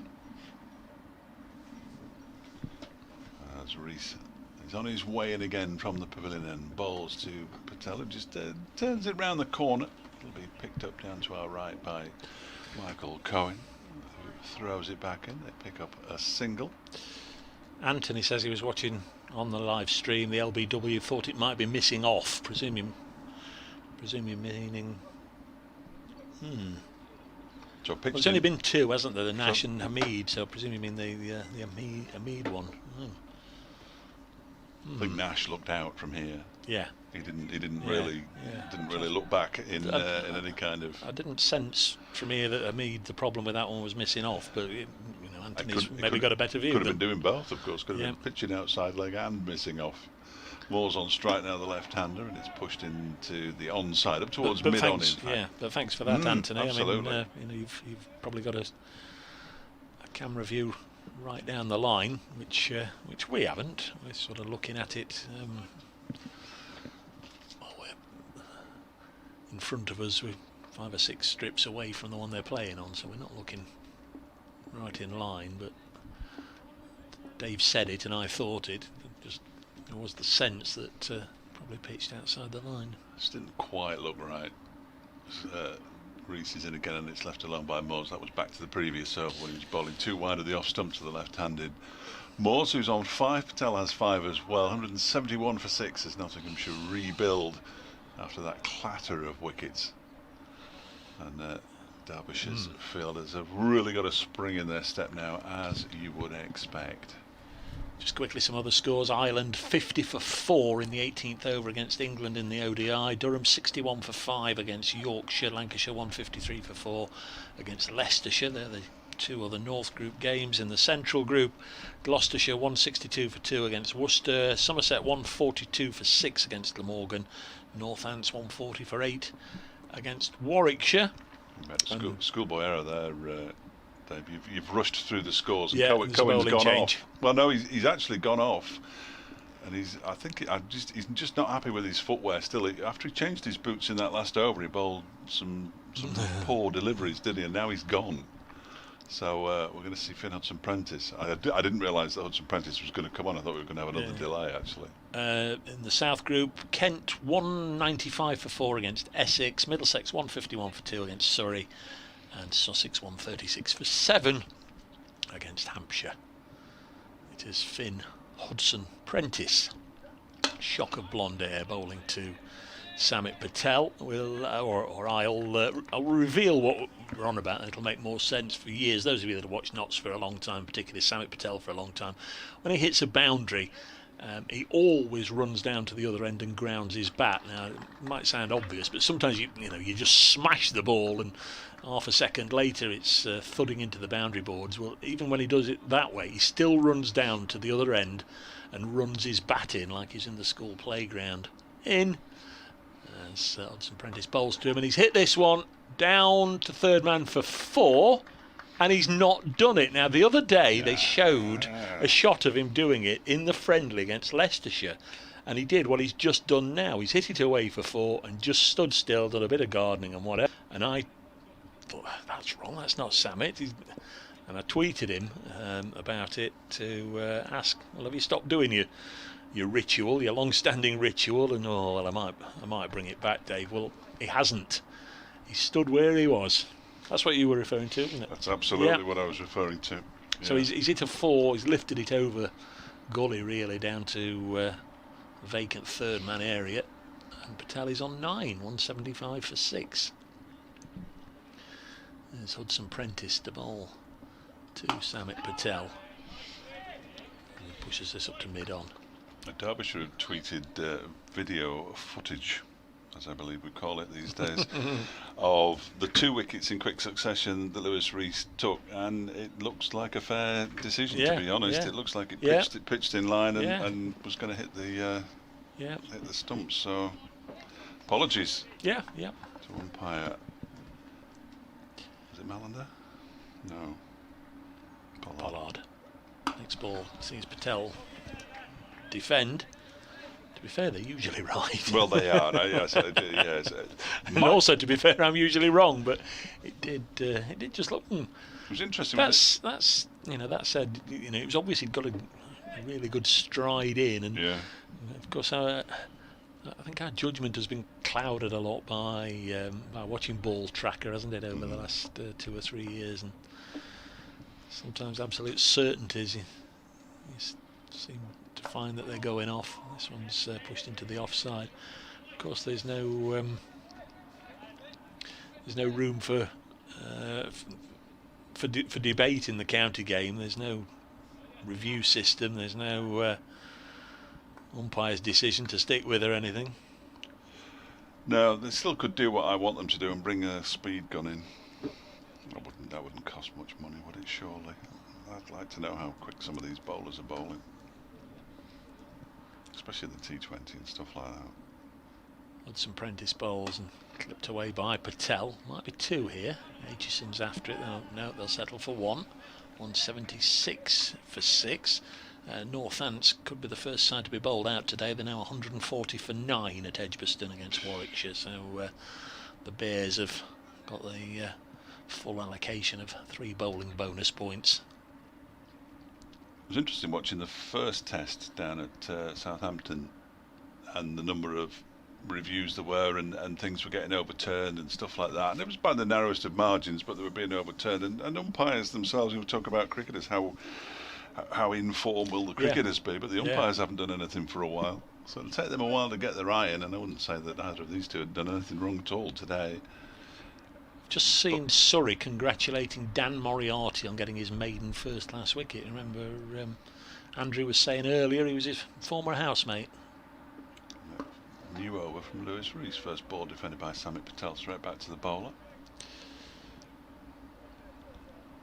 Stevie Eskenazi is the first wicket of Daniel Moriarty's first-class career. It's good to see the Sherlock Holmes connection returning to first-class cricket.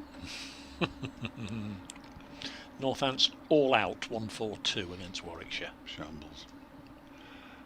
Here comes Rees, bowls, and that was off a bit of a leading edge out into the offside, fielded by Hudson Prentice, who isn't wearing a cap if you're watching the pictures. That is his hair.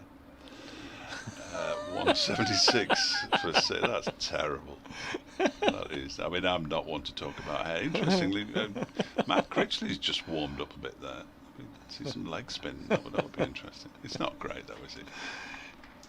The things they do with their hair these days, these kids. Sounds like some album title. He isn't wearing a cap. That's his hair. Or a book title. Rees again, bowls, and Samit pushes the ball out into the offside. This time Critchley gets in front of Hudson Prentice to do the fielding. Again, there's no run. Tell you who did well though, umpire, Michael Goff. Yeah, yes. Thoroughly nice bloke. Oh, he is. Very approachable. We had him at Leicestershire when it was raining most of the time, and just more than happy just to have a chat. Yeah. And really delighted to see him doing well in international cricket. He's had. Or he had a very fine series in England West Indies. Here comes Lewis Rees again, bowls. This is defended up towards mid-off this time. Derbyshire supporters don't need me to tell them, but Billy Godleman is there. He does the fielding. Well, he swaps from mid-off to mid-off for the right and left-handers as well. He's very much Mr. Mid-off, Billy. Specialist mid-off. Yeah. Occasionally you'll see him in the slips. Usually when Wayne Madson's bowling. I don't think we'll see that today, given that Critchley and Matty McKiernan are probably ahead of him, and even Leas Deploy. This next delivery is toe end of the bat up towards mid-off. You know who. Bends down and picks it up. Still got his sleeveless sweater on, Billy Godleman. As ever. All calmed down a little bit after that. Yes, it has, hasn't it? Incredible, 7 or 8 delivery spell. Remarkable stuff. Going still off the pitch, because that's Dustin Melton to our left-hand side at long on. The unmistakable figure of the Zimbabwe-born fast bowler, as in comes Rees and bowls. That's driven quite nicely this time and fielded at mid-on. And the over comes to an end. That might have been a maiden. They're all heading off towards the boundary, so it's sanitary break time. It's just got a little gloomy actually at Trent Bridge. It's all relative down there. Yeah, no need to put the lights on or what have you. But head for the hills. We've had nice sunshine and we've had blue sky for much of the day, but it's very much clouding over now, fairly blustery. Derbyshire winning the toss, opting to bowl.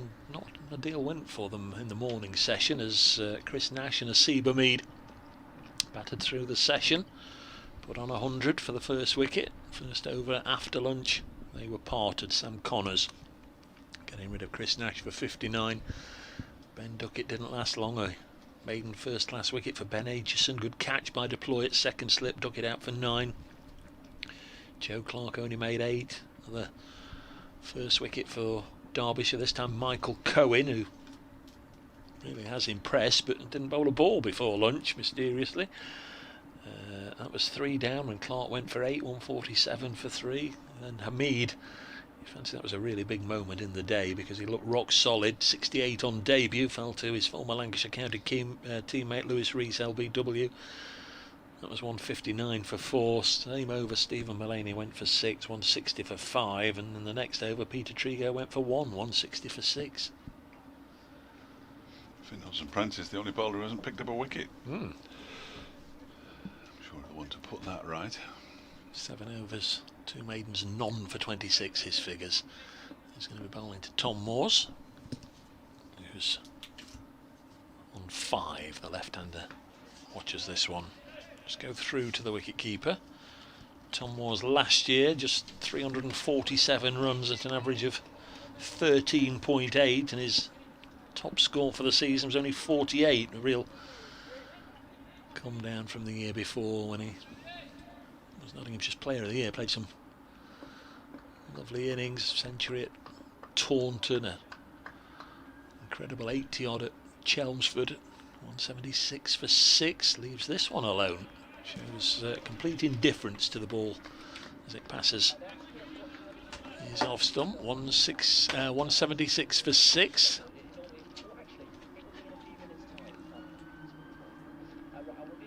Still, there's an update for Radio Nottingham. Well, Tom Moores and Samit Patel have just held firm since I last spoke to you. They've hung around now for around about a half an hour. So Notts 176 for 6. Samit Patel has 10. Moores, the wicket-keeper, is on 5. And really things have changed round dramatically since lunch when Derbyshire really had gone the morning session without any luck and certainly any wickets. Chris Nash and Asiba Mead put 111 on together. Nash was parted for 59 straight after lunch, and then once again that all too familiar Nottinghamshire clatter. Duckett 9, Clark 8, Mullaney 6, Peter Trigo 1. It was just Asiba Mead who weathered the storm for a long time. The opener made 68. Big moment when he was dismissed. Fancy there, the ball has gone down. It may well have been an edge off Tom Moore's bat, but it's been put down if it was an edge. 176 for 6, Nottinghamshire.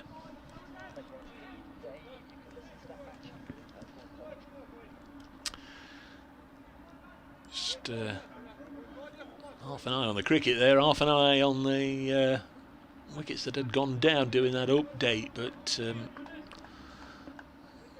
we'll get a check from Dave. He's just gone to update BBC Radio Derby as to if there was an edge, if it was a spillage, but Derbyshire weren't too upset, so might not have been. 176 for 6. Moores has 5. Patel 10.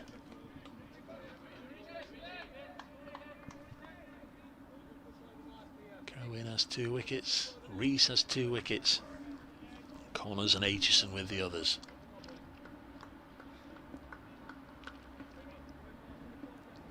Hudson Prentice bustling right arm medium fast, and he comes. Squad number 33, and Moore's playing away from his body, elegantly strokes it through the offside. A nice boundary for Tom Moores. Lovely shot.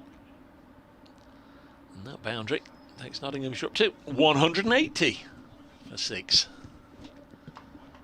51 overs have been bowled in the day. Still 39 to go, so we've got 9 more overs until tea.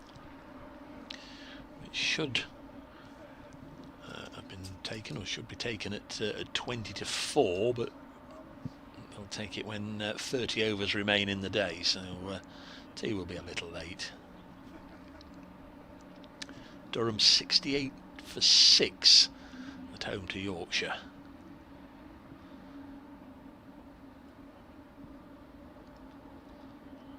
Going to be Rees to continue. Going to find spell this from Lewis Rees. Picked up a couple of wickets at the start of it. 11 overs, 2 for 27 now. He's got Patel on strike. Here is Lewis Rees from the pavilion end. Bowls and Patel punches it firmly to mid-on, where Aitchison does the fielding.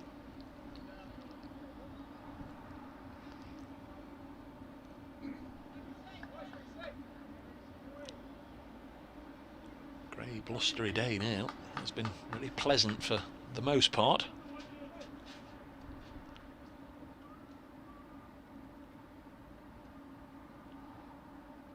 Once again, Rees to Patel. And again, he just clips it on the leg side. No real intention of trying to drive the ball away through mid-wicket there. Just helped it on its way. Aware that Sam Connors was in the vicinity and would no doubt make the stop.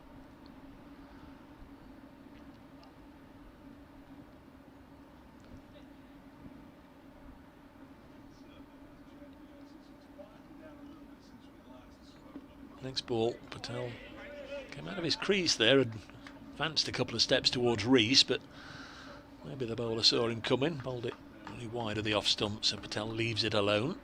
180 for 6.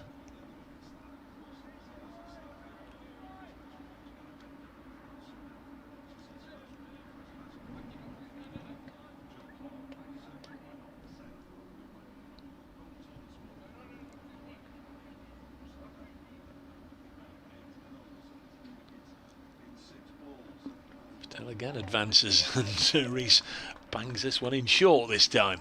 It was high over the top of the keeper. We had one earlier called as a no ball for going too high over the batsman. That certainly might well have been up there in that category.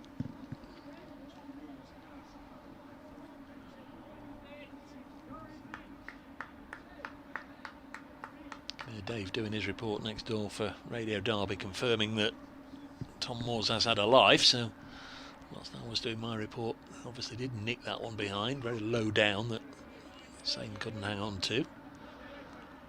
Remains 180 for 6 as Patel lets this go through. Again to the Derbyshire gloveman. Joey Everson doing number 9 for Nottinghamshire.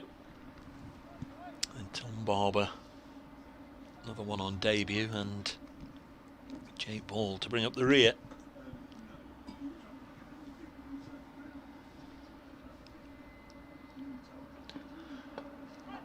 Next one sees Patel just drop it on the leg side, not a deal of pace on it, just runs away so they can easily take a single. It's the end of the over, so Patel will keep the strike. He's on 11 now.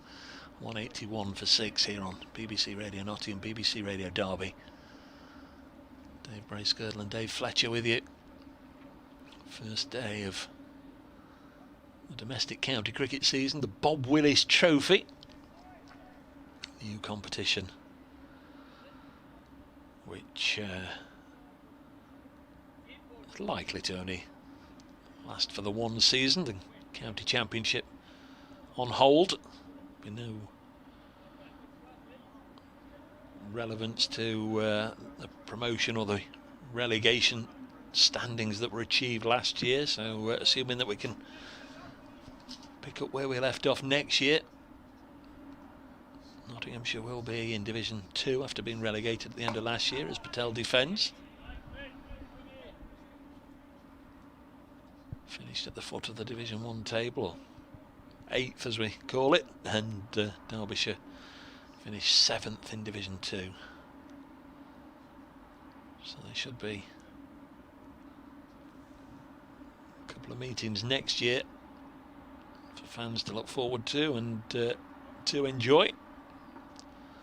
This side should have met early May here at Trent Bridge. Patel once again defends, and then on the 5th of July at Derby for the return. That was on the original fixture list. Of course, the season should have started on the 12th of April. Notts would have been at home to Leicestershire. But now, almost 4 months later, we're able to get underway.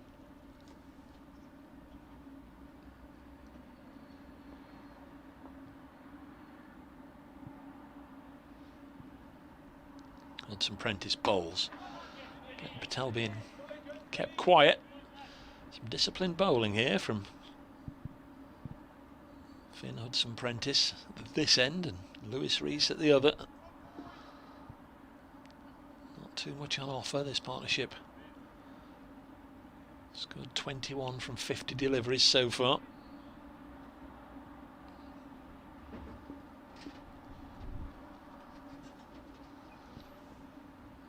Hudson Prentice once more, halfway through the 53rd over of the day. Bowls to Patel, nice and full, and Patel clips it out, but straight to the fielder on the leg side. That's Michael Cohen.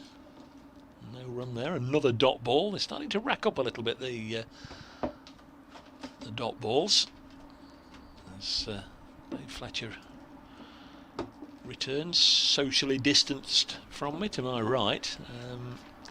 I was doing my update, Dave, and sort of looking, as you do, at the card as Hudson Prentice bowls and Patel defends, and just sort of running through the dismissals since lunch, and sort of half watching the cricket, but probably slightly more than half reading. And I fancied there'd been a nick from Tom Moores, and I was sort of half in my mind that it might have been a chance, and then I heard you doing your update next door, and I believe you said Tom Moores has had a life. Would that coincide? I think so, but I wanted to double check with you, which is slightly awkward.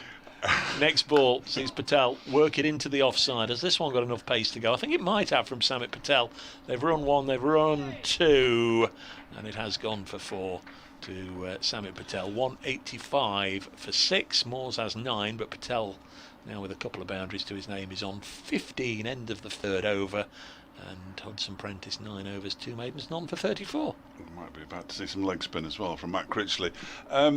Yes, I thought it was, especially from the amount of time that Harvey Hussain stayed on his knees. I think he and Madsen sort of got in each other's way. It was probably the keeper's catch. Madsen would have caught it because it looked like it was going straight to first slip, and in the end the ball hit the deck. So I think it was probably a catch. The first error that Derbyshire have made since lunch, really, I would suggest. It would have been nice to have got another wicket, but hey, 6 is enough. Greedy. Yeah, absolutely. Here comes Matt Critchley for the first time this season. Leg spinner. I had an email from Paul as well saying welcome back. For the sake of BBC balance, I thought it was knocking out all 3. Talking about the leg before wicket, shout Lewis Rees getting Asim Hamid, yeah. So I have seen. No, that's fair enough. I've seen video footage of it now, and it looks a much better shout than I initially thought. Here is Critchley then bowls to Moores, and that goes past the edge of the bat and into the hands of Harvey Hussain, and there's some turn. Where's he been since now? Well, now. I didn't expect him to bowl much earlier than this, if indeed now. But yeah, bit of turn. Got 2 wickets against Lancashire in that friendly earlier in the week. Comes in and bowls again. This was a full toss, which you do get occasionally from a leg spinner, and it's not timed as it's beaten into the on side up towards a wideish mid-on to go through for a single. Moores moves on to 10, 186 for 6. I've not really yet seen him enjoy one of his really profitable days with the ball, but did see him score some good runs. I went out to that North v South 3-match series in Barbados a couple of years ago, and my word, he scored some good runs and got a quick 60 or 70 there. And, stylish batsman when he gets going. Yeah, he was hitting it a long way there. And, I like the look of this lad. Bowls to Samit, who turns it into the leg side. And there is Don. Yeah, his actual bowling average in first-class cricket isn't that flash. Matt Critchley, he's got 65 wickets at a touch under 50.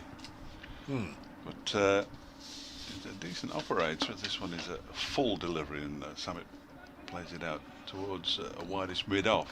Of course, that's Billy Gottleman doing the tumbling, because he'd swapped over, and he'll swap over again now with Lewis Rees. There he goes. Doing the exercise he gets. Billy Gottleman goes back to mid-off.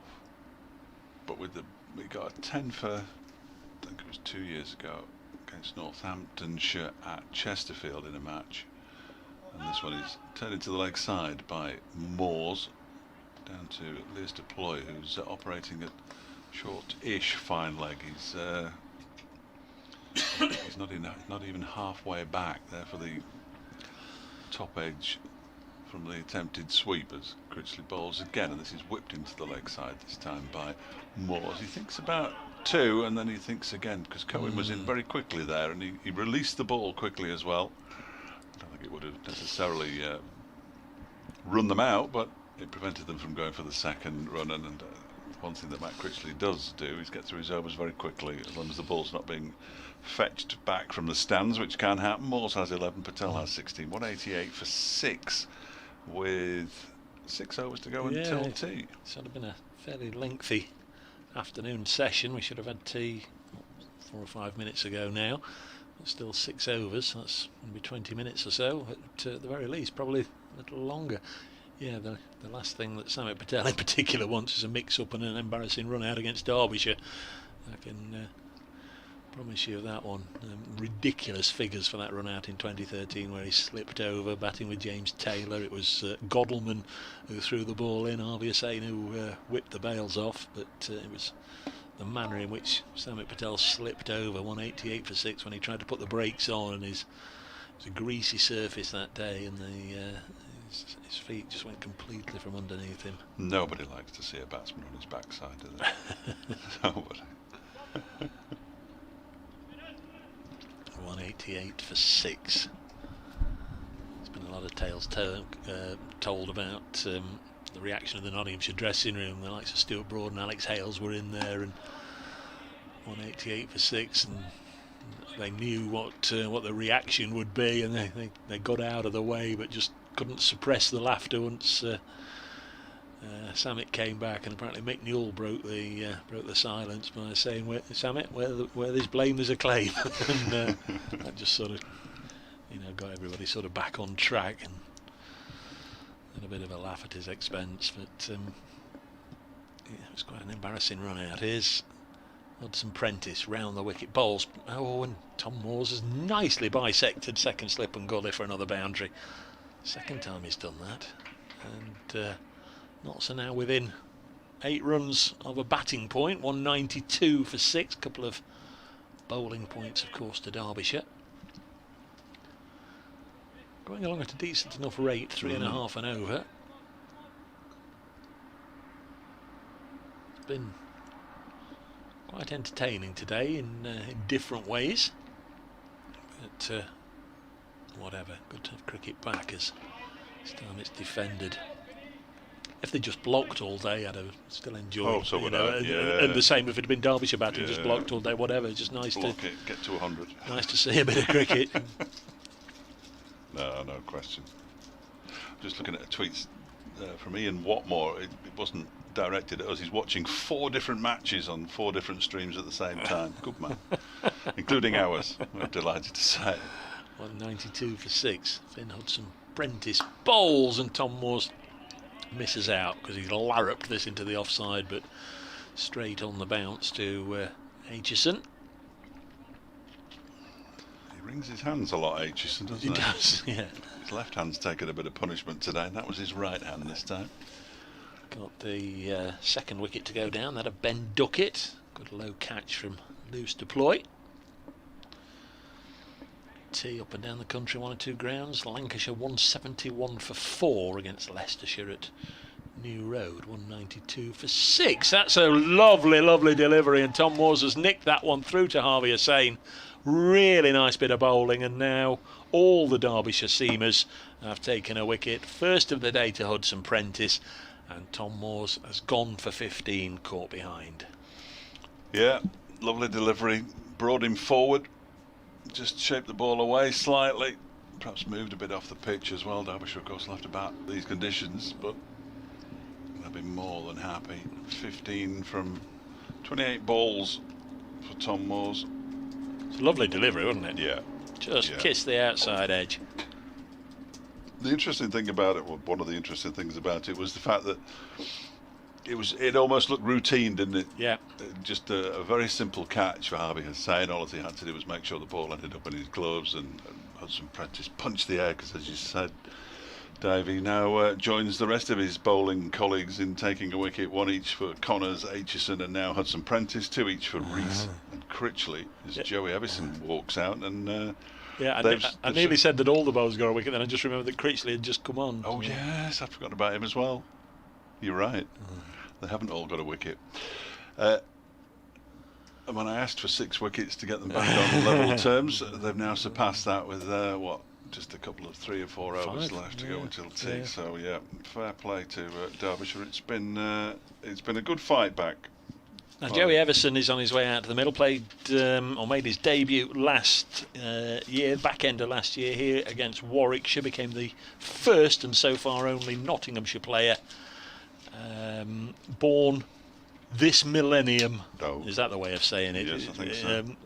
Born in November 2001 in Peterborough, Joey Evison played just one game, scored 45, so not a bad player to have coming in at number 9. Didn't take a wicket, but in the winter, I'm sure, and I should have looked this up, I'm sure I saw he'd broken the record for the fastest 50 by an England under 19 player. It would 50 and 18 balls in an ODI in the during the obviously the first part of the winter. So he'll play in that same England team as Hamidullah Kadri, who was the first player born this millennium to play for anybody in county championship cricket. He was just 16. Yeah, he's 17. Genuine all-rounder. So a decent player to have coming in, as I say, at number 9. Samit Patel at 8 and Joey Evison at 9. Don't think there's a great deal of batting pedigree about Tom Barber, who's on debut, of course, the former Middlesex player who's due in next, and then Jake Ball bringing up the rear. It's going to be Matt Critchley. It's going to be Dave Fletcher. And he's going to bowl to Samit Patel from the pavilion end with the wind behind him now. No, it hasn't changed direction at all. He pushes this one out to the towards the cover boundary, pick up a single. Because the throw that came in from Finn Hudson Prentice went over the head of Harvey Hussain. Ian Brewster says I'm enjoying the live stream and the commentary, the ground looking immaculate. Even the William Clark stand looks good. I like the William Clark stand. That's the little one away to our right, Dave. The little one, William Clark. No, the little one. Yeah, right, the founder of Trent Bridge, shacked up with Mary Chapman, who ran the Trent Bridge Inn behind us, and go out and do something with that meadow. So he did. He chopped it down and made a cricket ground. Good man. Next delivery from Matt Critchley is the first to Joey Evison, and Evison just defends it out into the onside. There's no run. 193 for 7. Critchley's in again. Gets to his overs, as I said, very quickly indeed. He's got a towel sticking out the back of his cricket whites, a black towel. I'm not sure he necessarily needs it, but I suppose being a spinner to dry his hands as much as anything. Tosses himself a catch and he's ready again. Bowls, and this one is driven with some purpose by Evison, but well fielded there by Matthew McKiernan, who took a spectacularly good catch to get rid of Stephen Mullaney off the bowling of Lewis Rees, I beg his pardon. Critchley's in again, bowls, and this one is pushed up. McKiernan again goes to his right, sort of parries it rather than claiming it. Now the man out on the cover boundary goes all the way out to the cover boundary.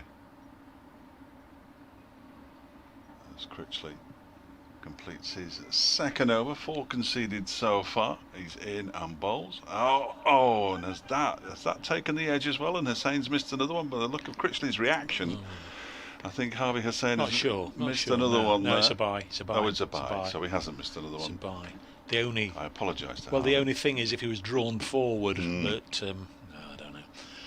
Anyhow, the grand scheme of things won't matter too much. 194 for 7. Alex Hughes is back on.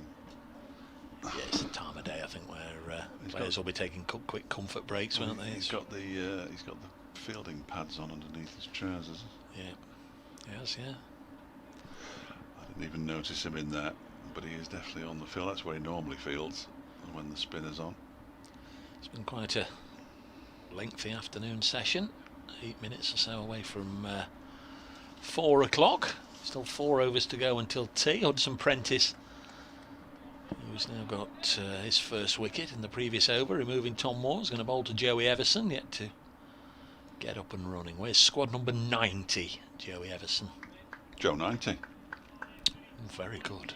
Isn't he? Very I good. wonder if that's the reason. Yes, I wonder. I don't know, clearly. Very good. 194 for 7.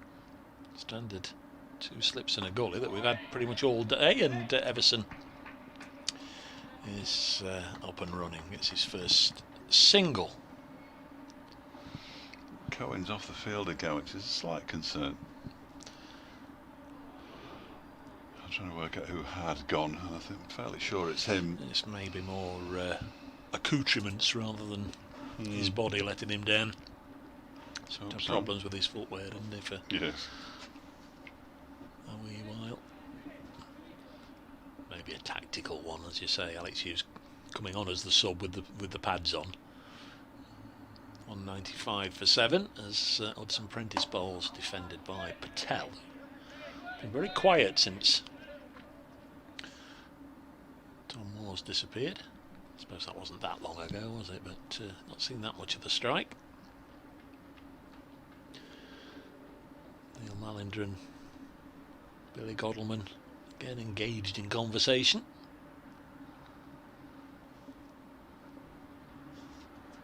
Could be about anything. 195 for 7. Patel drives down the ground for 4. We've not seen much of that, have we? No. Straight drives, not No. as straight as that from Patel. Gets a boundary, does come down this end and runs his bat in, but He was in truth, almost he was there, always running anyway. Yeah, so not so 1 run away from a batting bonus point. 199 for 7. First day of the new season. Playing at Trent Bridge. Derbyshire, in a sense, the designated home side. That's how it was brought up by the fixture computer, but the county ground out of use this summer because being used as an international hub. And there is the 200 up as Samit Patel clips it out onto the leg side, so Notts have got a point. Dan Dawson, he of the darts, a rare chance to watch Notts in the cricket to the sounds of yeah, all right. I've spent the last 2 hours watching them collapse. Some things change, some things stay the same. Hope you're well, Dan. Good man, the darts. Dan the darts. Don't know if you're into that, but well, match play was on last week. Just nice to watch a bit of sport at night. I know some people that it's not their cup of tea, but nice to watch the darts. 200 for 7. Hudson Price to Joey Everson. Ooh, well wide of the off stump, and it's going to be the second boundary in 2 balls, but this one's going to go against Harvey Hussain, who's had a bit of a tough time of things of late. And that's 4 byes. That bounced at least twice before it reached Hussain there, and then he couldn't do anything with it, and unfortunately concedes another 4 byes. You're right, he has had a tough time. Adam Oakley's been on. Great to have the cricket back, and even better to see us giving Nottinghamshire a good game. At first glance, the 3 young seamers have all got something to work with. We have to be patient with them, as at times it will be a little loose. Hopefully our top 4 can put a score on the board later. I'm looking forward to seeing Leicester Point build on his progress from last season. Next ball, and it's defended nicely. Has the correspondent been on who was at lunchtime? No, he hasn't. No. It's a disgrace, so they should all be fired. I must admit, didn't quite go that far, but I was slightly perturbed, not perhaps to that extent. End of the over, 204 for 7. 3 overs to go until tea. Joey Everson has 1. Samit Patel has 22.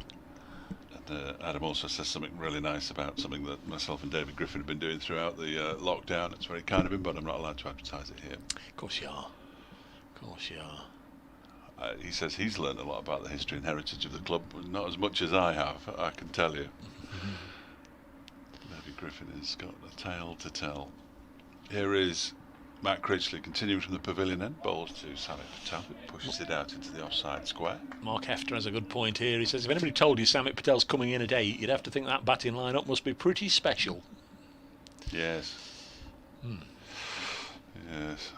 Although now it's quite a good job that they've got him at 8. 204 for 7, and he's on strike now. Gets a full toss from Matt Critchley, and he pushes it up towards Billy Godleman at the deepish mid-off, halfway back probably to the boundary. Moves on to 23, 205 for 7. Gone down the other end there. Paul Pollard saying, "You missed out, son." He's going, "I know, Polly, I did." Yeah, he did. Chucks a full toss in every now and then as Everson goes back into his crease and plays that one down backward, a square on the offside. Wayne Madsen comes around from a solitary slip position to do the fielding.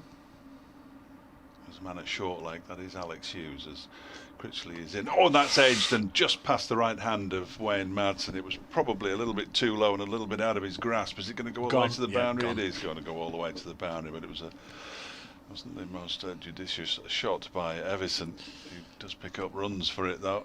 He moves on to 5, 209 for 7. Wayne Madsen's still down on his knees, but I don't think he should admonish himself too much for not catching that one, because it would have been as spectacular, if not more so, than McKiernan's earlier. He's waiting again now, hands on his knees as Critchley comes in and bowls, and that one bounces. And it's taken by Harvey Hussain around about shoulder height, and he's standing right up to the stumps, as you would expect for a leg spinner. So that one took off. The Derbyshire opening batsman will be going, "Oh no." 209 for 7. What's happened? The pitch has gone. 209 for 7. A little word there between Critchley and Godleman. The upshot is that Connors has moved much square, and that's a great leave because it missed the stumps. Yeah, it came back in to Everson. He raised his bat and it didn't disturb the timbers. End of the over, and that, with 32 overs to bowl, Derbyshire think is tea. And everybody else does as well, so we're going to have tea. Who cares about the rules and the regulations? Let's all go off. I had no idea that was coming, but it has come. Nottinghamshire 209 for 7 then at tea, having been 109 for 1 without loss, rather 109 without loss. So they've put on 100 runs, pretty much as they did in the morning session in fewer overs. But they've lost 7 wickets. There's maybe a hidden subsection that says he'll have tea at 4 o'clock irrespective. So it's either when 60 overs have been bowled, when it's 20 to 4, or 4 o'clock if neither of the above apply. But they have gone for tea. Cricket never ceases to stun you, does it? It doesn't indeed. I will rattle through the card whilst Dave goes and does an update for BBC Radio Derby, and we'll be reunited afterwards. So at lunch, as Dave said, 109 without loss Nottinghamshire since the fall of Chris Nash in the first over. They have gone to 111 for 1. That was Nash. LBW bowled Connors for 59. Ben Duckett caught Duploy, bowled Aitchison for 9. That was 124 for 2. Joe Clark caught Hussain, bowled Michael Cohen for 8, 147 for 3. Asiba Mead, LBW Lewis Reed for 68. That was 159 for 4. Stephen Mullaney went in the same over. Stephen Mullaney caught Matt McKiernan, bowled Lewis Reed for 6, 160 for 5. In the next over, 160 for 6 as Peter Trigo fell for 1 on his debut. Caught Hussain, bowled Michael Cohen for 1. And Tom Moores caught Hussain, bowled Hudson Prentice for 15, 192 for 7. Samit Patel has 23, Joey Everson has 5. At lunch here on BBC Radio Nottingham, BBC Radio Derby, Dave Bracegirdle signing off with Nottinghamshire at tea, 209 for 7.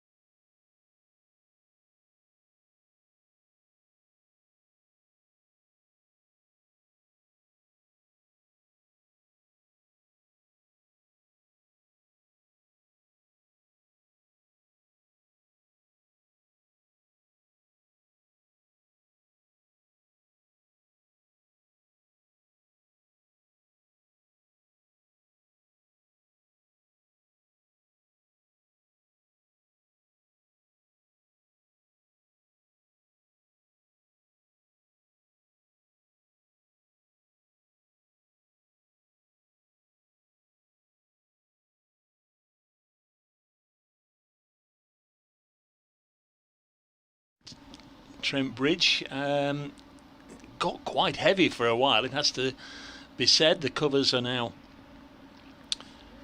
or they've been on, but the ground staff are just starting to begin their mop-up operations. Quite a lot of rain has fallen, and Steve Burks and his crew, he's got 4 other guys out there at the moment working with him, just starting to remove the covers. But I would imagine 20 minutes or so before they can get the ground playable again at the very least. The fact they're taking the first covers off and beginning their initial movements to start getting the ground ready would be a good indicator that they feel there isn't going to be any more rain. 209 for 7 was the score at tea, of course, after Derbyshire had a really good afternoon. So there will be a little delay, and there will be no doubt a reduction in the number of overs. We've had 58 overs bowled so far. The day's allocation was 90, so 32 overs in theory remain, but I would imagine they'll start slicing some off. But there will be some cricket in the not too distant future, but it's going to take, as I said, probably 15-20 minutes to get the covers off. The ground staff will have a look then, and all the umpires will have a look, and I'm sure we'll get a start time. It's just past 4:30. We'll be doing an update for Radio Nottingham in a moment or two, and then as soon as we get some cricket on, we'll give you the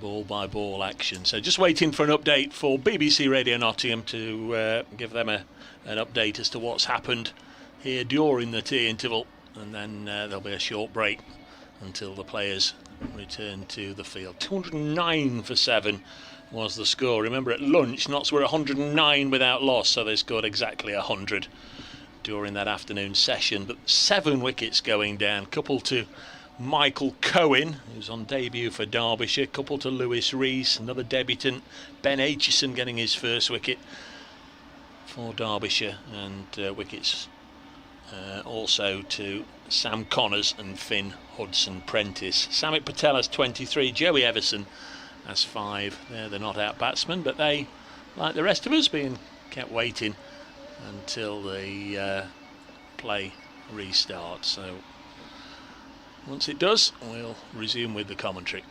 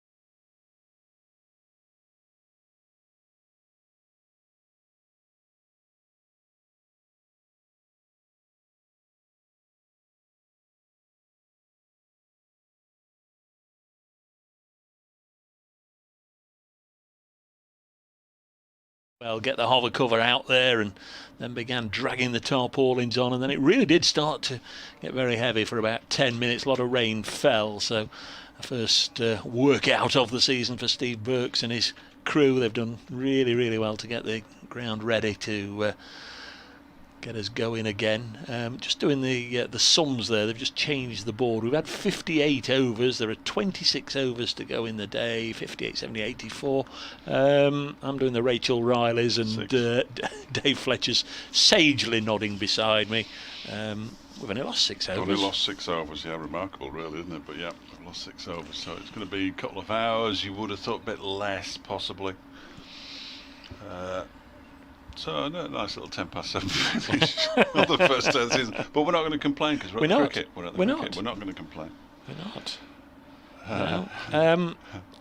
First session to Nottinghamshire this morning, no doubt about that. 109 without loss at lunch. Second session between lunch and tea. Nottinghamshire scored exactly 100 runs. Derbyshire took 7 wickets. I was going to say the visitors. We can't. Really, but if I do stray down that line, you'll know what I mean. Derbyshire, technically, according to the ECB fixture computer, Derbyshire are the home side for this one. Of course, for reasons that we've mentioned time and time again during the day, Derbyshire are the home side. They just can't use the county ground Derby for various reasons this summer. So this match being played here, but Derbyshire, whether the visitors, the host, the home side, or whatever you want to call them, Derbyshire had the best of the afternoon, taking those 7 wickets. So 209 for 7. Is it about even, Stevens? Probably is, but we've now got a decider with Samit Patel on strike, Joey Everson at the non-strikers end. I'm Dave Bracegirdle, and to talk you through the first over, there's Dave Fletcher. Thanks, Dave. Sam Connors will be bowling the first over after the lengthy delay, and it's a good delivery as well. It beats Samit Patel outside the off stump. He played neither forward nor back, and prodded the bat towards the ball, and it went past the outside edge through to Harvey Hussain. Very decent delivery, wasn't it? Just didn't use his feet at all there, Samit. No semblance of a loosener there from Sam Connor. We've been off for about an hour and a quarter, haven't we? Yeah. So take the batsman a minute or two just to get their feet back in order. Will he get a minute or two? Here's Connors from the Radcliffe Road end, in and bowls, and Patel has taken that first one as a sighter that he played and missed, and he's managed to crack the second delivery after tea of the evening session, at least, away to the cover boundary for 4 runs. Nice shot, just stood tall and punched it away all the way along the ground. That'll do the ball a world of good. Billy Godwin's immediately getting to work on trying to shine one or other of the 2 sides. It's very indicative of the way Sam Connors bowled earlier on today, really. An absolute jaffer, and then one that just begs to be smacked away to the boundary, and that's why his figures are 1 for 55 from 13 overs and 2 balls, and 3 of his 13 previous overs were maidens. He's in again now on balls. It's turned into the leg side by Samit, picked up there by Michael Cohen. I'm glad to see him on the pitch. He wasn't on the field in the overs leading up to the tea interval and then the rain break, but he's back out there now. The left arm quick. Picked up a couple of wickets in that afternoon session, along with the man who's polishing the ball, Lewis Rees. And I must read Richard Jones's second email of the day, because he did email us. Comes Connors again in the sunshine now. Bowls a full delivery that's kept out by Samit up towards Billy Godalman at mid-off, of course. Well, Neil Malinder was stood with his arm out, so I presume it's a no ball. Yes, it must have been. No. Yes, it has. Yeah. Yes. Sorry, no ball indeed. It doesn't. We can't hear the shout, and it's not that demonstrative. He should signal to the press box below us, because that's where the scorers are. Samit on strike. He's got 27, 215 for 7, and that one is turned into the leg side this time. And there's no run. Picked up there by Michael Cohen. Richard before was bemoaning the fact that it was the worst bowling attack that Derbyshire had ever fielded in a ever in a first-class match, and was no better than a second 11 or a minor counties bowling attack. Apologies, he says, for being a grumpy middle-aged man with the queries that he raised. A more positive spin is that it's a wonderful opportunity for these young guns to put one over on the swaggering, he says here, swaggering. Connors bowls and it's driven nicely by Samet, and it bounces off Billy Godalmann's knee and they go through for a bonus single. That was a disappointing piece of fielding from Billy Godalmann there, who's still not quite got his eye in after the lengthy delay. Yes, the swaggering star-studded fancy pants Notts team. Failing that happening, it is at the very least a wonderful, if somewhat steep, learning curve. I had warmed to your correspondent before that. No, I'm not sure.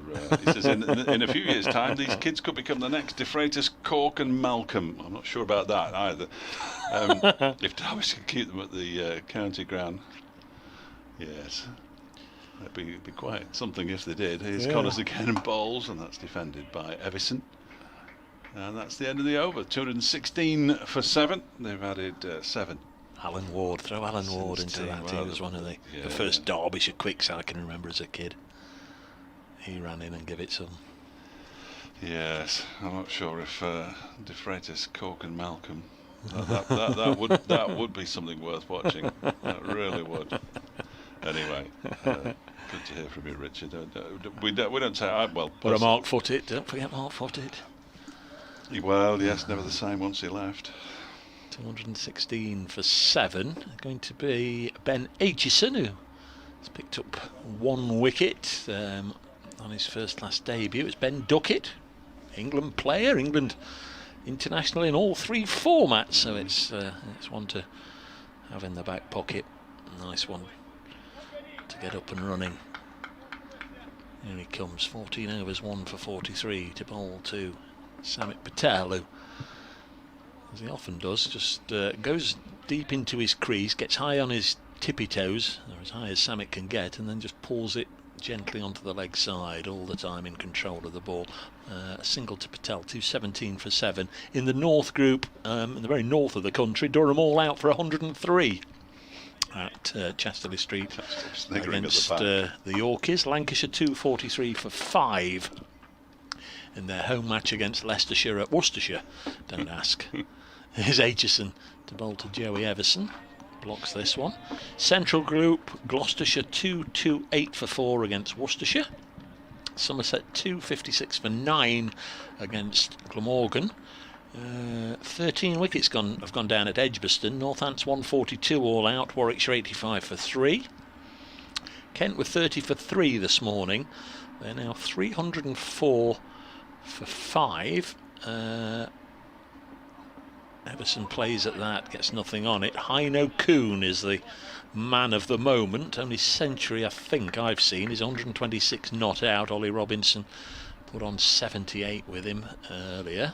So Heino Kuhn certainly in the runs today. Where did we get to? At the Oval, Middlesex 220 for 4 against Surrey. At Hove, Sussex all out 176, Hampshire 25 for 1.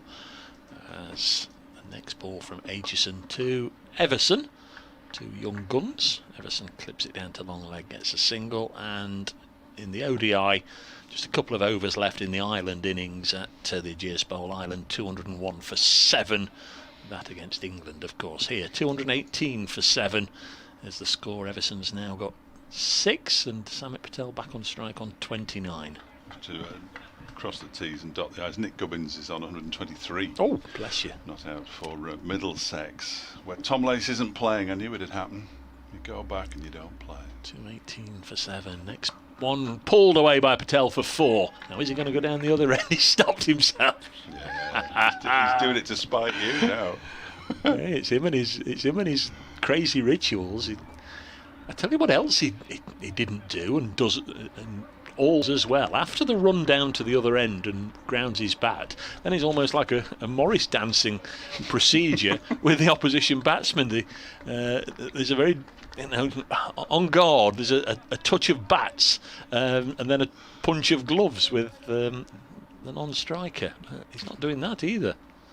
Well, if he gets runs here, and good runs, and He's forgotten all his superstitions. Yes. My superstitions mean I've got my feet off the ground again, and we know what happened 111 runs ago as Patel gets knots off 2-2-2 quickly, and they move on to 2-2-3 for 7. Samit Patel hasn't scored. I know he's a long way off and probably almost certainly won't get one here, but hasn't scored a first-class 100 for knots since 2017, in a week where he broke the records as becoming the first Nottinghamshire batsman ever to score double hundreds in consecutive matches. He got 257 not out at Bristol against Gloucestershire, and the next game came here and got 247 against Leicestershire, and he's not scored a ton since. It's a funny old game, as they say. Certainly is. If he gets one here, it'd be quite remarkable. Connors in and bowls trim, and he goes on the back foot again and punches that out to the cover boundary for 4 runs. He's certainly not hanging about, that is for sure.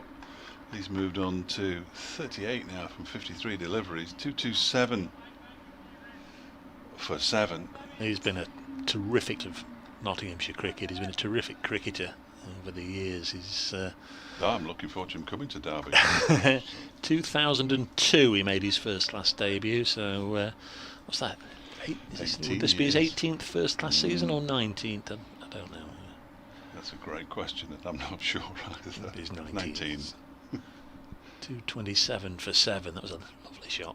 Connors in again and again. He goes back up high onto his toes and forces the ball square on the offside. A despairing dive by Matt Critchley, and they get through for 2 more. The throw's a strong one from out in the deep. Important contributions, of course, as we've said, from Nash and Hamid. Whatever knots get, they certainly laid the platform, although there was an almighty clatter after they'd both gone. But since then, this has been by far the most outstanding contribution. He does look in good touch. I know that's putting the old kibosh on him, but he really does. 2 slips, a gully, point. Connors is in, and again he thrashes this one out to the cover boundary for 4 more. And if anything, that was more impressive than the previous one. Yeah, 4-2-4. Thank you. So 10 off the first balls of this Connors over. 1 for 68 off 14 overs and 3 balls. A little on the expensive side. You've got a message from Rach. You can tell Derby to keep their hands off our Samit, Dave Fletcher. He bleeds green and gold. Yeah. It's only when he's forced out, that's all I'm thinking. Yeah. There's always a home for him at Derby. Prime the chief executive with a bid immediately. Of course, round about now, the old 100 or the 100 should have been taking place. Wash your mouth out, Bracegirdle. Yes, I know, but it should have been. And funnily enough, Samit wasn't picked up. He, for many years, he would have been one of the leading all-rounders in the country to have gone in the auction. Connors in and bowls, and he drives this up to mid-on, straight to mid-on, where it's fielded by Lewis Rees, well parried by him and preventing a run from being taken. Yeah, one of the great sadnesses that the 100 isn't taking place this season. What a waste of time that is. As it disenfranchises half of the cricket supporting public of England and Wales. Here's Connors again, just an opinion, you understand. 233 for 7. Connors in and bowls short, and it's clubbed, absolutely clubbed up towards mid-on, and Lewis Rees tumbles, trying to stop it, but can't get there, can't prevent the single from being taken. He took a lot of pace off it, actually, and it really was hit hard. And Samit Patel looks in the mood. He moves on to 45, 234 for 7. It brings Joey Everson on to strike, but unfortunately for Derbyshire, only for 1 delivery. All these years wasted in the middle and top order, Samit. Number 8, that's the place to bat, lad. Yeah, go out there with a bit of a licence to thrash. But he's not slogging. No. There's no hint of a slog. Connors is in, bowls, and it looks like a different game altogether as the ball swings and moves away from Everson and into the hands of Harvey Hussain. End of the over though, so Samit Patel will be on strike. He's on 45, Everson's got 6. 234 for 7 now. Yeah. A little bit of cut and thrust. Derbyshire very much had things their own way. large chunks of the cricket between lunch and tea, but Patel and Everson have now added 42. Made them in good time from just 37 balls.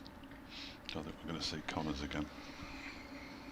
Lewis Rees is down the far end, so too Aitchison. Is it going to be Aitchison? Yeah, I was going think to say so. Neither of them have got the cap on, have they? So it's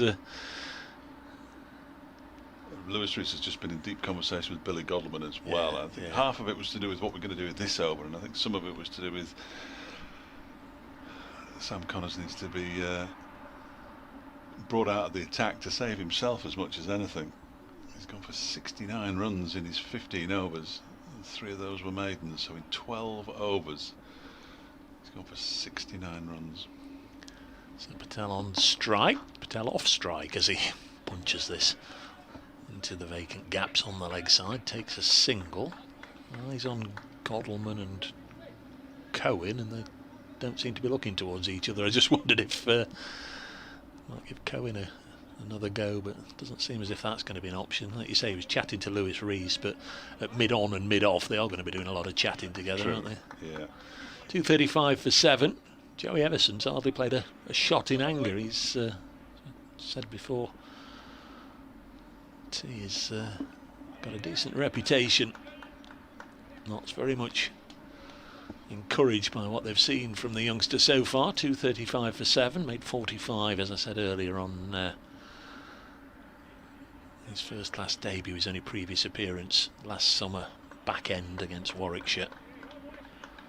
It was the penultimate round of matches. He didn't go to the Oval to play against Surrey because he had an England under-19 appointment, or had to get ready for the tour or something. All that one's just taken a bobble in front of a gully fielder. Is Good, that yes.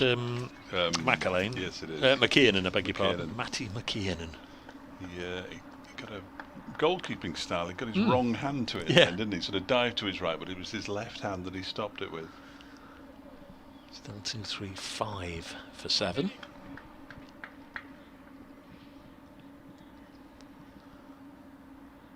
Next ball sees Everson leave it alone. Board says that Derbyshire are +1 on their over 8. It's a pretty decent effort considering they had mainly all the seamers and a couple of overs from Matt Critchley, didn't we? But Work that out. I've never understood how to work it out. Anyway, no. David Lester says he was being coached at the county ground in 1973 or 1974 and faced a recovering from injury Alan Ward. 35 for 7. So pushed into the offside, no run. The best kind of Alan Ward to face, I would have thought.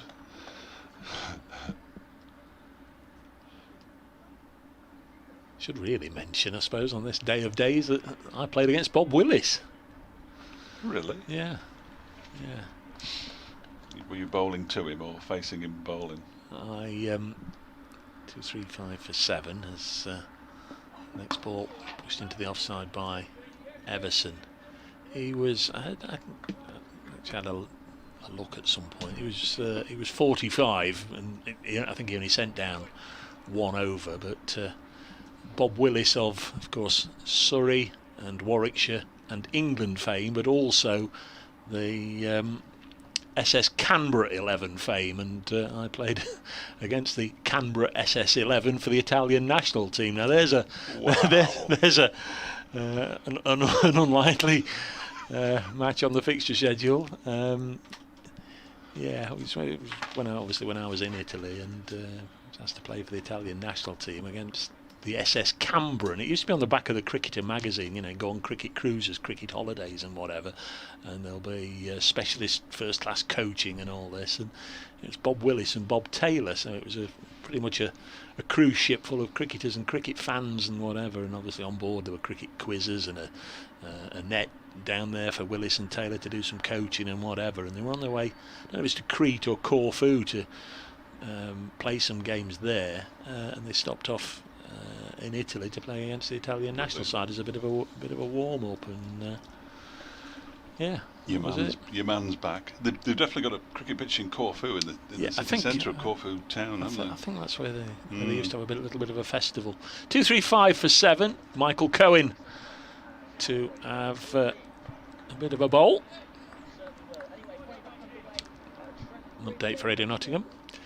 Yes, we are. We've been going for a couple of overs now. Nottinghamshire 235 for 7, and you join me just as Samit Patel reaches his 50. I don't want to put the kiss of death on Samit Patel, but my word, he's playing with a freedom that we've not really seen from him over the last year or so. He's come out at number 8. He's perhaps a little bit miffed at that being so low in the order. My word, he's playing well. He's just reached his 50 from 59 balls. Had a little bit of a look at the start, but since they've been back after the rain delay, it's just literally been a procession of Samit Patel 4s and 2s, and he's been counting nicely, taking the singles from the last ball of the over. He really does looking good, Nick. He's raced to 50. Joey Everson is on 6. They put 47 on since the rain delay. 239 for 7 knots.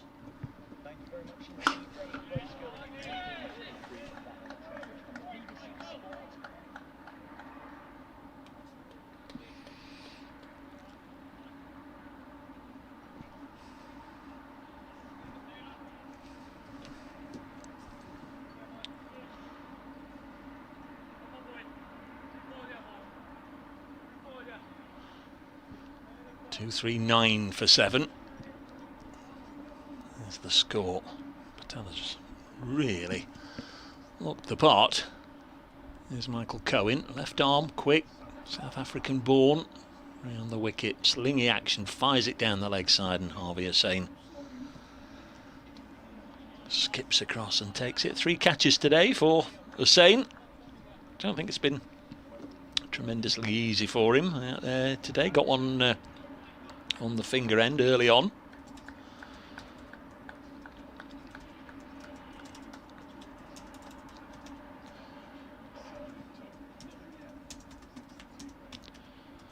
There's Cohen, bowls. Another boundary for Patel. Stand and deliver stuff. Glorious. Really, really nice shot through the offside. Michael Cohen just erring a little bit ball wide, and Patel all over it. 50 partnership from 47 balls, and 38 of them to Samit Patel.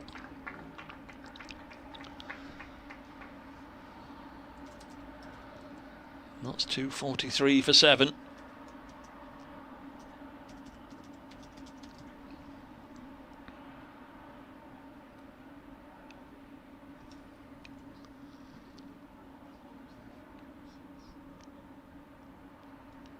Son, thankfully, is back with us in Nottingham.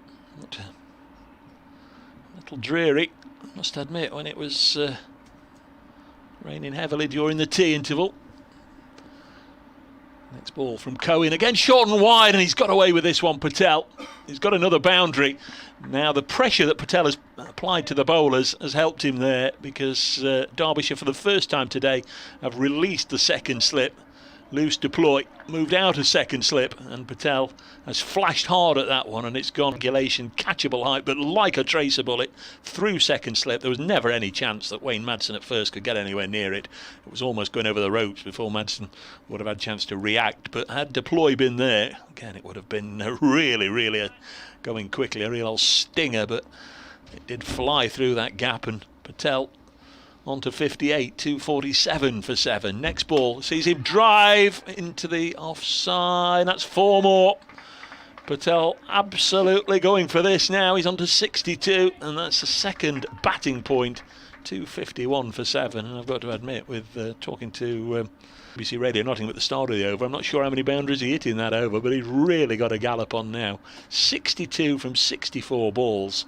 Samit Patel, as Dave comes back from updating BBC Radio Derby, and he had a little bit of luck, Dave. I know you've been walking between your broadcasting room and this one. I don't know if you saw the one that he applied the pressure initially to Derbyshire. They took out the second slip, and then, lo and behold, it's flashed straight through that area. It would have been going like a shell, but you get those breaks, don't you? Well, you do, and he's reaped the rewards for some aggressive batting, hasn't he? And they take the slip out to try and defend somewhere else as Aitchison continues from the pavilion end, and there's a play and a miss from Everson. It really does look like 2 different games out there at the moment. To be fair, Joey Everson doesn't have to play shots like that, doesn't have to chase the bowling. He has to stay there. Yeah.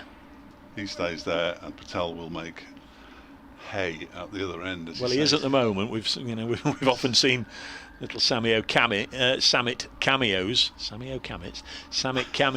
but when he does go on, it's a sight to behold. Aitchison balls, that's down the leg side, taken by Harvey Hussain. Perhaps got it somewhere. Samit's record against Derbyshire, So it'll be good. I don't know, against Yorkshire it's a shocker. I think he's only had 2 pairs in his entire career, and they're both against Yorkshire at Headingley. There's some counties absolutely dread. He's always full of runs against Somerset. He's got more runs at Taunton than any other Notts player, I think. Aitchison bowls and Everson drives very pleasantly to a wide mid-off. Billy Godleman affects the tumbling dive.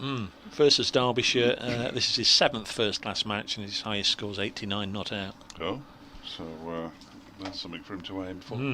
This is his 98th first-class match at Trent Bridge, so Notts are scheduled to have 2 more here, Yorkshire next week, and then in September Durham. So if he does play in both of those, that would be that's quite a milestone, I guess. 100 first-class matches at one ground.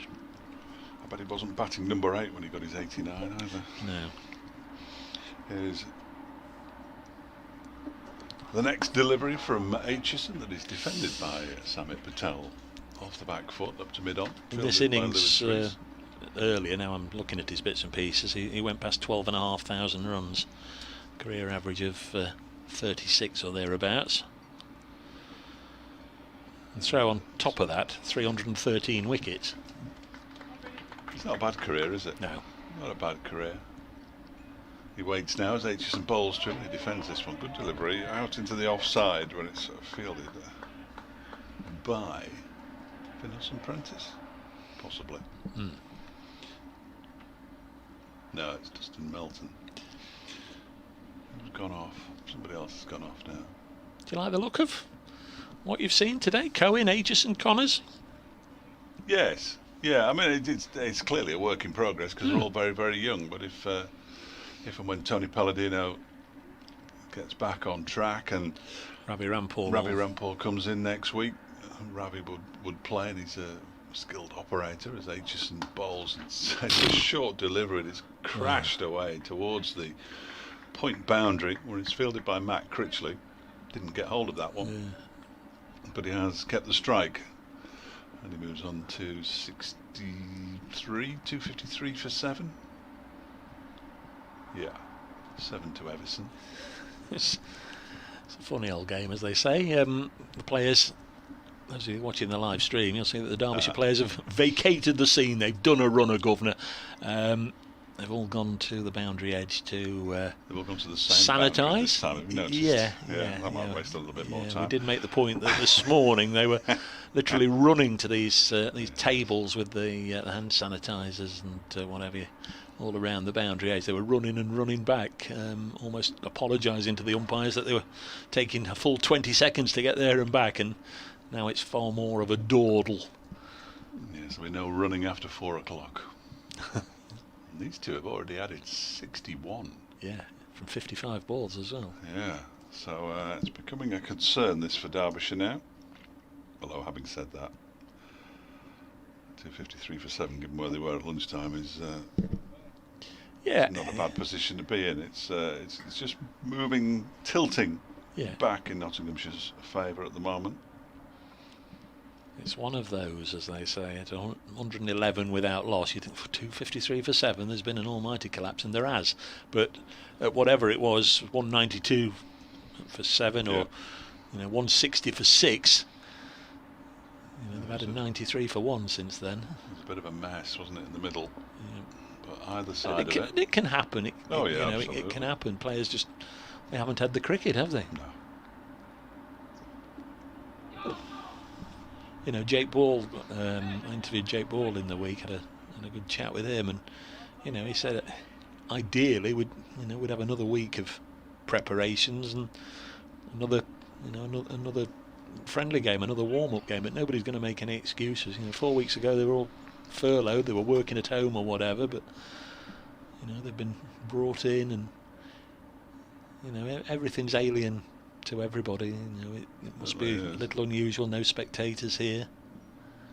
First delivery of Cohen's new over was played out and missed by Samit Patel. The second one is defended by him up to Billy Godleman at mid-off. Oh no, it's a fantastic effort by these players to be out there playing the standard of cricket they are playing, given the amount of preparation they've had. Spoke to a couple of players during the course of the second pre-season, and they were all in agreement, the players I spoke to, that all the work that they did, in November and December and January and February, and then some went abroad, all that's gone out the window. Doesn't count for anything given the layoff. And they were just as keen to get back out there and play as we are to watch them. As Cohen bowls, and it goes off the edge and caught by Wayne Madsen. And Samit Patel becomes Michael Cohen's third wicket on his debut for Derbyshire. It's a terrific innings from Patel, 70 deliveries for his 63, but he's gone, and that was just what Derbyshire needed. The game was just starting, as I said, to tilt towards Nottinghamshire. Fairly comfortable catch in the breadbasket for Wayne Madsen. Went quickly, but took it well, didn't he? 11 fours in his knock of 63. And Cohen, 3 wickets now for Derbyshire. Having not been used in the morning session. Patel out for 63, 70 balls faced, as Dave was just mentioning there, the figures up on the screen. Only batted for 88 minutes either side of that water break. He was 23 not out at tea, a rain delay rather than a water break. He was 23 not out, so he's added 40 in next to no time. 11 boundaries in all, 253 for 8. He didn't bowl until the 39th over. Michael Cohen. That definitely cements his place as the Dave Fletcher victim of the day. As and when we eventually get to the position where we're going to be getting any victims to speak to at the close of play. Jake Ball, the new man. Yeah, a provisional card was drawn up, and Jake was 11 behind Tom Barber. Well, what I've seen and what I know, I was a little surprised to see that, but sanity prevails. Jake Ball is out there for his first knock of 2020. Well battered, Samit. Out for 63, so Asiba Mead still the top scorer, 68. Samit Patel 63. Chris Nash 59. Curious card, isn't it? Those three passing 50, and then a run of low scores between Peter Trigo's 1 and Tom Moore's 15. A 6 for Mullany, 8 for Clark, and 9 for Duckett. 2 left. Cohen's got 3 of them already. Ball has got 2 slips and a gully in place now. As in comes Cohen and bowls, and that's just fended into the onside by Jake Ball. Excuse me, I've got a real frog. Yeah, one or two people saying once again, Brace Gurley is setting quiz questions and not giving the answers. I did mention earlier that Peter Trigo, the 3rd oldest debutant for Notts this century, at 39 years of age, 50 days, and I didn't give the answer. Well, both Gary Keady and Ali Brown, slightly older than Trigo when they made their Nottinghamshire debut. As Cohen bowls, and that one is played without any footwork by Ball out into the offside. But it's fielded there by Dustin Melton, who's still on the field as a substitute fielder. Somebody else I interviewed this week, and I've not seen it in print. I don't know if it ever did see the light of day, but had a chat with somebody who played for both of these counties, and that's Scott Elston. Left Notts, went to Derbyshire, had 3 years at Derby, and 9 years ago today, 1st of August 2011, Scott Elston was making some cricket headlines. Next delivery's a short one. That'll be well. It's gone away for 4 byes. I wonder if it's going to be called a no ball as well. No, just 4 byes by the look of it. Banged in short by Cohen, and it flew over Jake Ball, who's not a short man, and much higher over Harvey Hussain, who isn't short but is shorter than Ball, and raced away to the boundary in front of the pavilion at the far end. So 4 more to the total. 257 for 8 at the end of that over. Cohen's figures now 3 for 43 from 7 overs, so a little expensive, but he's picked up the 3 wickets. It's a very passable Morny Morkel impression there, wasn't it? Banging it in short and seeing it disappear. Yeah, 9 years ago today, Scott Elston on this ground as a fielding sub for England took 2 steepling catches, Suresh Raina and Harbhajan Singh, in a test match, England versus India. Maybe you remember it was the test match where Stuart Broad got a hat-trick as well. Yeah, I was talking to him about that and his memories of that, his memories of playing for Notts against Derbyshire and of playing for Derbyshire against Notts, and always said he was very well treated by the spectators of both, and sends his regards to both. As new over starts, Everson defends against Aitchison, and now he's working in the commercial and marketing department at Edgbaston for Warwickshire, Scotty Elston, and he was of course planning for Edgbaston being a pilot ground this weekend, with spectators being allowed in, but of course since I spoke to him that's all changed, and no spectators in for the Warwickshire Northants game that we were expecting. Nice drive through the offside by Joey Everson, that'll run away for 4 runs. Nice shot from the youngster, finds the boundary, extra cover. 261 for 8 in the 66th over. Presumably will now take up the mantle of the senior batsman, Low Jake Ball. Yep. He's the senior player. He's the man most likely, possibly, so he'll be looking to make as many runs as he can here in the Nottinghamshire course. 261 for 8. Here comes Aitchison in again to Everson, defends this time. Andrew Wallace says, yeah, I remember Scott taking one of those catches in front of us in the Fox Road stand. What a brilliant day. 9 years ago today, that one, Andrew. Tom Holcroft, obviously listening. Best behaviour, Fletcher. Tom Holcroft's listening to us, the gaffer here, the head of communications department. Yeah, the man who lets us in. Yeah, yeah. Thanks. He said, yeah, the Scotty Elston piece will go on the Notts website tomorrow, so you can have a little bit of a read about that. What Scotty's up to now. 261 for 8. Good man, Scott Elston. Didn't as he said in his own words, and again you can read it tomorrow. He was here trying to force his way into a side that he was never going to force his way into, because it was the same piece strong that you players. sent out yesterday? Or Yeah, oh, it is. Oh, yeah, I've got it. All right. Oh, I can read that tonight. When I'm okay. 261 for 8. There's all this thing of the local rivalry, isn't there? Derby, Notts, Derbyshire, and there's just so many players that have played for both. It makes a little bit of sense. And as Everson's pushed at that one, I'm just so thankful that the rivalry in our sport isn't as intense as the rivalry in another sport we can mention. Yes, but perhaps not go there. Yeah. 261 for 8. Although a certain amount of that piece mentions the other sport, doesn't it? I did read. Yeah. Yeah. Next ball. Whoa, and again Joey Everson's thrown the proverbial kitchen sink at that. End of the over, 261 for 8. So Everson and Tom Barber sort of in the mix for this game. Luke Fletcher not available. Bit of a twinge that he picked up in the last of the 2 warm-ups, the Leicestershire game, and I guess Zach Chappell was the other one that was very much in the frame. Well, he wasn't just in the frame; he was in the squad of 12. So Zach Chappell missing out. He's been running on and off with the spare gloves and what have you. So Notts have gone in with probably a 4-pronged seam attack of Ball, Barber, the left-hander, Joey Everson, Peter Trigo, and of course Stephen Mullaney can come in as a 5th. Cohen begins a new over from the Radcliffe Road end. Bowls to Ball, who pushes it out into the offside square. There's no run. The way he's juggling with that ball, that's Matt Critchley who did the fielding. It is. Had this been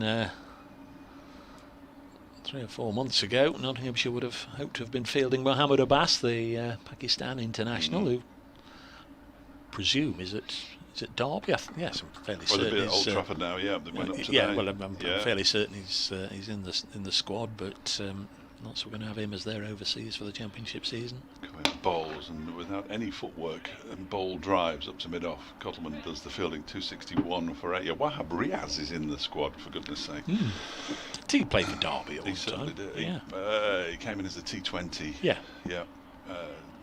3 years ago, possibly. Big tall fella. Quick. he enjoyed going out to bat at number 3 and 4 when he was asked to push the score along. I think he enjoyed that more than anything.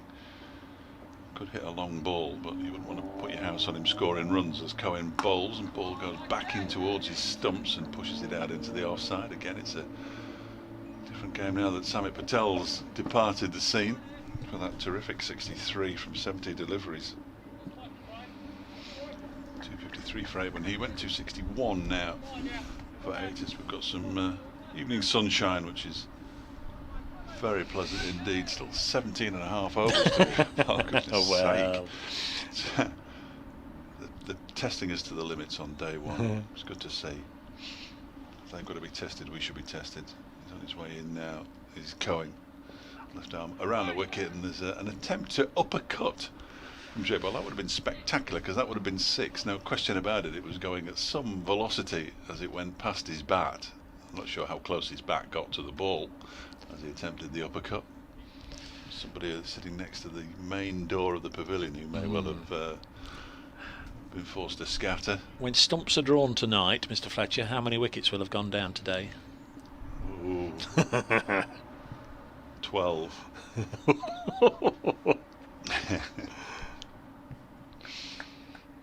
I prefer 10.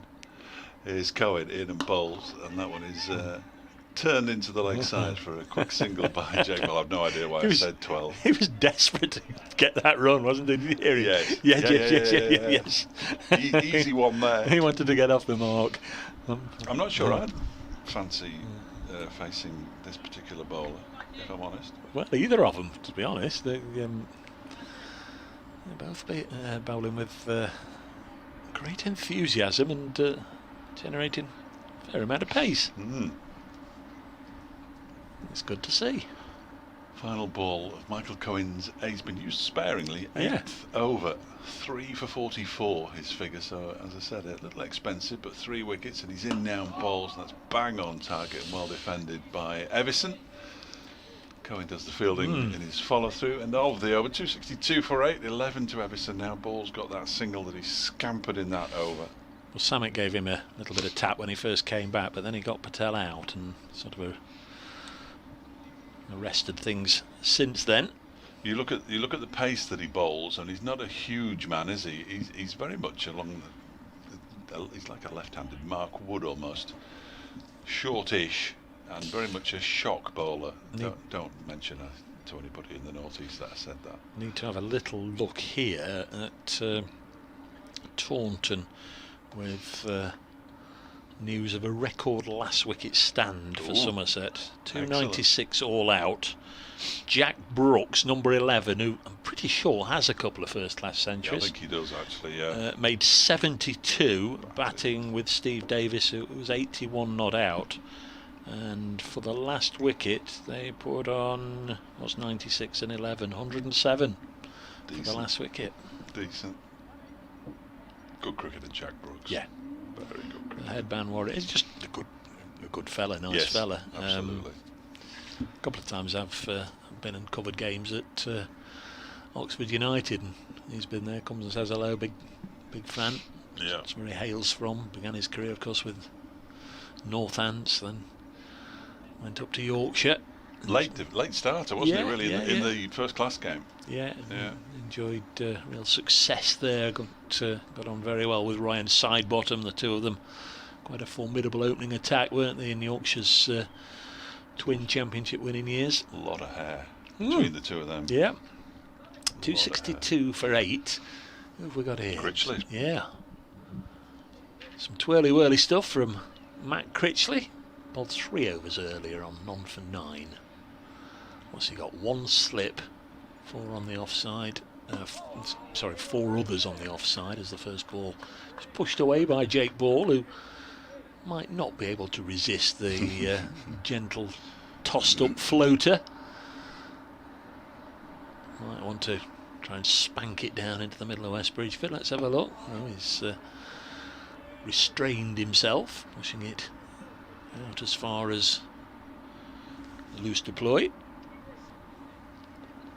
262 for 8. Next ball tossed up, and here comes Jake Ball. He drives it down the ground elegantly. Top order, did you see that? He says. Fabulous shot from Ball. 4 straight down the ground into the boards in front of the pavilion. 266 for 8. Jake Ball under 5. Critchley won't be too disappointed No. to see Ball dancing down the pit. So no, he won't.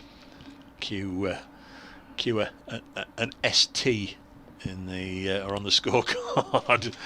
Because he would have been stumped by the proverbial mile as he missed that. He's got 4 in his entire first-class career, Harvey Hussain. This is his 48th match.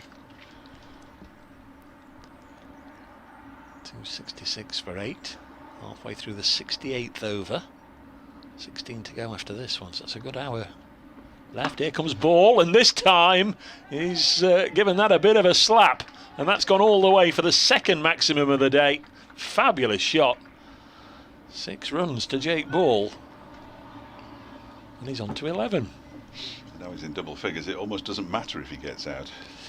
He's hitting in the V, Davey. Yeah. the 4 was along the ground, just to the onside of straight, shot. and Yeah. that was the aerial route, just to the offside of straight. And Max Critchley says, "You sure you want me on, Skip?" He gets hit for 6. Not regularly might be over-egging it, but he's not unfamiliar with being hit for 6, Matt Critchley, as I think most leg spinners. I say one swallow doesn't make a summer. With Jake, it's almost sort of one swallow characterised his season. He had one match against Warwickshire, 49 not out. It's a number of years ago now, where he just kept smacking Jeetan Patel into the stand. Ran out of partners, 49 not out at the end. And that's the only time really he's threatened to get a 50. There's Critchley to bowl to him. He goes again for 6 more. Wow! Now where's that going to land? Top of the Smith Cooper stand. He backed away. Very, very elegant indeed. They're looking towards the upper reaches. There's 1, 2, 3, 4 people. Alex Hughes has got the retrieving. It's well, bounced down a long way. It went higher than that. Yeah. It went higher than that. Well, it's only got to clear the ropes, hasn't it? Yes. So 16 from 3 balls, and Matt Critchley thinking less and less like this was a good idea, Skip. Jake Ball on to 17. 2 6s and a 4. Well, in this over, 2 6s and 2 6s and a 4. Yeah, started it on 1. 278 for 8. Can Notts push 300 now? Ball backs away and very nearly chops on. I thought he had for a second. Close to chopping on. Oh, that was just to keep him on. That's what you used to say in club cricket. Loud enough for the skipper and the bowler to hear. I did that just so they'll keep him on. Not that I'd ever hit anybody for 2 6s and a 4 in 3 balls. No, I don't think I did. Well, I know I didn't. 278 for 8. I don't know if you can, if that's been picked up on the effects microphone. It seems like we're very close to Silverstone. The noise of that throaty exhaust going past the ground. Yeah, I don't know that looked at. Well, we're not far from Donington, are we? But no, I don't think that's it. 278 for 8. Derbyshire 1 wicket away from maximum bowling points. Notts need 22 runs from these last 2 wickets. 22 more runs to get a batting point. Michael Cohen to continue around the wicket to Joey Evison.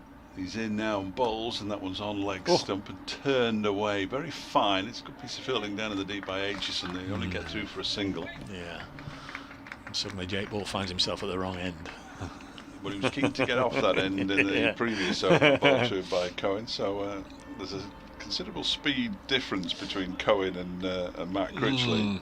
Probably the biggest difference between any of the 2 bowlers that we've seen all day today. Jake probably said none 2 or 4, mate. And yes. And Everson's taking a single first ball. He's thinking that one's going to roll to the boundary. We'll be right. I'll make the effort. I'll make the effort. How will he cope now? 2 slips, a gully, a point, backward point rather. As Cohen is in and bowls to ball, who again doesn't use much footwork and wanted a single. They sort of thought about it. Everson thought more about it than Ball, and Ball's turned it down. So fair play to him. I don't think there was a single there. I think they are racing this weekend at Donington. Are they? I think the British touring cars are there. I don't think that was one of them. No, absolutely not.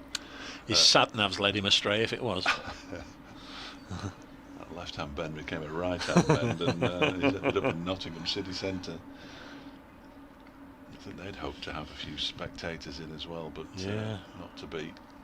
As Cohen bowls, goes back into his crease, slams his bat down on the ball, thinks about a single that clearly isn't there. And it's as you were. 279 for 8.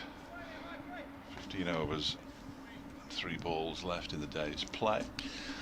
6 o'clock, we should be saying thank you and I should be speak to you tomorrow. I should be speaking to Michael Cohen in 10 minutes' time. You might be saying that in an hour. It's been organised for me by Derbyshire, I believe. Here he goes again, the South African around the wicket and bowls, and the ball jabs it backward of square on the offside. Doesn't look half as comfortable against Cohen as he does against Critchley. He's just asked the umpire. It's quite like ball. How many balls left? I was very disappointed to discover there were 2. I think he knew. If there's any cricket ground in the country that you don't really have to keep asking the umpire, the scoreboard here replicates that one just about, doesn't it? Yeah. Oh no, the scoreboard is magnificent. Here is Cohen again in ball.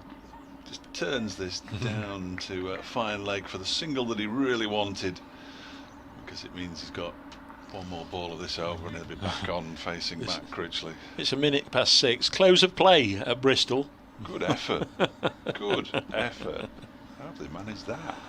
Gloucestershire 246 for 8 against Worcestershire. They've not been sanitising their hands properly there, have they? Can't have been. Cohen turns at the top of his mark. He runs away from us, and then aborts. And Everson at the far end just stands there, ready to face, but no ball was forthcoming. He's had a pretty decent first day, whatever happens now, Michael Cohen, in Derbyshire colours. I mean, he didn't do anything wrong in the morning session because he didn't get the opportunity, and it's always nice to get your first wicket, fire engine coming down the Loughborough Road towards us. Cohen's on his way in again, bowls, and this one is, gets right through everything.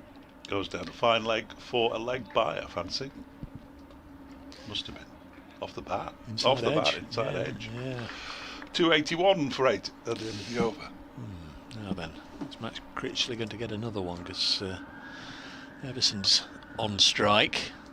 We've got a meeting of the Derbyshire hierarchy. Yeah, Critchley's got the ball, but again Lewis Rees and Billy Godalman involved in a little bit of a powwow where the fielders should be dispatched to. Everson 13, ball 18, added 28 from 27 balls for this 9th wicket.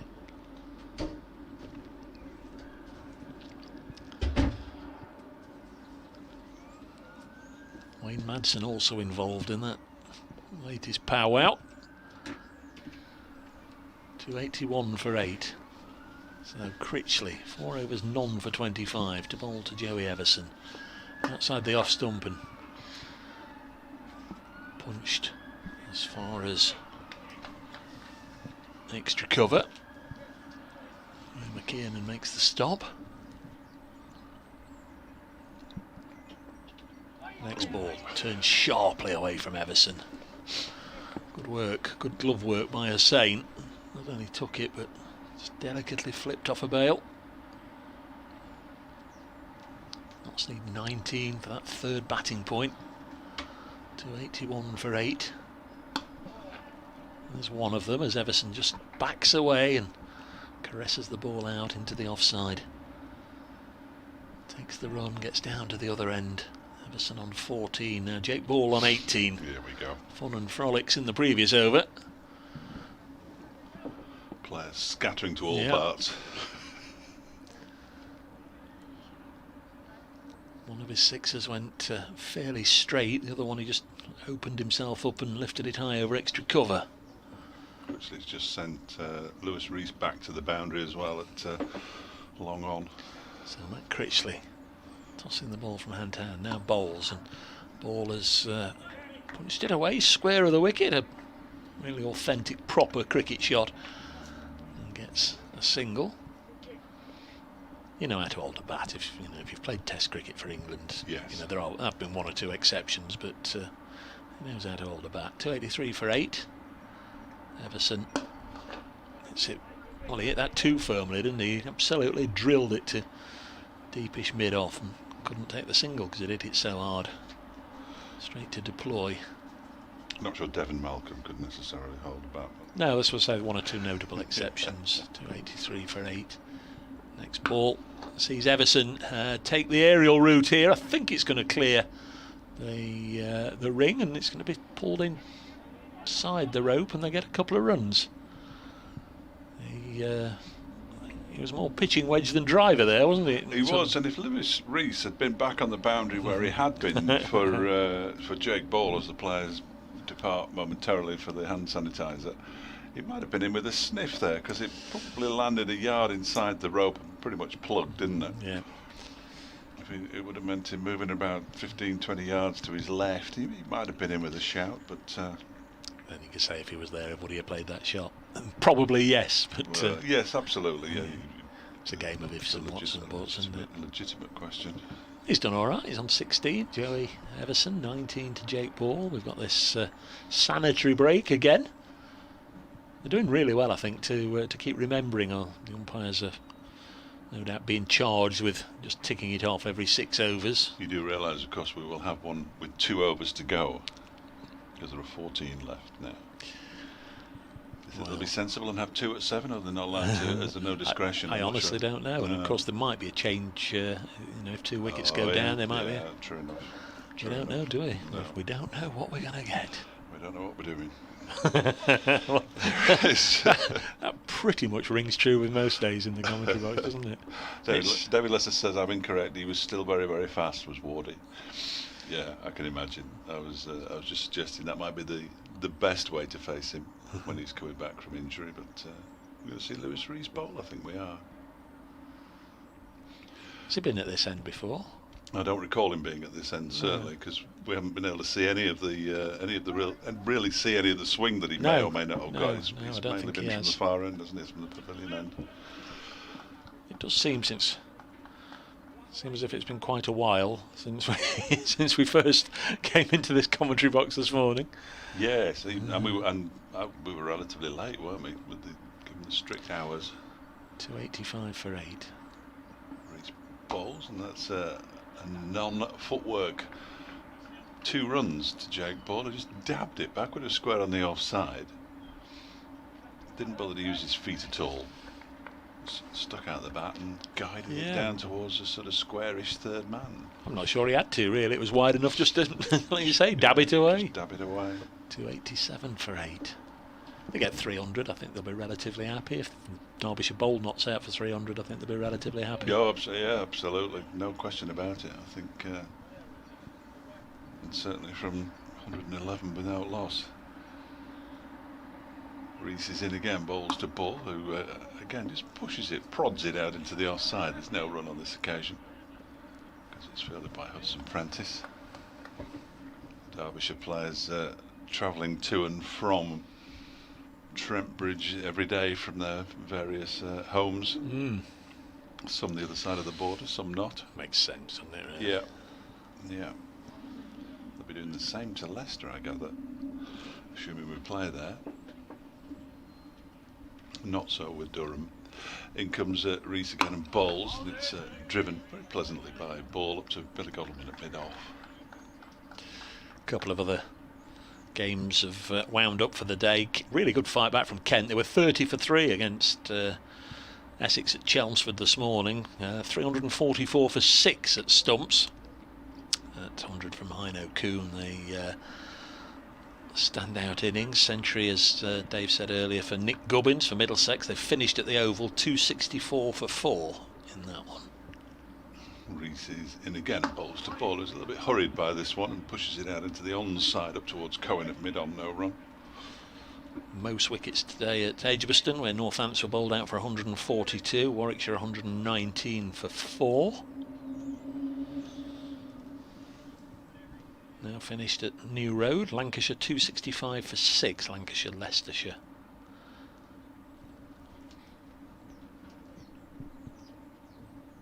There's Reese again. In bowls, it's driven very straight. It's a good stop by Lewis Reese in his follow through, because that one almost certainly would have gone past Michael Cohen. It was so straight. Again, there's no run. Mustn't forget the ODI. Ireland 212 for 9, 68 from the man Camphor, who got the runs the other day for England. Adil Rashid with 3 wickets, the leading wicket taker. England just started, but they've already lost Jason Roy for a duck. Reese again bowls, and that's a slash at that one. Does Jake Ball. The practice shot he played after it was far more stylish. Very stylish indeed. But it went through to Harvey Hussain. There's no run. Ended the over 287 for 8. 13 overs to go. Everson's got 16. Ball's got 21. And already these two, where is it? There it is, 34. These two have had it already. Very useful lower order runs for Nottinghamshire. And very pesky as far as Derbyshire are concerned, I'm sure. Good word. Good word, pesky. See, there's another regulation that I wasn't aware of, that it's a minimum of 90 overs. Oh, yeah. Oh, that's fiercely hit by Everson. I think he's only probably going to get 1. Really drilled it out into the offside. I mean, a minimum. You know, if you can get more in, then you can get more in, can't you? Yes, I just thought we'd get to 90 and stop, because they bowled 91 overs in the game at Bristol. 4 stumps. 288 for 8. Critchley bowls. Oh, that's beautifully played by Ball. Away onto the leg side this time for 4 runs. Down on one knee, Slog sweeps it away for 4. He's the complete 360-degree player. Yeah. If he got that uppercut, he'd been laughing, wouldn't he? This time yet. 292 for 8. 25 from 26 balls for Jake Ball. Sure what he did with the bat last summer. 67 runs, highest score 15 at an average of 11. And he's got hold of that one now, and cries of catch it in the deep, but it just falls in front of the fielder out on the ropes in front of the Smith-Cooper stand. Went a little way into the air. Who's that? Melton. Right. Yeah. 293 for 8, so Ball on to 26. Like I say, hold of last summer, and Jake Ball, high score of 15. He's been working on his batting through the winter, we can deduce. Right, he's been doing a lot of that in the mirror in lockdown. Ball was defended. Next one sees Joey Everson again work it into the offside. He'll take another single. I would imagine Jake Ball and 1 or 2 others would have been most delighted, or the favourite bit about the lockdown was when they opened the golf courses, and sort of towards the, once the curve had started to be flattened a little bit. I think one of the first things was to open the golf courses. Well, he's a very keen golfer, and I think him and Luke Fletcher and Alex Hales went and had a day or 2.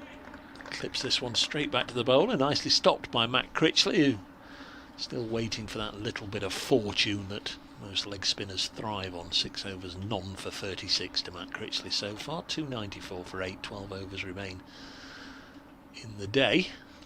Can't have a second new ball if Notts are still batting after 80. That's another thing. I don't know if we've mentioned that today. The new ball has been put back to 90 overs.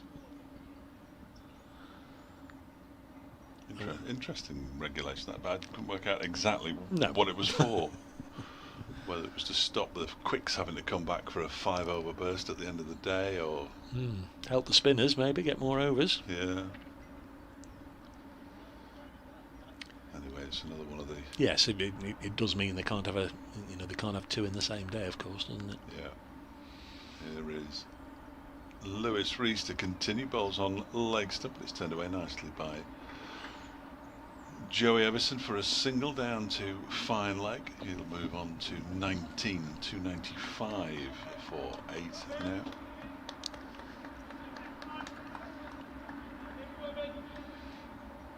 Godwin polishing the ball furiously on his trousers, trying to get some life into it. I'm sure the old throat will feel it in the morning. First day sort of back talking all day. Sometimes it does take a while to get back into the swing of things. Weeks in lockdown without talking to anybody. Yeah. This one is pushed out into the offside by ball. Yeah, me the same. Me on social media, the missus on social media. Nobody speaking, yeah. 295 for 8. I was at a walk on a Wednesday and a Saturday. Had a bit of a long walk round, ending up at Newark Market. These bowls that's driven out into the offside to extra cover.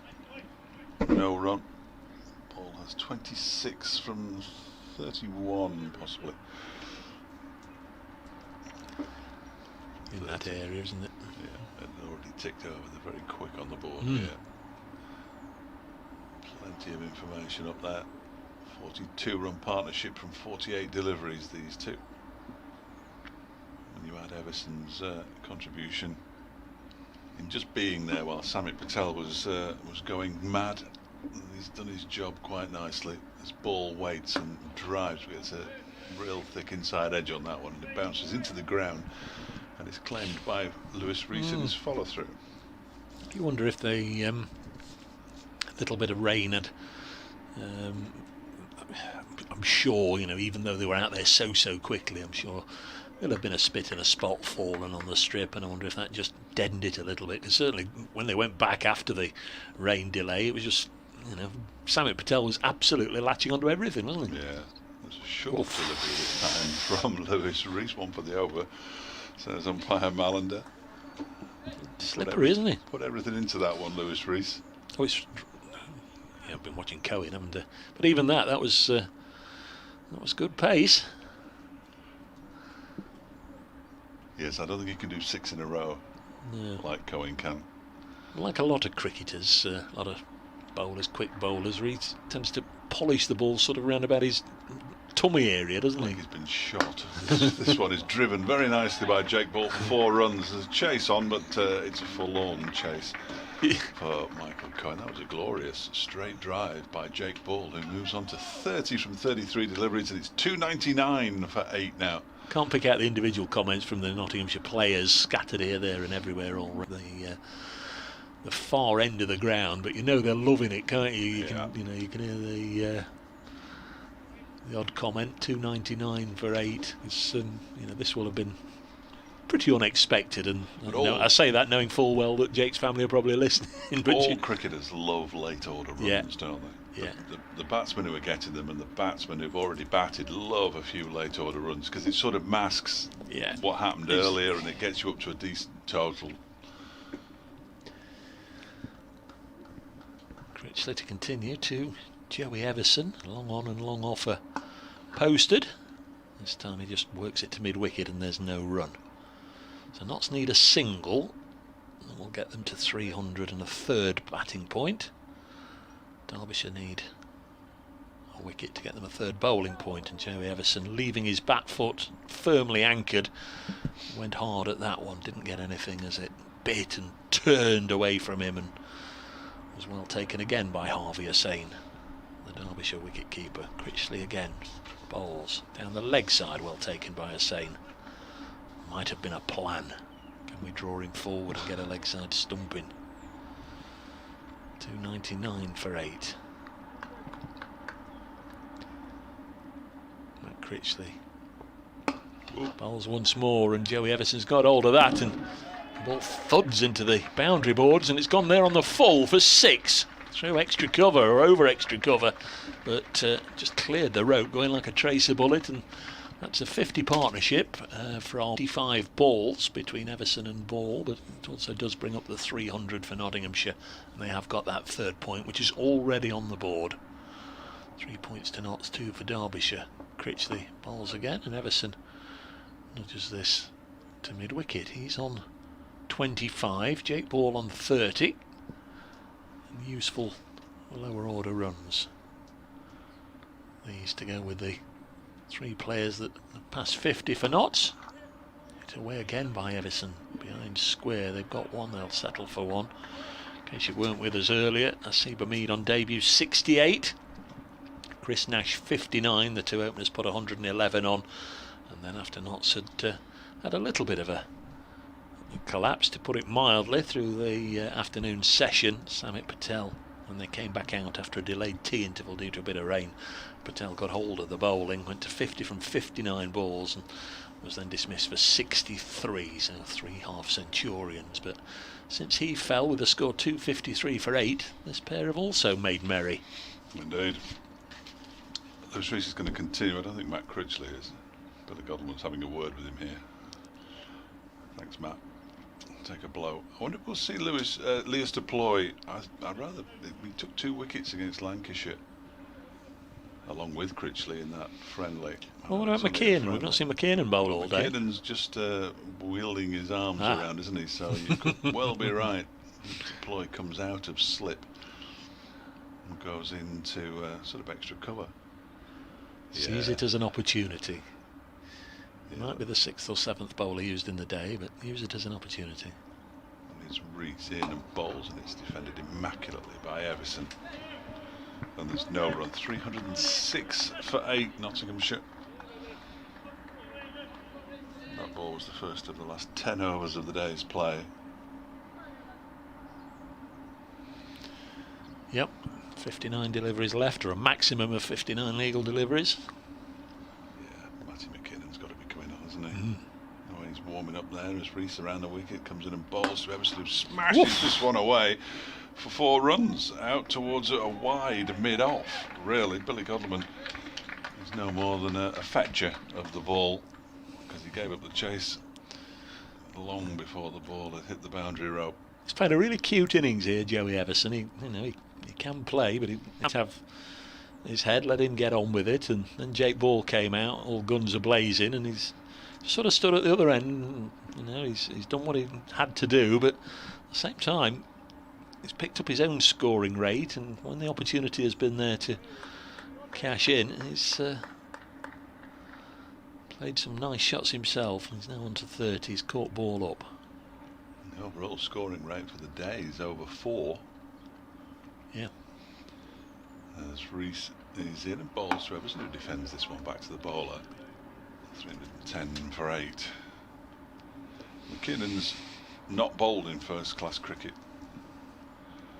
Played the 1 game at the end of last season, but didn't bowl at all. I think he only made about 7 runs as well in the 2 innings.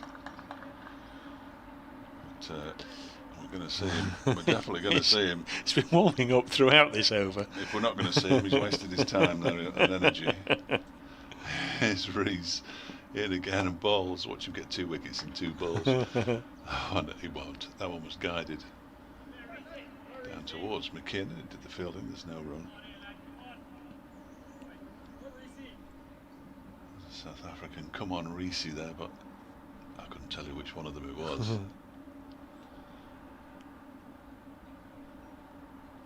Cohen's at mid-on. Yeah, I suspect it was him. There is Rees in and bowls. That one is slapped down to the ground. That may well have gone all the way for 6. It has. Blimey, that was a big hit. Just leant back and then put everything into the swing and smashed it over the long off boundary for 6. He's moved on to 36, 16 for 8. What's going on?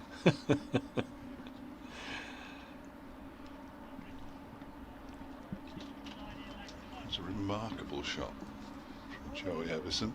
Well, It was 209 for 7 at tee. So this is, we've had more runs in this session already. In fact, no, we haven't. We had 109 in the first session, 100 in the second, but we've already had 107, so we're 2 runs away. This delivery then, you should have just waited at one delivery there, Dave. Breeze balls, and that one just nips back and gets in a bit of a tangle, but no damage done. And McKinnon has already removed his cap. He's already had the nod.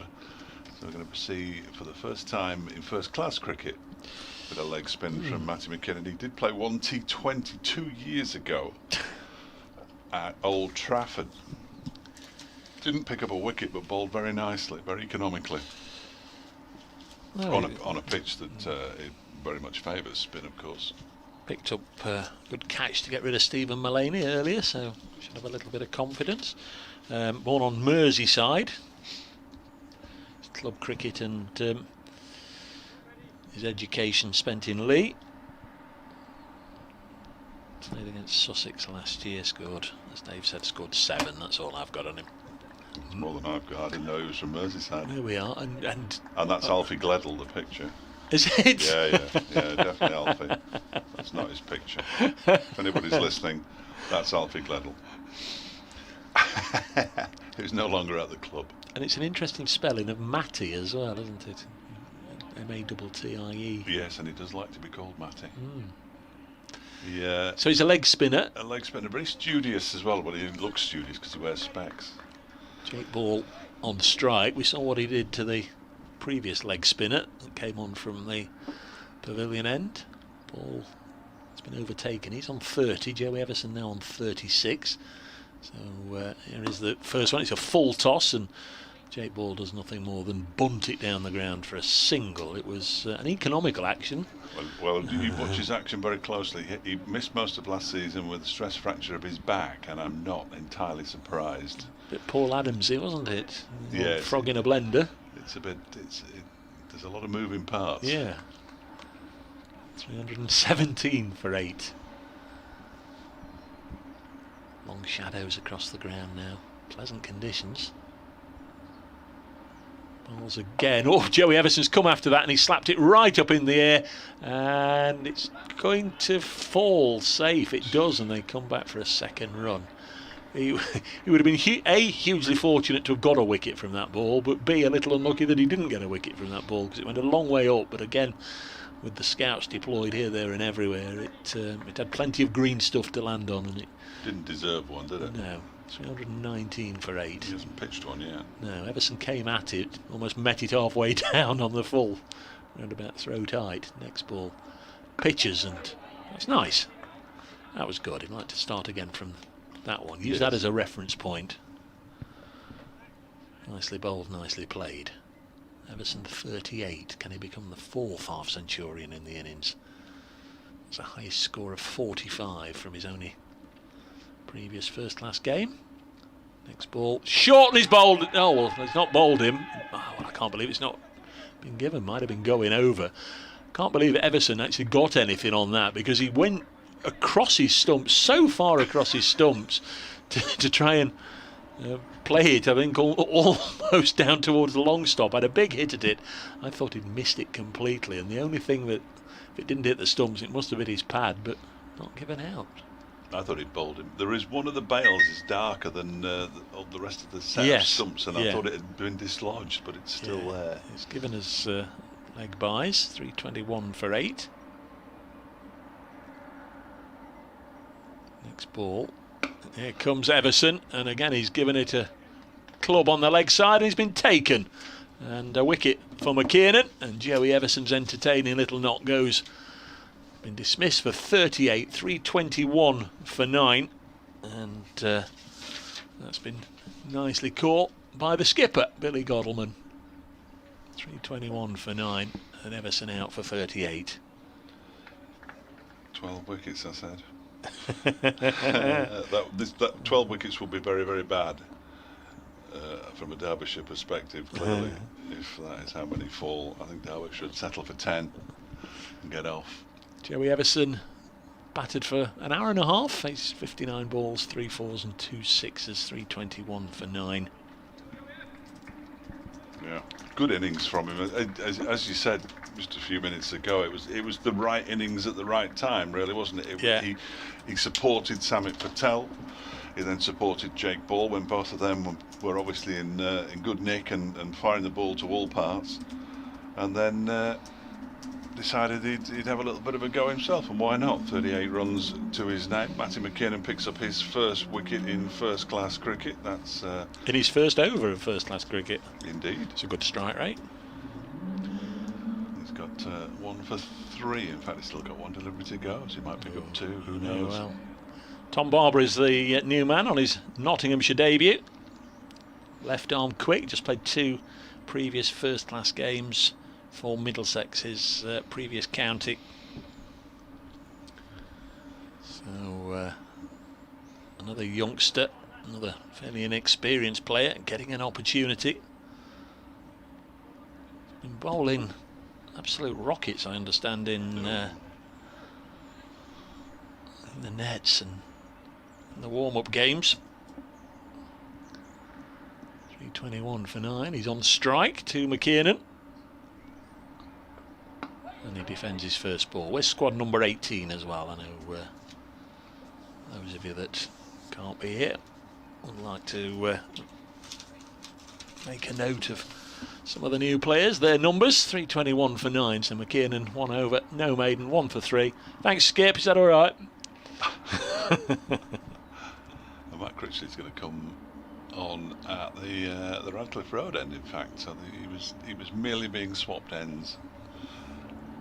Now they've got Jake Ball on strike again with the leg side boundary, the shorter of the 2. This could get very messy, or it could be over. Billy Godleman, a bittersweet catch for him, I think, because it brings him closer to having to battle to bat for just a few overs towards the end of the day. 7 overs, 0 for 43 at the moment, Matt Critchley. So going on his average of 49 and a bit, he's due a wicket soon. He's going to have the 1 slip in place as per for the leg spinner. Lewis Rees has come out of mid-off. He's going into extra cover. Matty McKiernan walking around like a man who's just taken his first-class wicket. At it's a sort of extra cover. There's a long off as well down below us. Dustin Melton, the substitute fielder, who I still can't work out who he's on for, and I should be able to by now. Must be Aitchison. In comes Critchley and bowls, and that one is off a thickish outside edge down towards a third man. Lewis Rees is giving chase, and Lewis Rees gets there. He pulls the ball back. Wayne Madsen's gone to help him out. He hurls the ball back in. And they get through for 3 runs. Ball moves on to 34, 324 for 9. Yeah, it's interesting because Jake Ball will now once again assume the role of senior batsman out there, senior player, and might just flop round a little bit. He might just try and take charge. And the slaughtering of leg spinners in chief. He's at the non-strikers end at the moment as this next delivery from Critchley to Barber. This time it's just defended out into the offside. Derbyshire would have 5 overs if a wicket falls this over to bat before the end of the day. Not much to gain there as Critchley is in and bowls back into his crease. After initially going forward, Barber pushes it out into the offside. I've realised as well I'm going to have to write down all the names of the and numbers of the Nottinghamshire players tomorrow. I'll have time. Oh no, I'll have time in the morning to do that. It's a bit hassle this way. All this equipment. I thought you've memorised them already. Well, you know, I haven't even memorised all the Derbyshire ones yet. That latest delivery was just played straight to the ground by Barber. Balls left in this Critchley over. He bowls, and that was a fuller delivery that Barber smothers any potential spin by getting a good stride in. At least with the leg spinners at either end, they will rattle through these final few overs. There we are. We've written them all down. I shall copy that tomorrow. This next one is all a bit messy as the ball trickles away into the leg side. And there is no run. The over comes to an end at 324 for 9. Barber's yet to get off the mark. Jake Ball will be on strike to Matty McKiernan when he bowls his second over. Having picked up a wicket in his first, he just needs somebody to take his cap out to the boundary's edge, because of course the umpires can't touch the anybody's clothing. No, they've all been very good today. 324 for 9. It's only Tom Barber. He was released by Middlesex, came to Trent Bridge, but he hails from Dorset, the south coast there, and I see he's a Bournemouth fan who's been berating the Cherries' end of season and their relegation. I don't think I've come across a Bournemouth fan before, but we've got one at Trent Bridge now in Tom Barber. 324 for 9, and that's where he hails from, the south coast. So Jake Ball on 34. 2 6s and a 4, and you'll have a maiden half century, Jake, but he misses out on the first one. I think he was going for that. He wants to get there in 3 balls. I think he was going for that improvised leg side slog sweep. Then the fielders on the leg side, by the way, shielding their eyes from the sun. It must be very low away to our right. They're all frantically trying to shield their eyes and try and make out where the ball is. There's McKiernan bowling, and he's bowled. Jake Ball backing away. So there will be 4 overs to go for the Leicestershire the Derbyshire openers, as Ball and Barber trot off. A couple of wickets to McKiernan, 2 for 3. Thanks, Skip.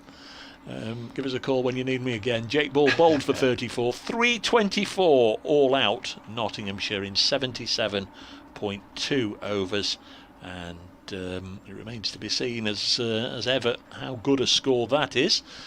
But I think right now, I think both sides will take a little bit from that. Derbyshire might feel that Notts got away a little bit, but again, taking the day in a whole.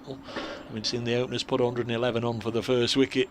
Can we get these out for 324? Will we take that? Probably would, but it's one of those, isn't it? You've just got to go out yourself now and respond in kind. 324 all out. The kind of day, bizarrely, the kind of day it ends up being for either side rather depends on these 4 overs now, doesn't it? Because if they can winkle a couple out here, Nottinghamshire, it puts them right in the box seat. Well, even get one and get a night watchman into attack first thing in the morning. Whereas if Derbyshire could get through these 4 overs without losing a wicket, they'll regard themselves as right in the game, you would say, as they would be. 324 all out. There's saying everything to lose, nothing to gain, really, for Derbyshire, and that's exactly what Nottinghamshire would want the situation to be, because the opening bowlers can come in knowing they've only got to bowl a couple of overs, then they can have a night's rest and then come steaming in again first thing tomorrow morning. So it's been a fascinating first day's play. It's been a terrific first day's play, and we've still got 4 overs left, so quick resume: 109 without loss at the lunch break. Terrific effort from Chris Nash and Hasib Hamid, but Nash went just 2 runs later for 59, leg before wicket to Sam Connors, his only wicket of the innings. Ben Duckett was caught by Lewis Deploy after bowling of Ben Aitchison, his first wicket in first class cricket on his debut for Derbyshire, for 9. Joe Clark was caught by Harvey Hussain off Michael Cohen when he was finally introduced after 39 overs for 8. Hasib Hamid, leg before wicket to Lewis Rees for 68. Stephen Mullaney went a couple of deliveries later, caught well by Matty McKiernan gully, low down to his left off the bowling of Lewis Rees for 6. Peter Trago made 1 before he was caught by Harvey Hussain off the bowling of Cohen. Tom Moores was Finn Hudson-Prentice's only victim today, also caught by Harvey Hussain for 15. 209 for 7 at tea then, so Derbyshire very much having the better of the afternoon session. Well, there's definitely Nottinghamshire's session in the morning, and it will almost certainly be regarded as Nottingham's final session as well. Slightly truncated. We lost 6 overs due to rain. Samit Patel batted beautifully for his 63. Got to his half century off 59 balls with 8 fours. Caught by Wayne Madsen off the bowling of Michael Cohen, who ended up with 3, and then Joey Everson and Jake Ball falling in successive overs to Matty McKiernan, his first 2 wickets in first class cricket in his first 2 overs in first-class cricket. Everton making 38 ball, 34 Tom Barber, not out naught. Only Matt Critchley didn't get a wicket. It was very enjoyable watching him bowl, particularly when Jake Ball went after him. Michael Cohen 3 for 47, the most successful in terms of wickets. McKiernan, nice little figures there, 2 for 3. Lewis Rees 2 for 45, and then Connors, Aitken and Hudson Prentice each taking 1 wicket apiece. 324 all out. Nottinghamshire, 3 bowling points to Derbyshire, 3 batting points to Nottinghamshire, and a very interesting day it has been. And just make sure it's for public use. Yeah, Debbie Ball, Jake's mum. Yes, of course, Tim and I are watching and listening for obvious reasons. I couldn't move to message you until now. Keep well. Hope to see you soon, Debs. Yeah, thanks very much to Debbie. Well battered to Jake, and I think you used the word frustrating. It was just getting a little bit in that direction for Derbyshire, wasn't it? As as we said, Joey Everson played a nice innings around Samit Patel and Jake Ball, but there were some big shots played by all 3 of them, and the runs really came at quite an alarming rate, as Notts from that tea break, 209 for 7, quickly got up to 300 or so, and I think the positive brand of cricket that they play when they're playing well, the supporters enjoy. But last year the collapse that we saw today was all too familiar, and there wasn't a tail end wag to sort of give them something to hang on.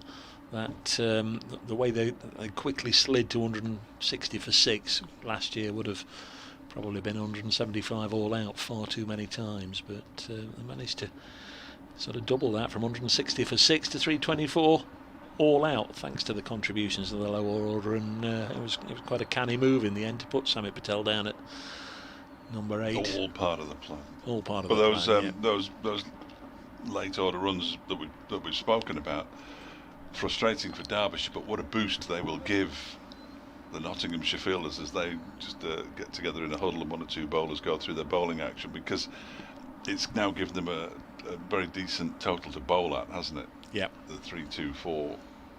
So they'll be looking to press home their advantage in the 4 overs that we have. Billy Godleman and Lewis Rees. It's interesting that the 2 bowlers out there, and I'm sure Notts will only use 2 bowlers, are Jake Ball and Peter Trigo. And Trigo does give it a little bit of a wobble.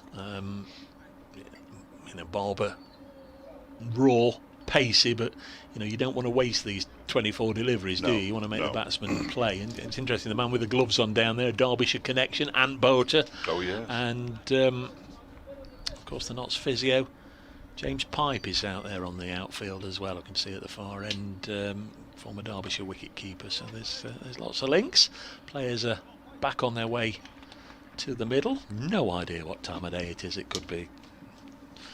It could be 8 o'clock, it could be midnight, quarter to 7. You said 7 o'clock this morning, didn't you? We're done for 7. Always 7 o'clock. I won't be done, but we'll be finished watching cricket. And the work starts. No, not really. Quick chat with Michael Cohen, and job's a good one. So this is where you say, Derby will be 2 down, and Derbyshire will be 2 down at stumps, and where I say, the openers will be.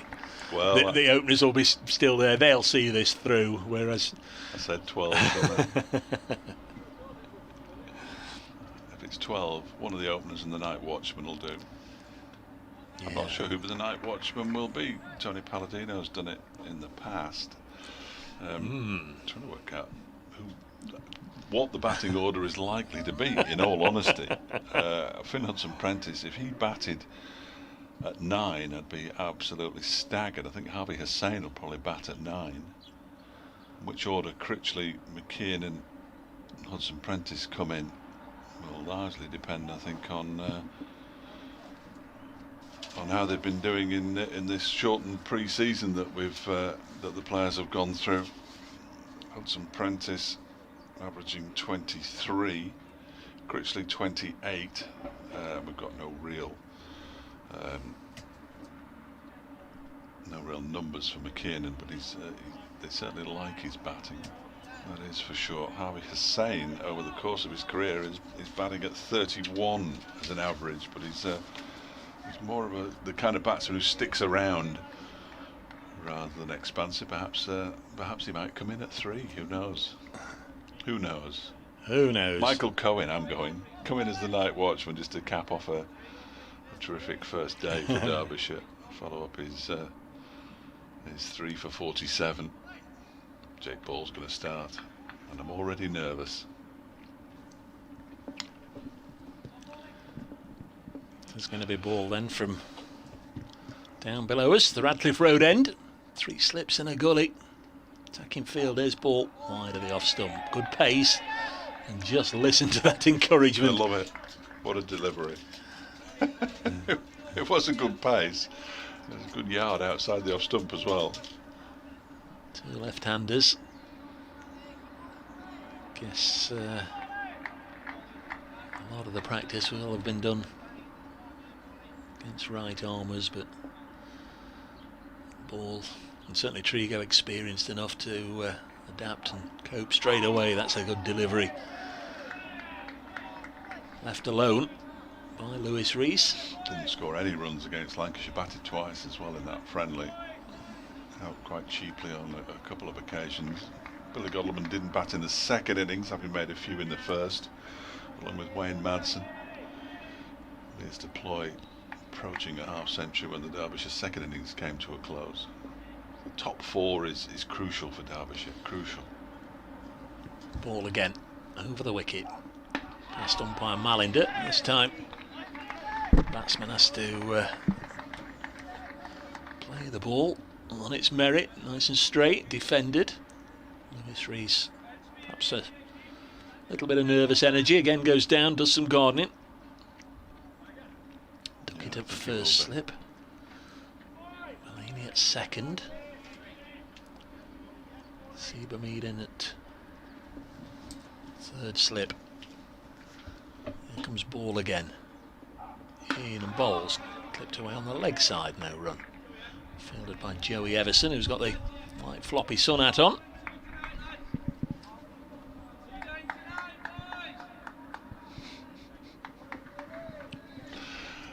Nothing better than a very loud fielding side, is there?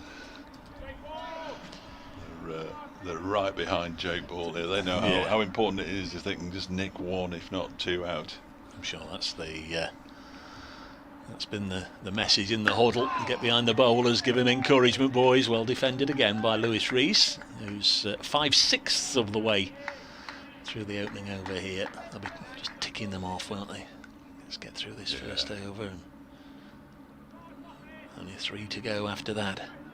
Godleman will almost certainly fiddle at 2, I reckon, in the next over. He does like to fiddle. There's Jake Paul again. Nice bounding athletic approach. End of the over, wideish delivery to finish with. And they run quickly round. And unless things have changed in the last minute or 2, it will be Peter Trigo to bowl for Nottinghamshire for the first time. Former Somerset man, made just 1 earlier. Something that's never happened before is happening as we speak, and you'll never guess what it is, so I will tell you. My daughter's listening. I don't think that's ever happened before. She's just messaged me. She's down in Southampton, I think, with her boyfriend down at his family. She's just messaged me to say that she's listening, so I'll try not to make any mistakes in the last couple of overs. She's had a punt on the close of play score now. No inside information whatsoever. Poor old Peter Trigo there, he's all ready to bowl the first ball to Billy his own Godleman. Sweater all the way to the boundary. It's madness, isn't it? It's madness. Anyway.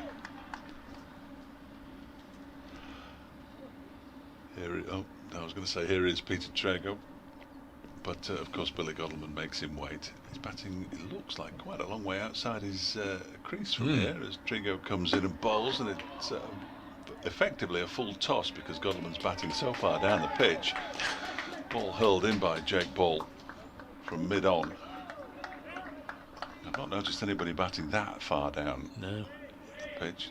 Talking to David Griffin before, he said the angle he was watching the game from through his lens looked like they were all batting a long way to the leg side, but he doesn't normally take pictures from where he's been taking them today. He's got a restricted area he can work in as Trigo comes in and bowls, and Godalming pushes it out into the offside. Nothing nicer than seeing the gold of a shiny new ball glistening, which it is doing now. The shadows are fairly lengthy, aren't they? Oh, hang on. He's somehow managed to incur the wrath of umpire Malinder as Billy Godalming. How's he upset him already? Good effort. I think it's a new record for Godalming, upsetting the umpire after 2 deliveries faced. Well, he's waiting now. Peter Trigo comes in again and balls it and leaves that one very nicely outside the off stump. The one thing I can guarantee that, I should never say guarantee because then the opposite will happen, but he knows where his off stump is, Billy Godalming. He is a decent lever of a ball. Sometimes he plays at balls he shouldn't do, but he's a left-hander, and they all tend to do that. Of course, Notts would welcome the wicket of Lewis Rees, but I think if you gave them a choice, they'd put a high price on getting the wicket of Godalming tonight. Well, he can stick around, and he drives for the first runs and the first boundary beautifully out to the extra cover boundary. That's a very Billy Godalming-like shot as well. Just leant into it. Beautiful timing. The ball raced away to the boundary, away to our left-hand side. Derbyshire are underway, 4 without loss in reply to Nottinghamshire's 324 all out. Nearly masterminded a victory for Derbyshire here on their last visit in a first-class game 3 years ago. Got a century, didn't he? He did. Yeah. Got a ton at Derby in the Royal London match last year. Almost got over that championship game. Almost. Not quite. 2002, the last time Derbyshire won here at Trent Bridge, as Trigo bowls and Godalming turns this down to a fine leg. He's thinking about a second. A second isn't available as Chris Nash comes in off the boundary to do the fielding. Godalming moves on to 5. Derbyshire 5 without loss. It brings Lewis Rees on to face Peter Trigo for the final ball of the second of 4 overs Derbyshire have to face before the close of play here today. We're late because there was a shower. It was a torrential shower, and the ground staff did exceptionally well to get us back out there. An hour and a quarter we were off in total, including tea, as Trigo bowls, and Rees defends it back to the bowler, end of the over. Derbyshire 5 without loss, 2 overs to go. If they can get through this next one, there will be a maximum of 1 down. Yes, yep. Which is, again, another ridiculous rule. Regulation, law, call it what you want. It's just stupid, because you would love to get a batsman in for 4 or 5 deliveries, wouldn't you, in the last over? Indeed, yeah. It makes no sense at all, but then again, cricket often doesn't. I have no idea what it's all about. Never have. I have a funny feeling that in these fledgling guidelines that we've had to the Bob Willis Trophy, that any overs lost can be made up. Can. Yes, I believe so. So should be able to. I suspect then tomorrow we'll be on for 96 Ah. over day, so it could be 8 o'clock finish tomorrow night. Yeah, we may never get away. It's Jake Ball to bowl to Billy Godalming, who did very well there to take his low hand off the bat handle, just to make sure it just didn't pop there, ran it along the ground to gully. Could have taken off and caused him all sorts of trouble. Bit of a fiddly shot, wasn't it? Joe Clark at mid-on, offering some words of wisdom to the bowler. 5 without loss. Another aeroplane just slowly going over the batman board at the far end. Nottinghamshire flag just barely rippling on the flagpole. Ball bowls again. Nice shape to that delivery. Started life outside off stump, just came back a whisker and would have pinned Godalming in front had the big broad bat of the Derbyshire skipper not been in the way. A very enjoyable day. We'll give you the card at close of play. I'll run through that. We'll release Dave. He's got to pick up some important interviews from the but important. Derbyshire man of the day, Michael Cohen, I think you go in after, and Gottleman leaves us alone, just as Fletcher was saying. Really knows where his off stump is, and there's a prime example. I was slightly concerned when he raised his bat there. Ready to hear the tinkle of stumps being dismissed. 9 balls left in the day.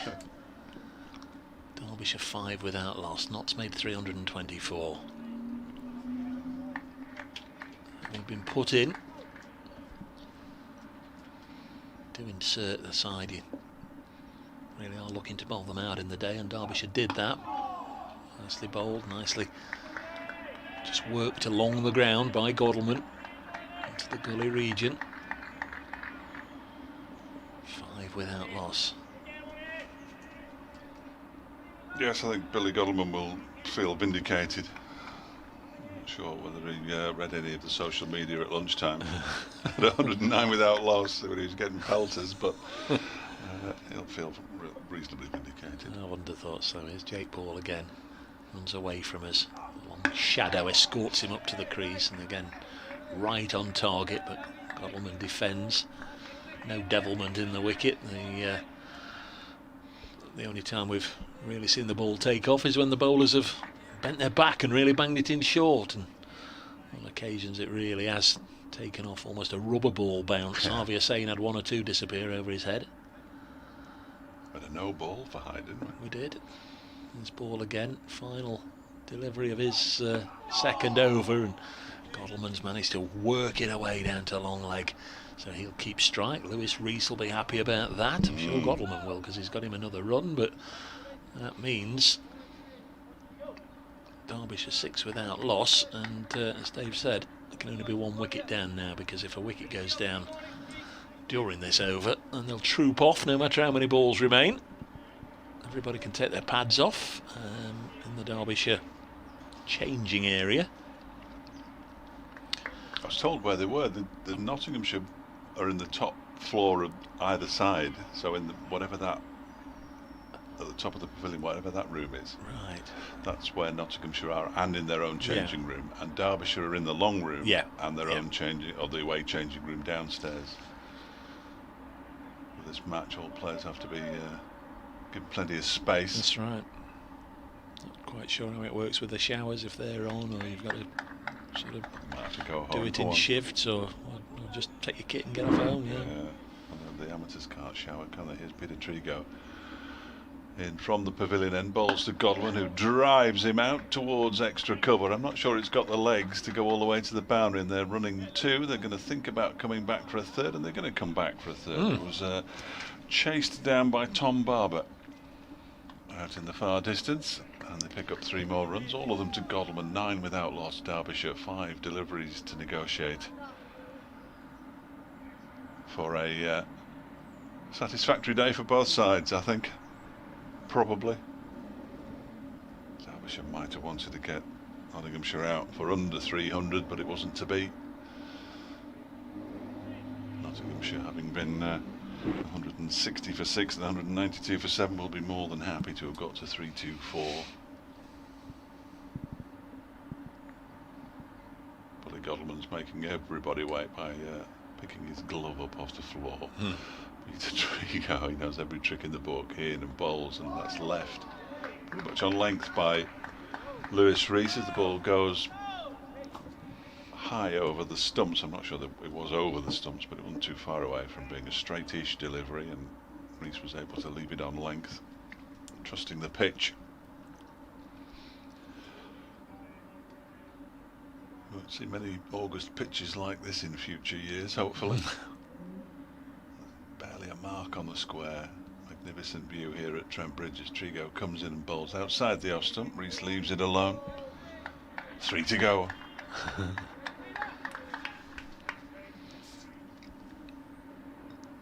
Club cricket, this is where you, I don't know, let's try and do something funky. Let's stick somebody in there under his nose at silly point or short leg, or yeah, crowd the bat. No, don't do that. Do you want to try going round the wicket, mate? Trigo in again. Bowls to Rees, who defends it straight down into the ground. And it comes to rest on the crease. goes Hasib Hamid to do the fielding. Do you want the keeper to stand up to him? Might put him off.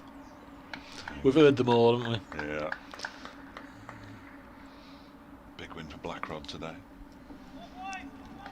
Bolton Association going well in their truncated season. I think they've been playing about 3 weeks now. They didn't bother with the pre-season, just straight into it.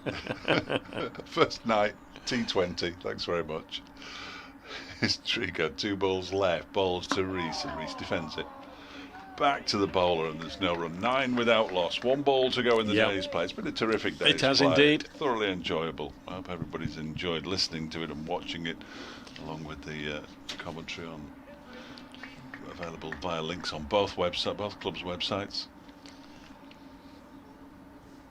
You can watch it all again if you wish, if you've got nothing better to do on a Saturday night. Final delivery of the day then. Trigo is in and bowls outside the off stump. Oohs and ahs, but it was always going past off stump. Lewis Rees leaves it alone, and that's the end of the first day of this game in the Bob Willis Trophy. Or is it the Cup? Trophy, I think. Trophy. Yep. It sounds better. Lewis Rees yet to get off the mark. Billy Godleman has 9. Both have faced 12 deliveries. Derbyshire at 9 without loss. In reply to Nottinghamshire's 324 all out. Yep, I'll tell you how they got that 324 in just a moment. But first of all, thanks very much, Dave. Hope you've enjoyed the day, and you know, obviously in these difficult times, it's not been ideal, but I think we've survived. We've made it. Yeah, we've survived. We've made it as comfortable as we possibly can, and as safe as we possibly can, and we've got off the mark. Day 1 of this truncated season. More from Dave Fletcher tomorrow morning, so I hope you'll join us just before play for that one. But as promised, I'll run through the card. Billy Godleman winning the toss this morning. It's one of those things. If August, I guess, sunny day most years, you'd say, all right, we'll bat sunny day, overhead conditions and what have you. But these are unusual times. Billy Godleman said, no, we want to bowl first. So Nottinghamshire's openers found themselves out there at 11 o'clock. Chris Nash and the debutant Asim Hamid opened for Nottinghamshire. They were still there at lunch. 109 runs on the board. Nash by then had passed his 50. Hamid was just short, but soon afterwards, first over after lunch, Chris Nash fell. He was the first out. LBW Connors 59, 111 for 1. Ben Duckett didn't last long. Caught Deploy bowled Aitchison for 9, edging to slip. That was 124 for 2. Ben Aitchison's maiden first class wicket. Third man out, Joe Clark, caught behind by Harvey Hussain, bowled Michael Cohen for 8. Cohen, quick bowler, not introduced into the attack until after lunch, 39th over of the innings, striking fairly soon after coming on. 147 for 3. Then Lewis Rees, a couple of wickets. Asim Hamid, former Lancashire teammate, got in for 68. LBW. Hamid top scoring on the day on his debut. 159 for 4 when he went, and 2 more wickets fell within the space of 5 deliveries. Stephen Mullaney in the first over, nicking to gully off Rees, caught well by McKiernan. That was 150 for 6. Stephen Mullaney made 6. Peter Trigo, another one on debut, 160 for 6 when he went as well, out for just a single, edging Michael Cohen behind. Another catch to the wicket keeper came from Tom Moores.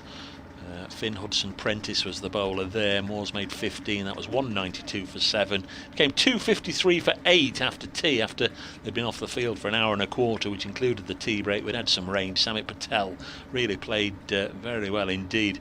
He hoisted the ball onto the leg side, and he went for 63. The bowler was Michael Cohen. And then Joey Everson out for 38 to McKiernan, the leg spinner. Everson made 38, and then the same player got rid of Jake Ball for 34. Tom Barber didn't score. Notts 324 all out. 3 batting bonus points, 3 bowling bonus points for Derbyshire, who finished the day on 9 without loss. That's it from Dave Fletcher, myself, Dave Bracegirdle. Hope you very much enjoyed it indeed, and we'll do it all again tomorrow morning, and we'll be absolutely delighted if you care to join us for day 2 of Nottinghamshire against Derbyshire. From us both, a very good night from Trent Bridge.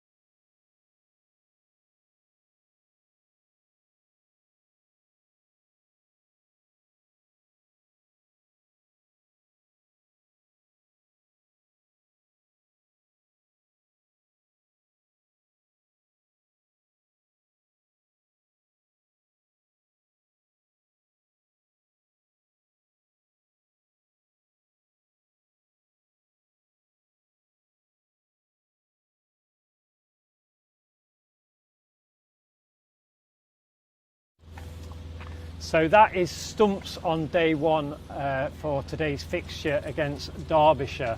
I'm glad to say I'm joined by Hasib Hamid. Has, before we talk about the scores, how nice is it just to return to first class cricket? Yeah, no, obviously it's amazing for me, being my debut for Nottinghamshire. Long awaited as well, so it's been a while since I signed.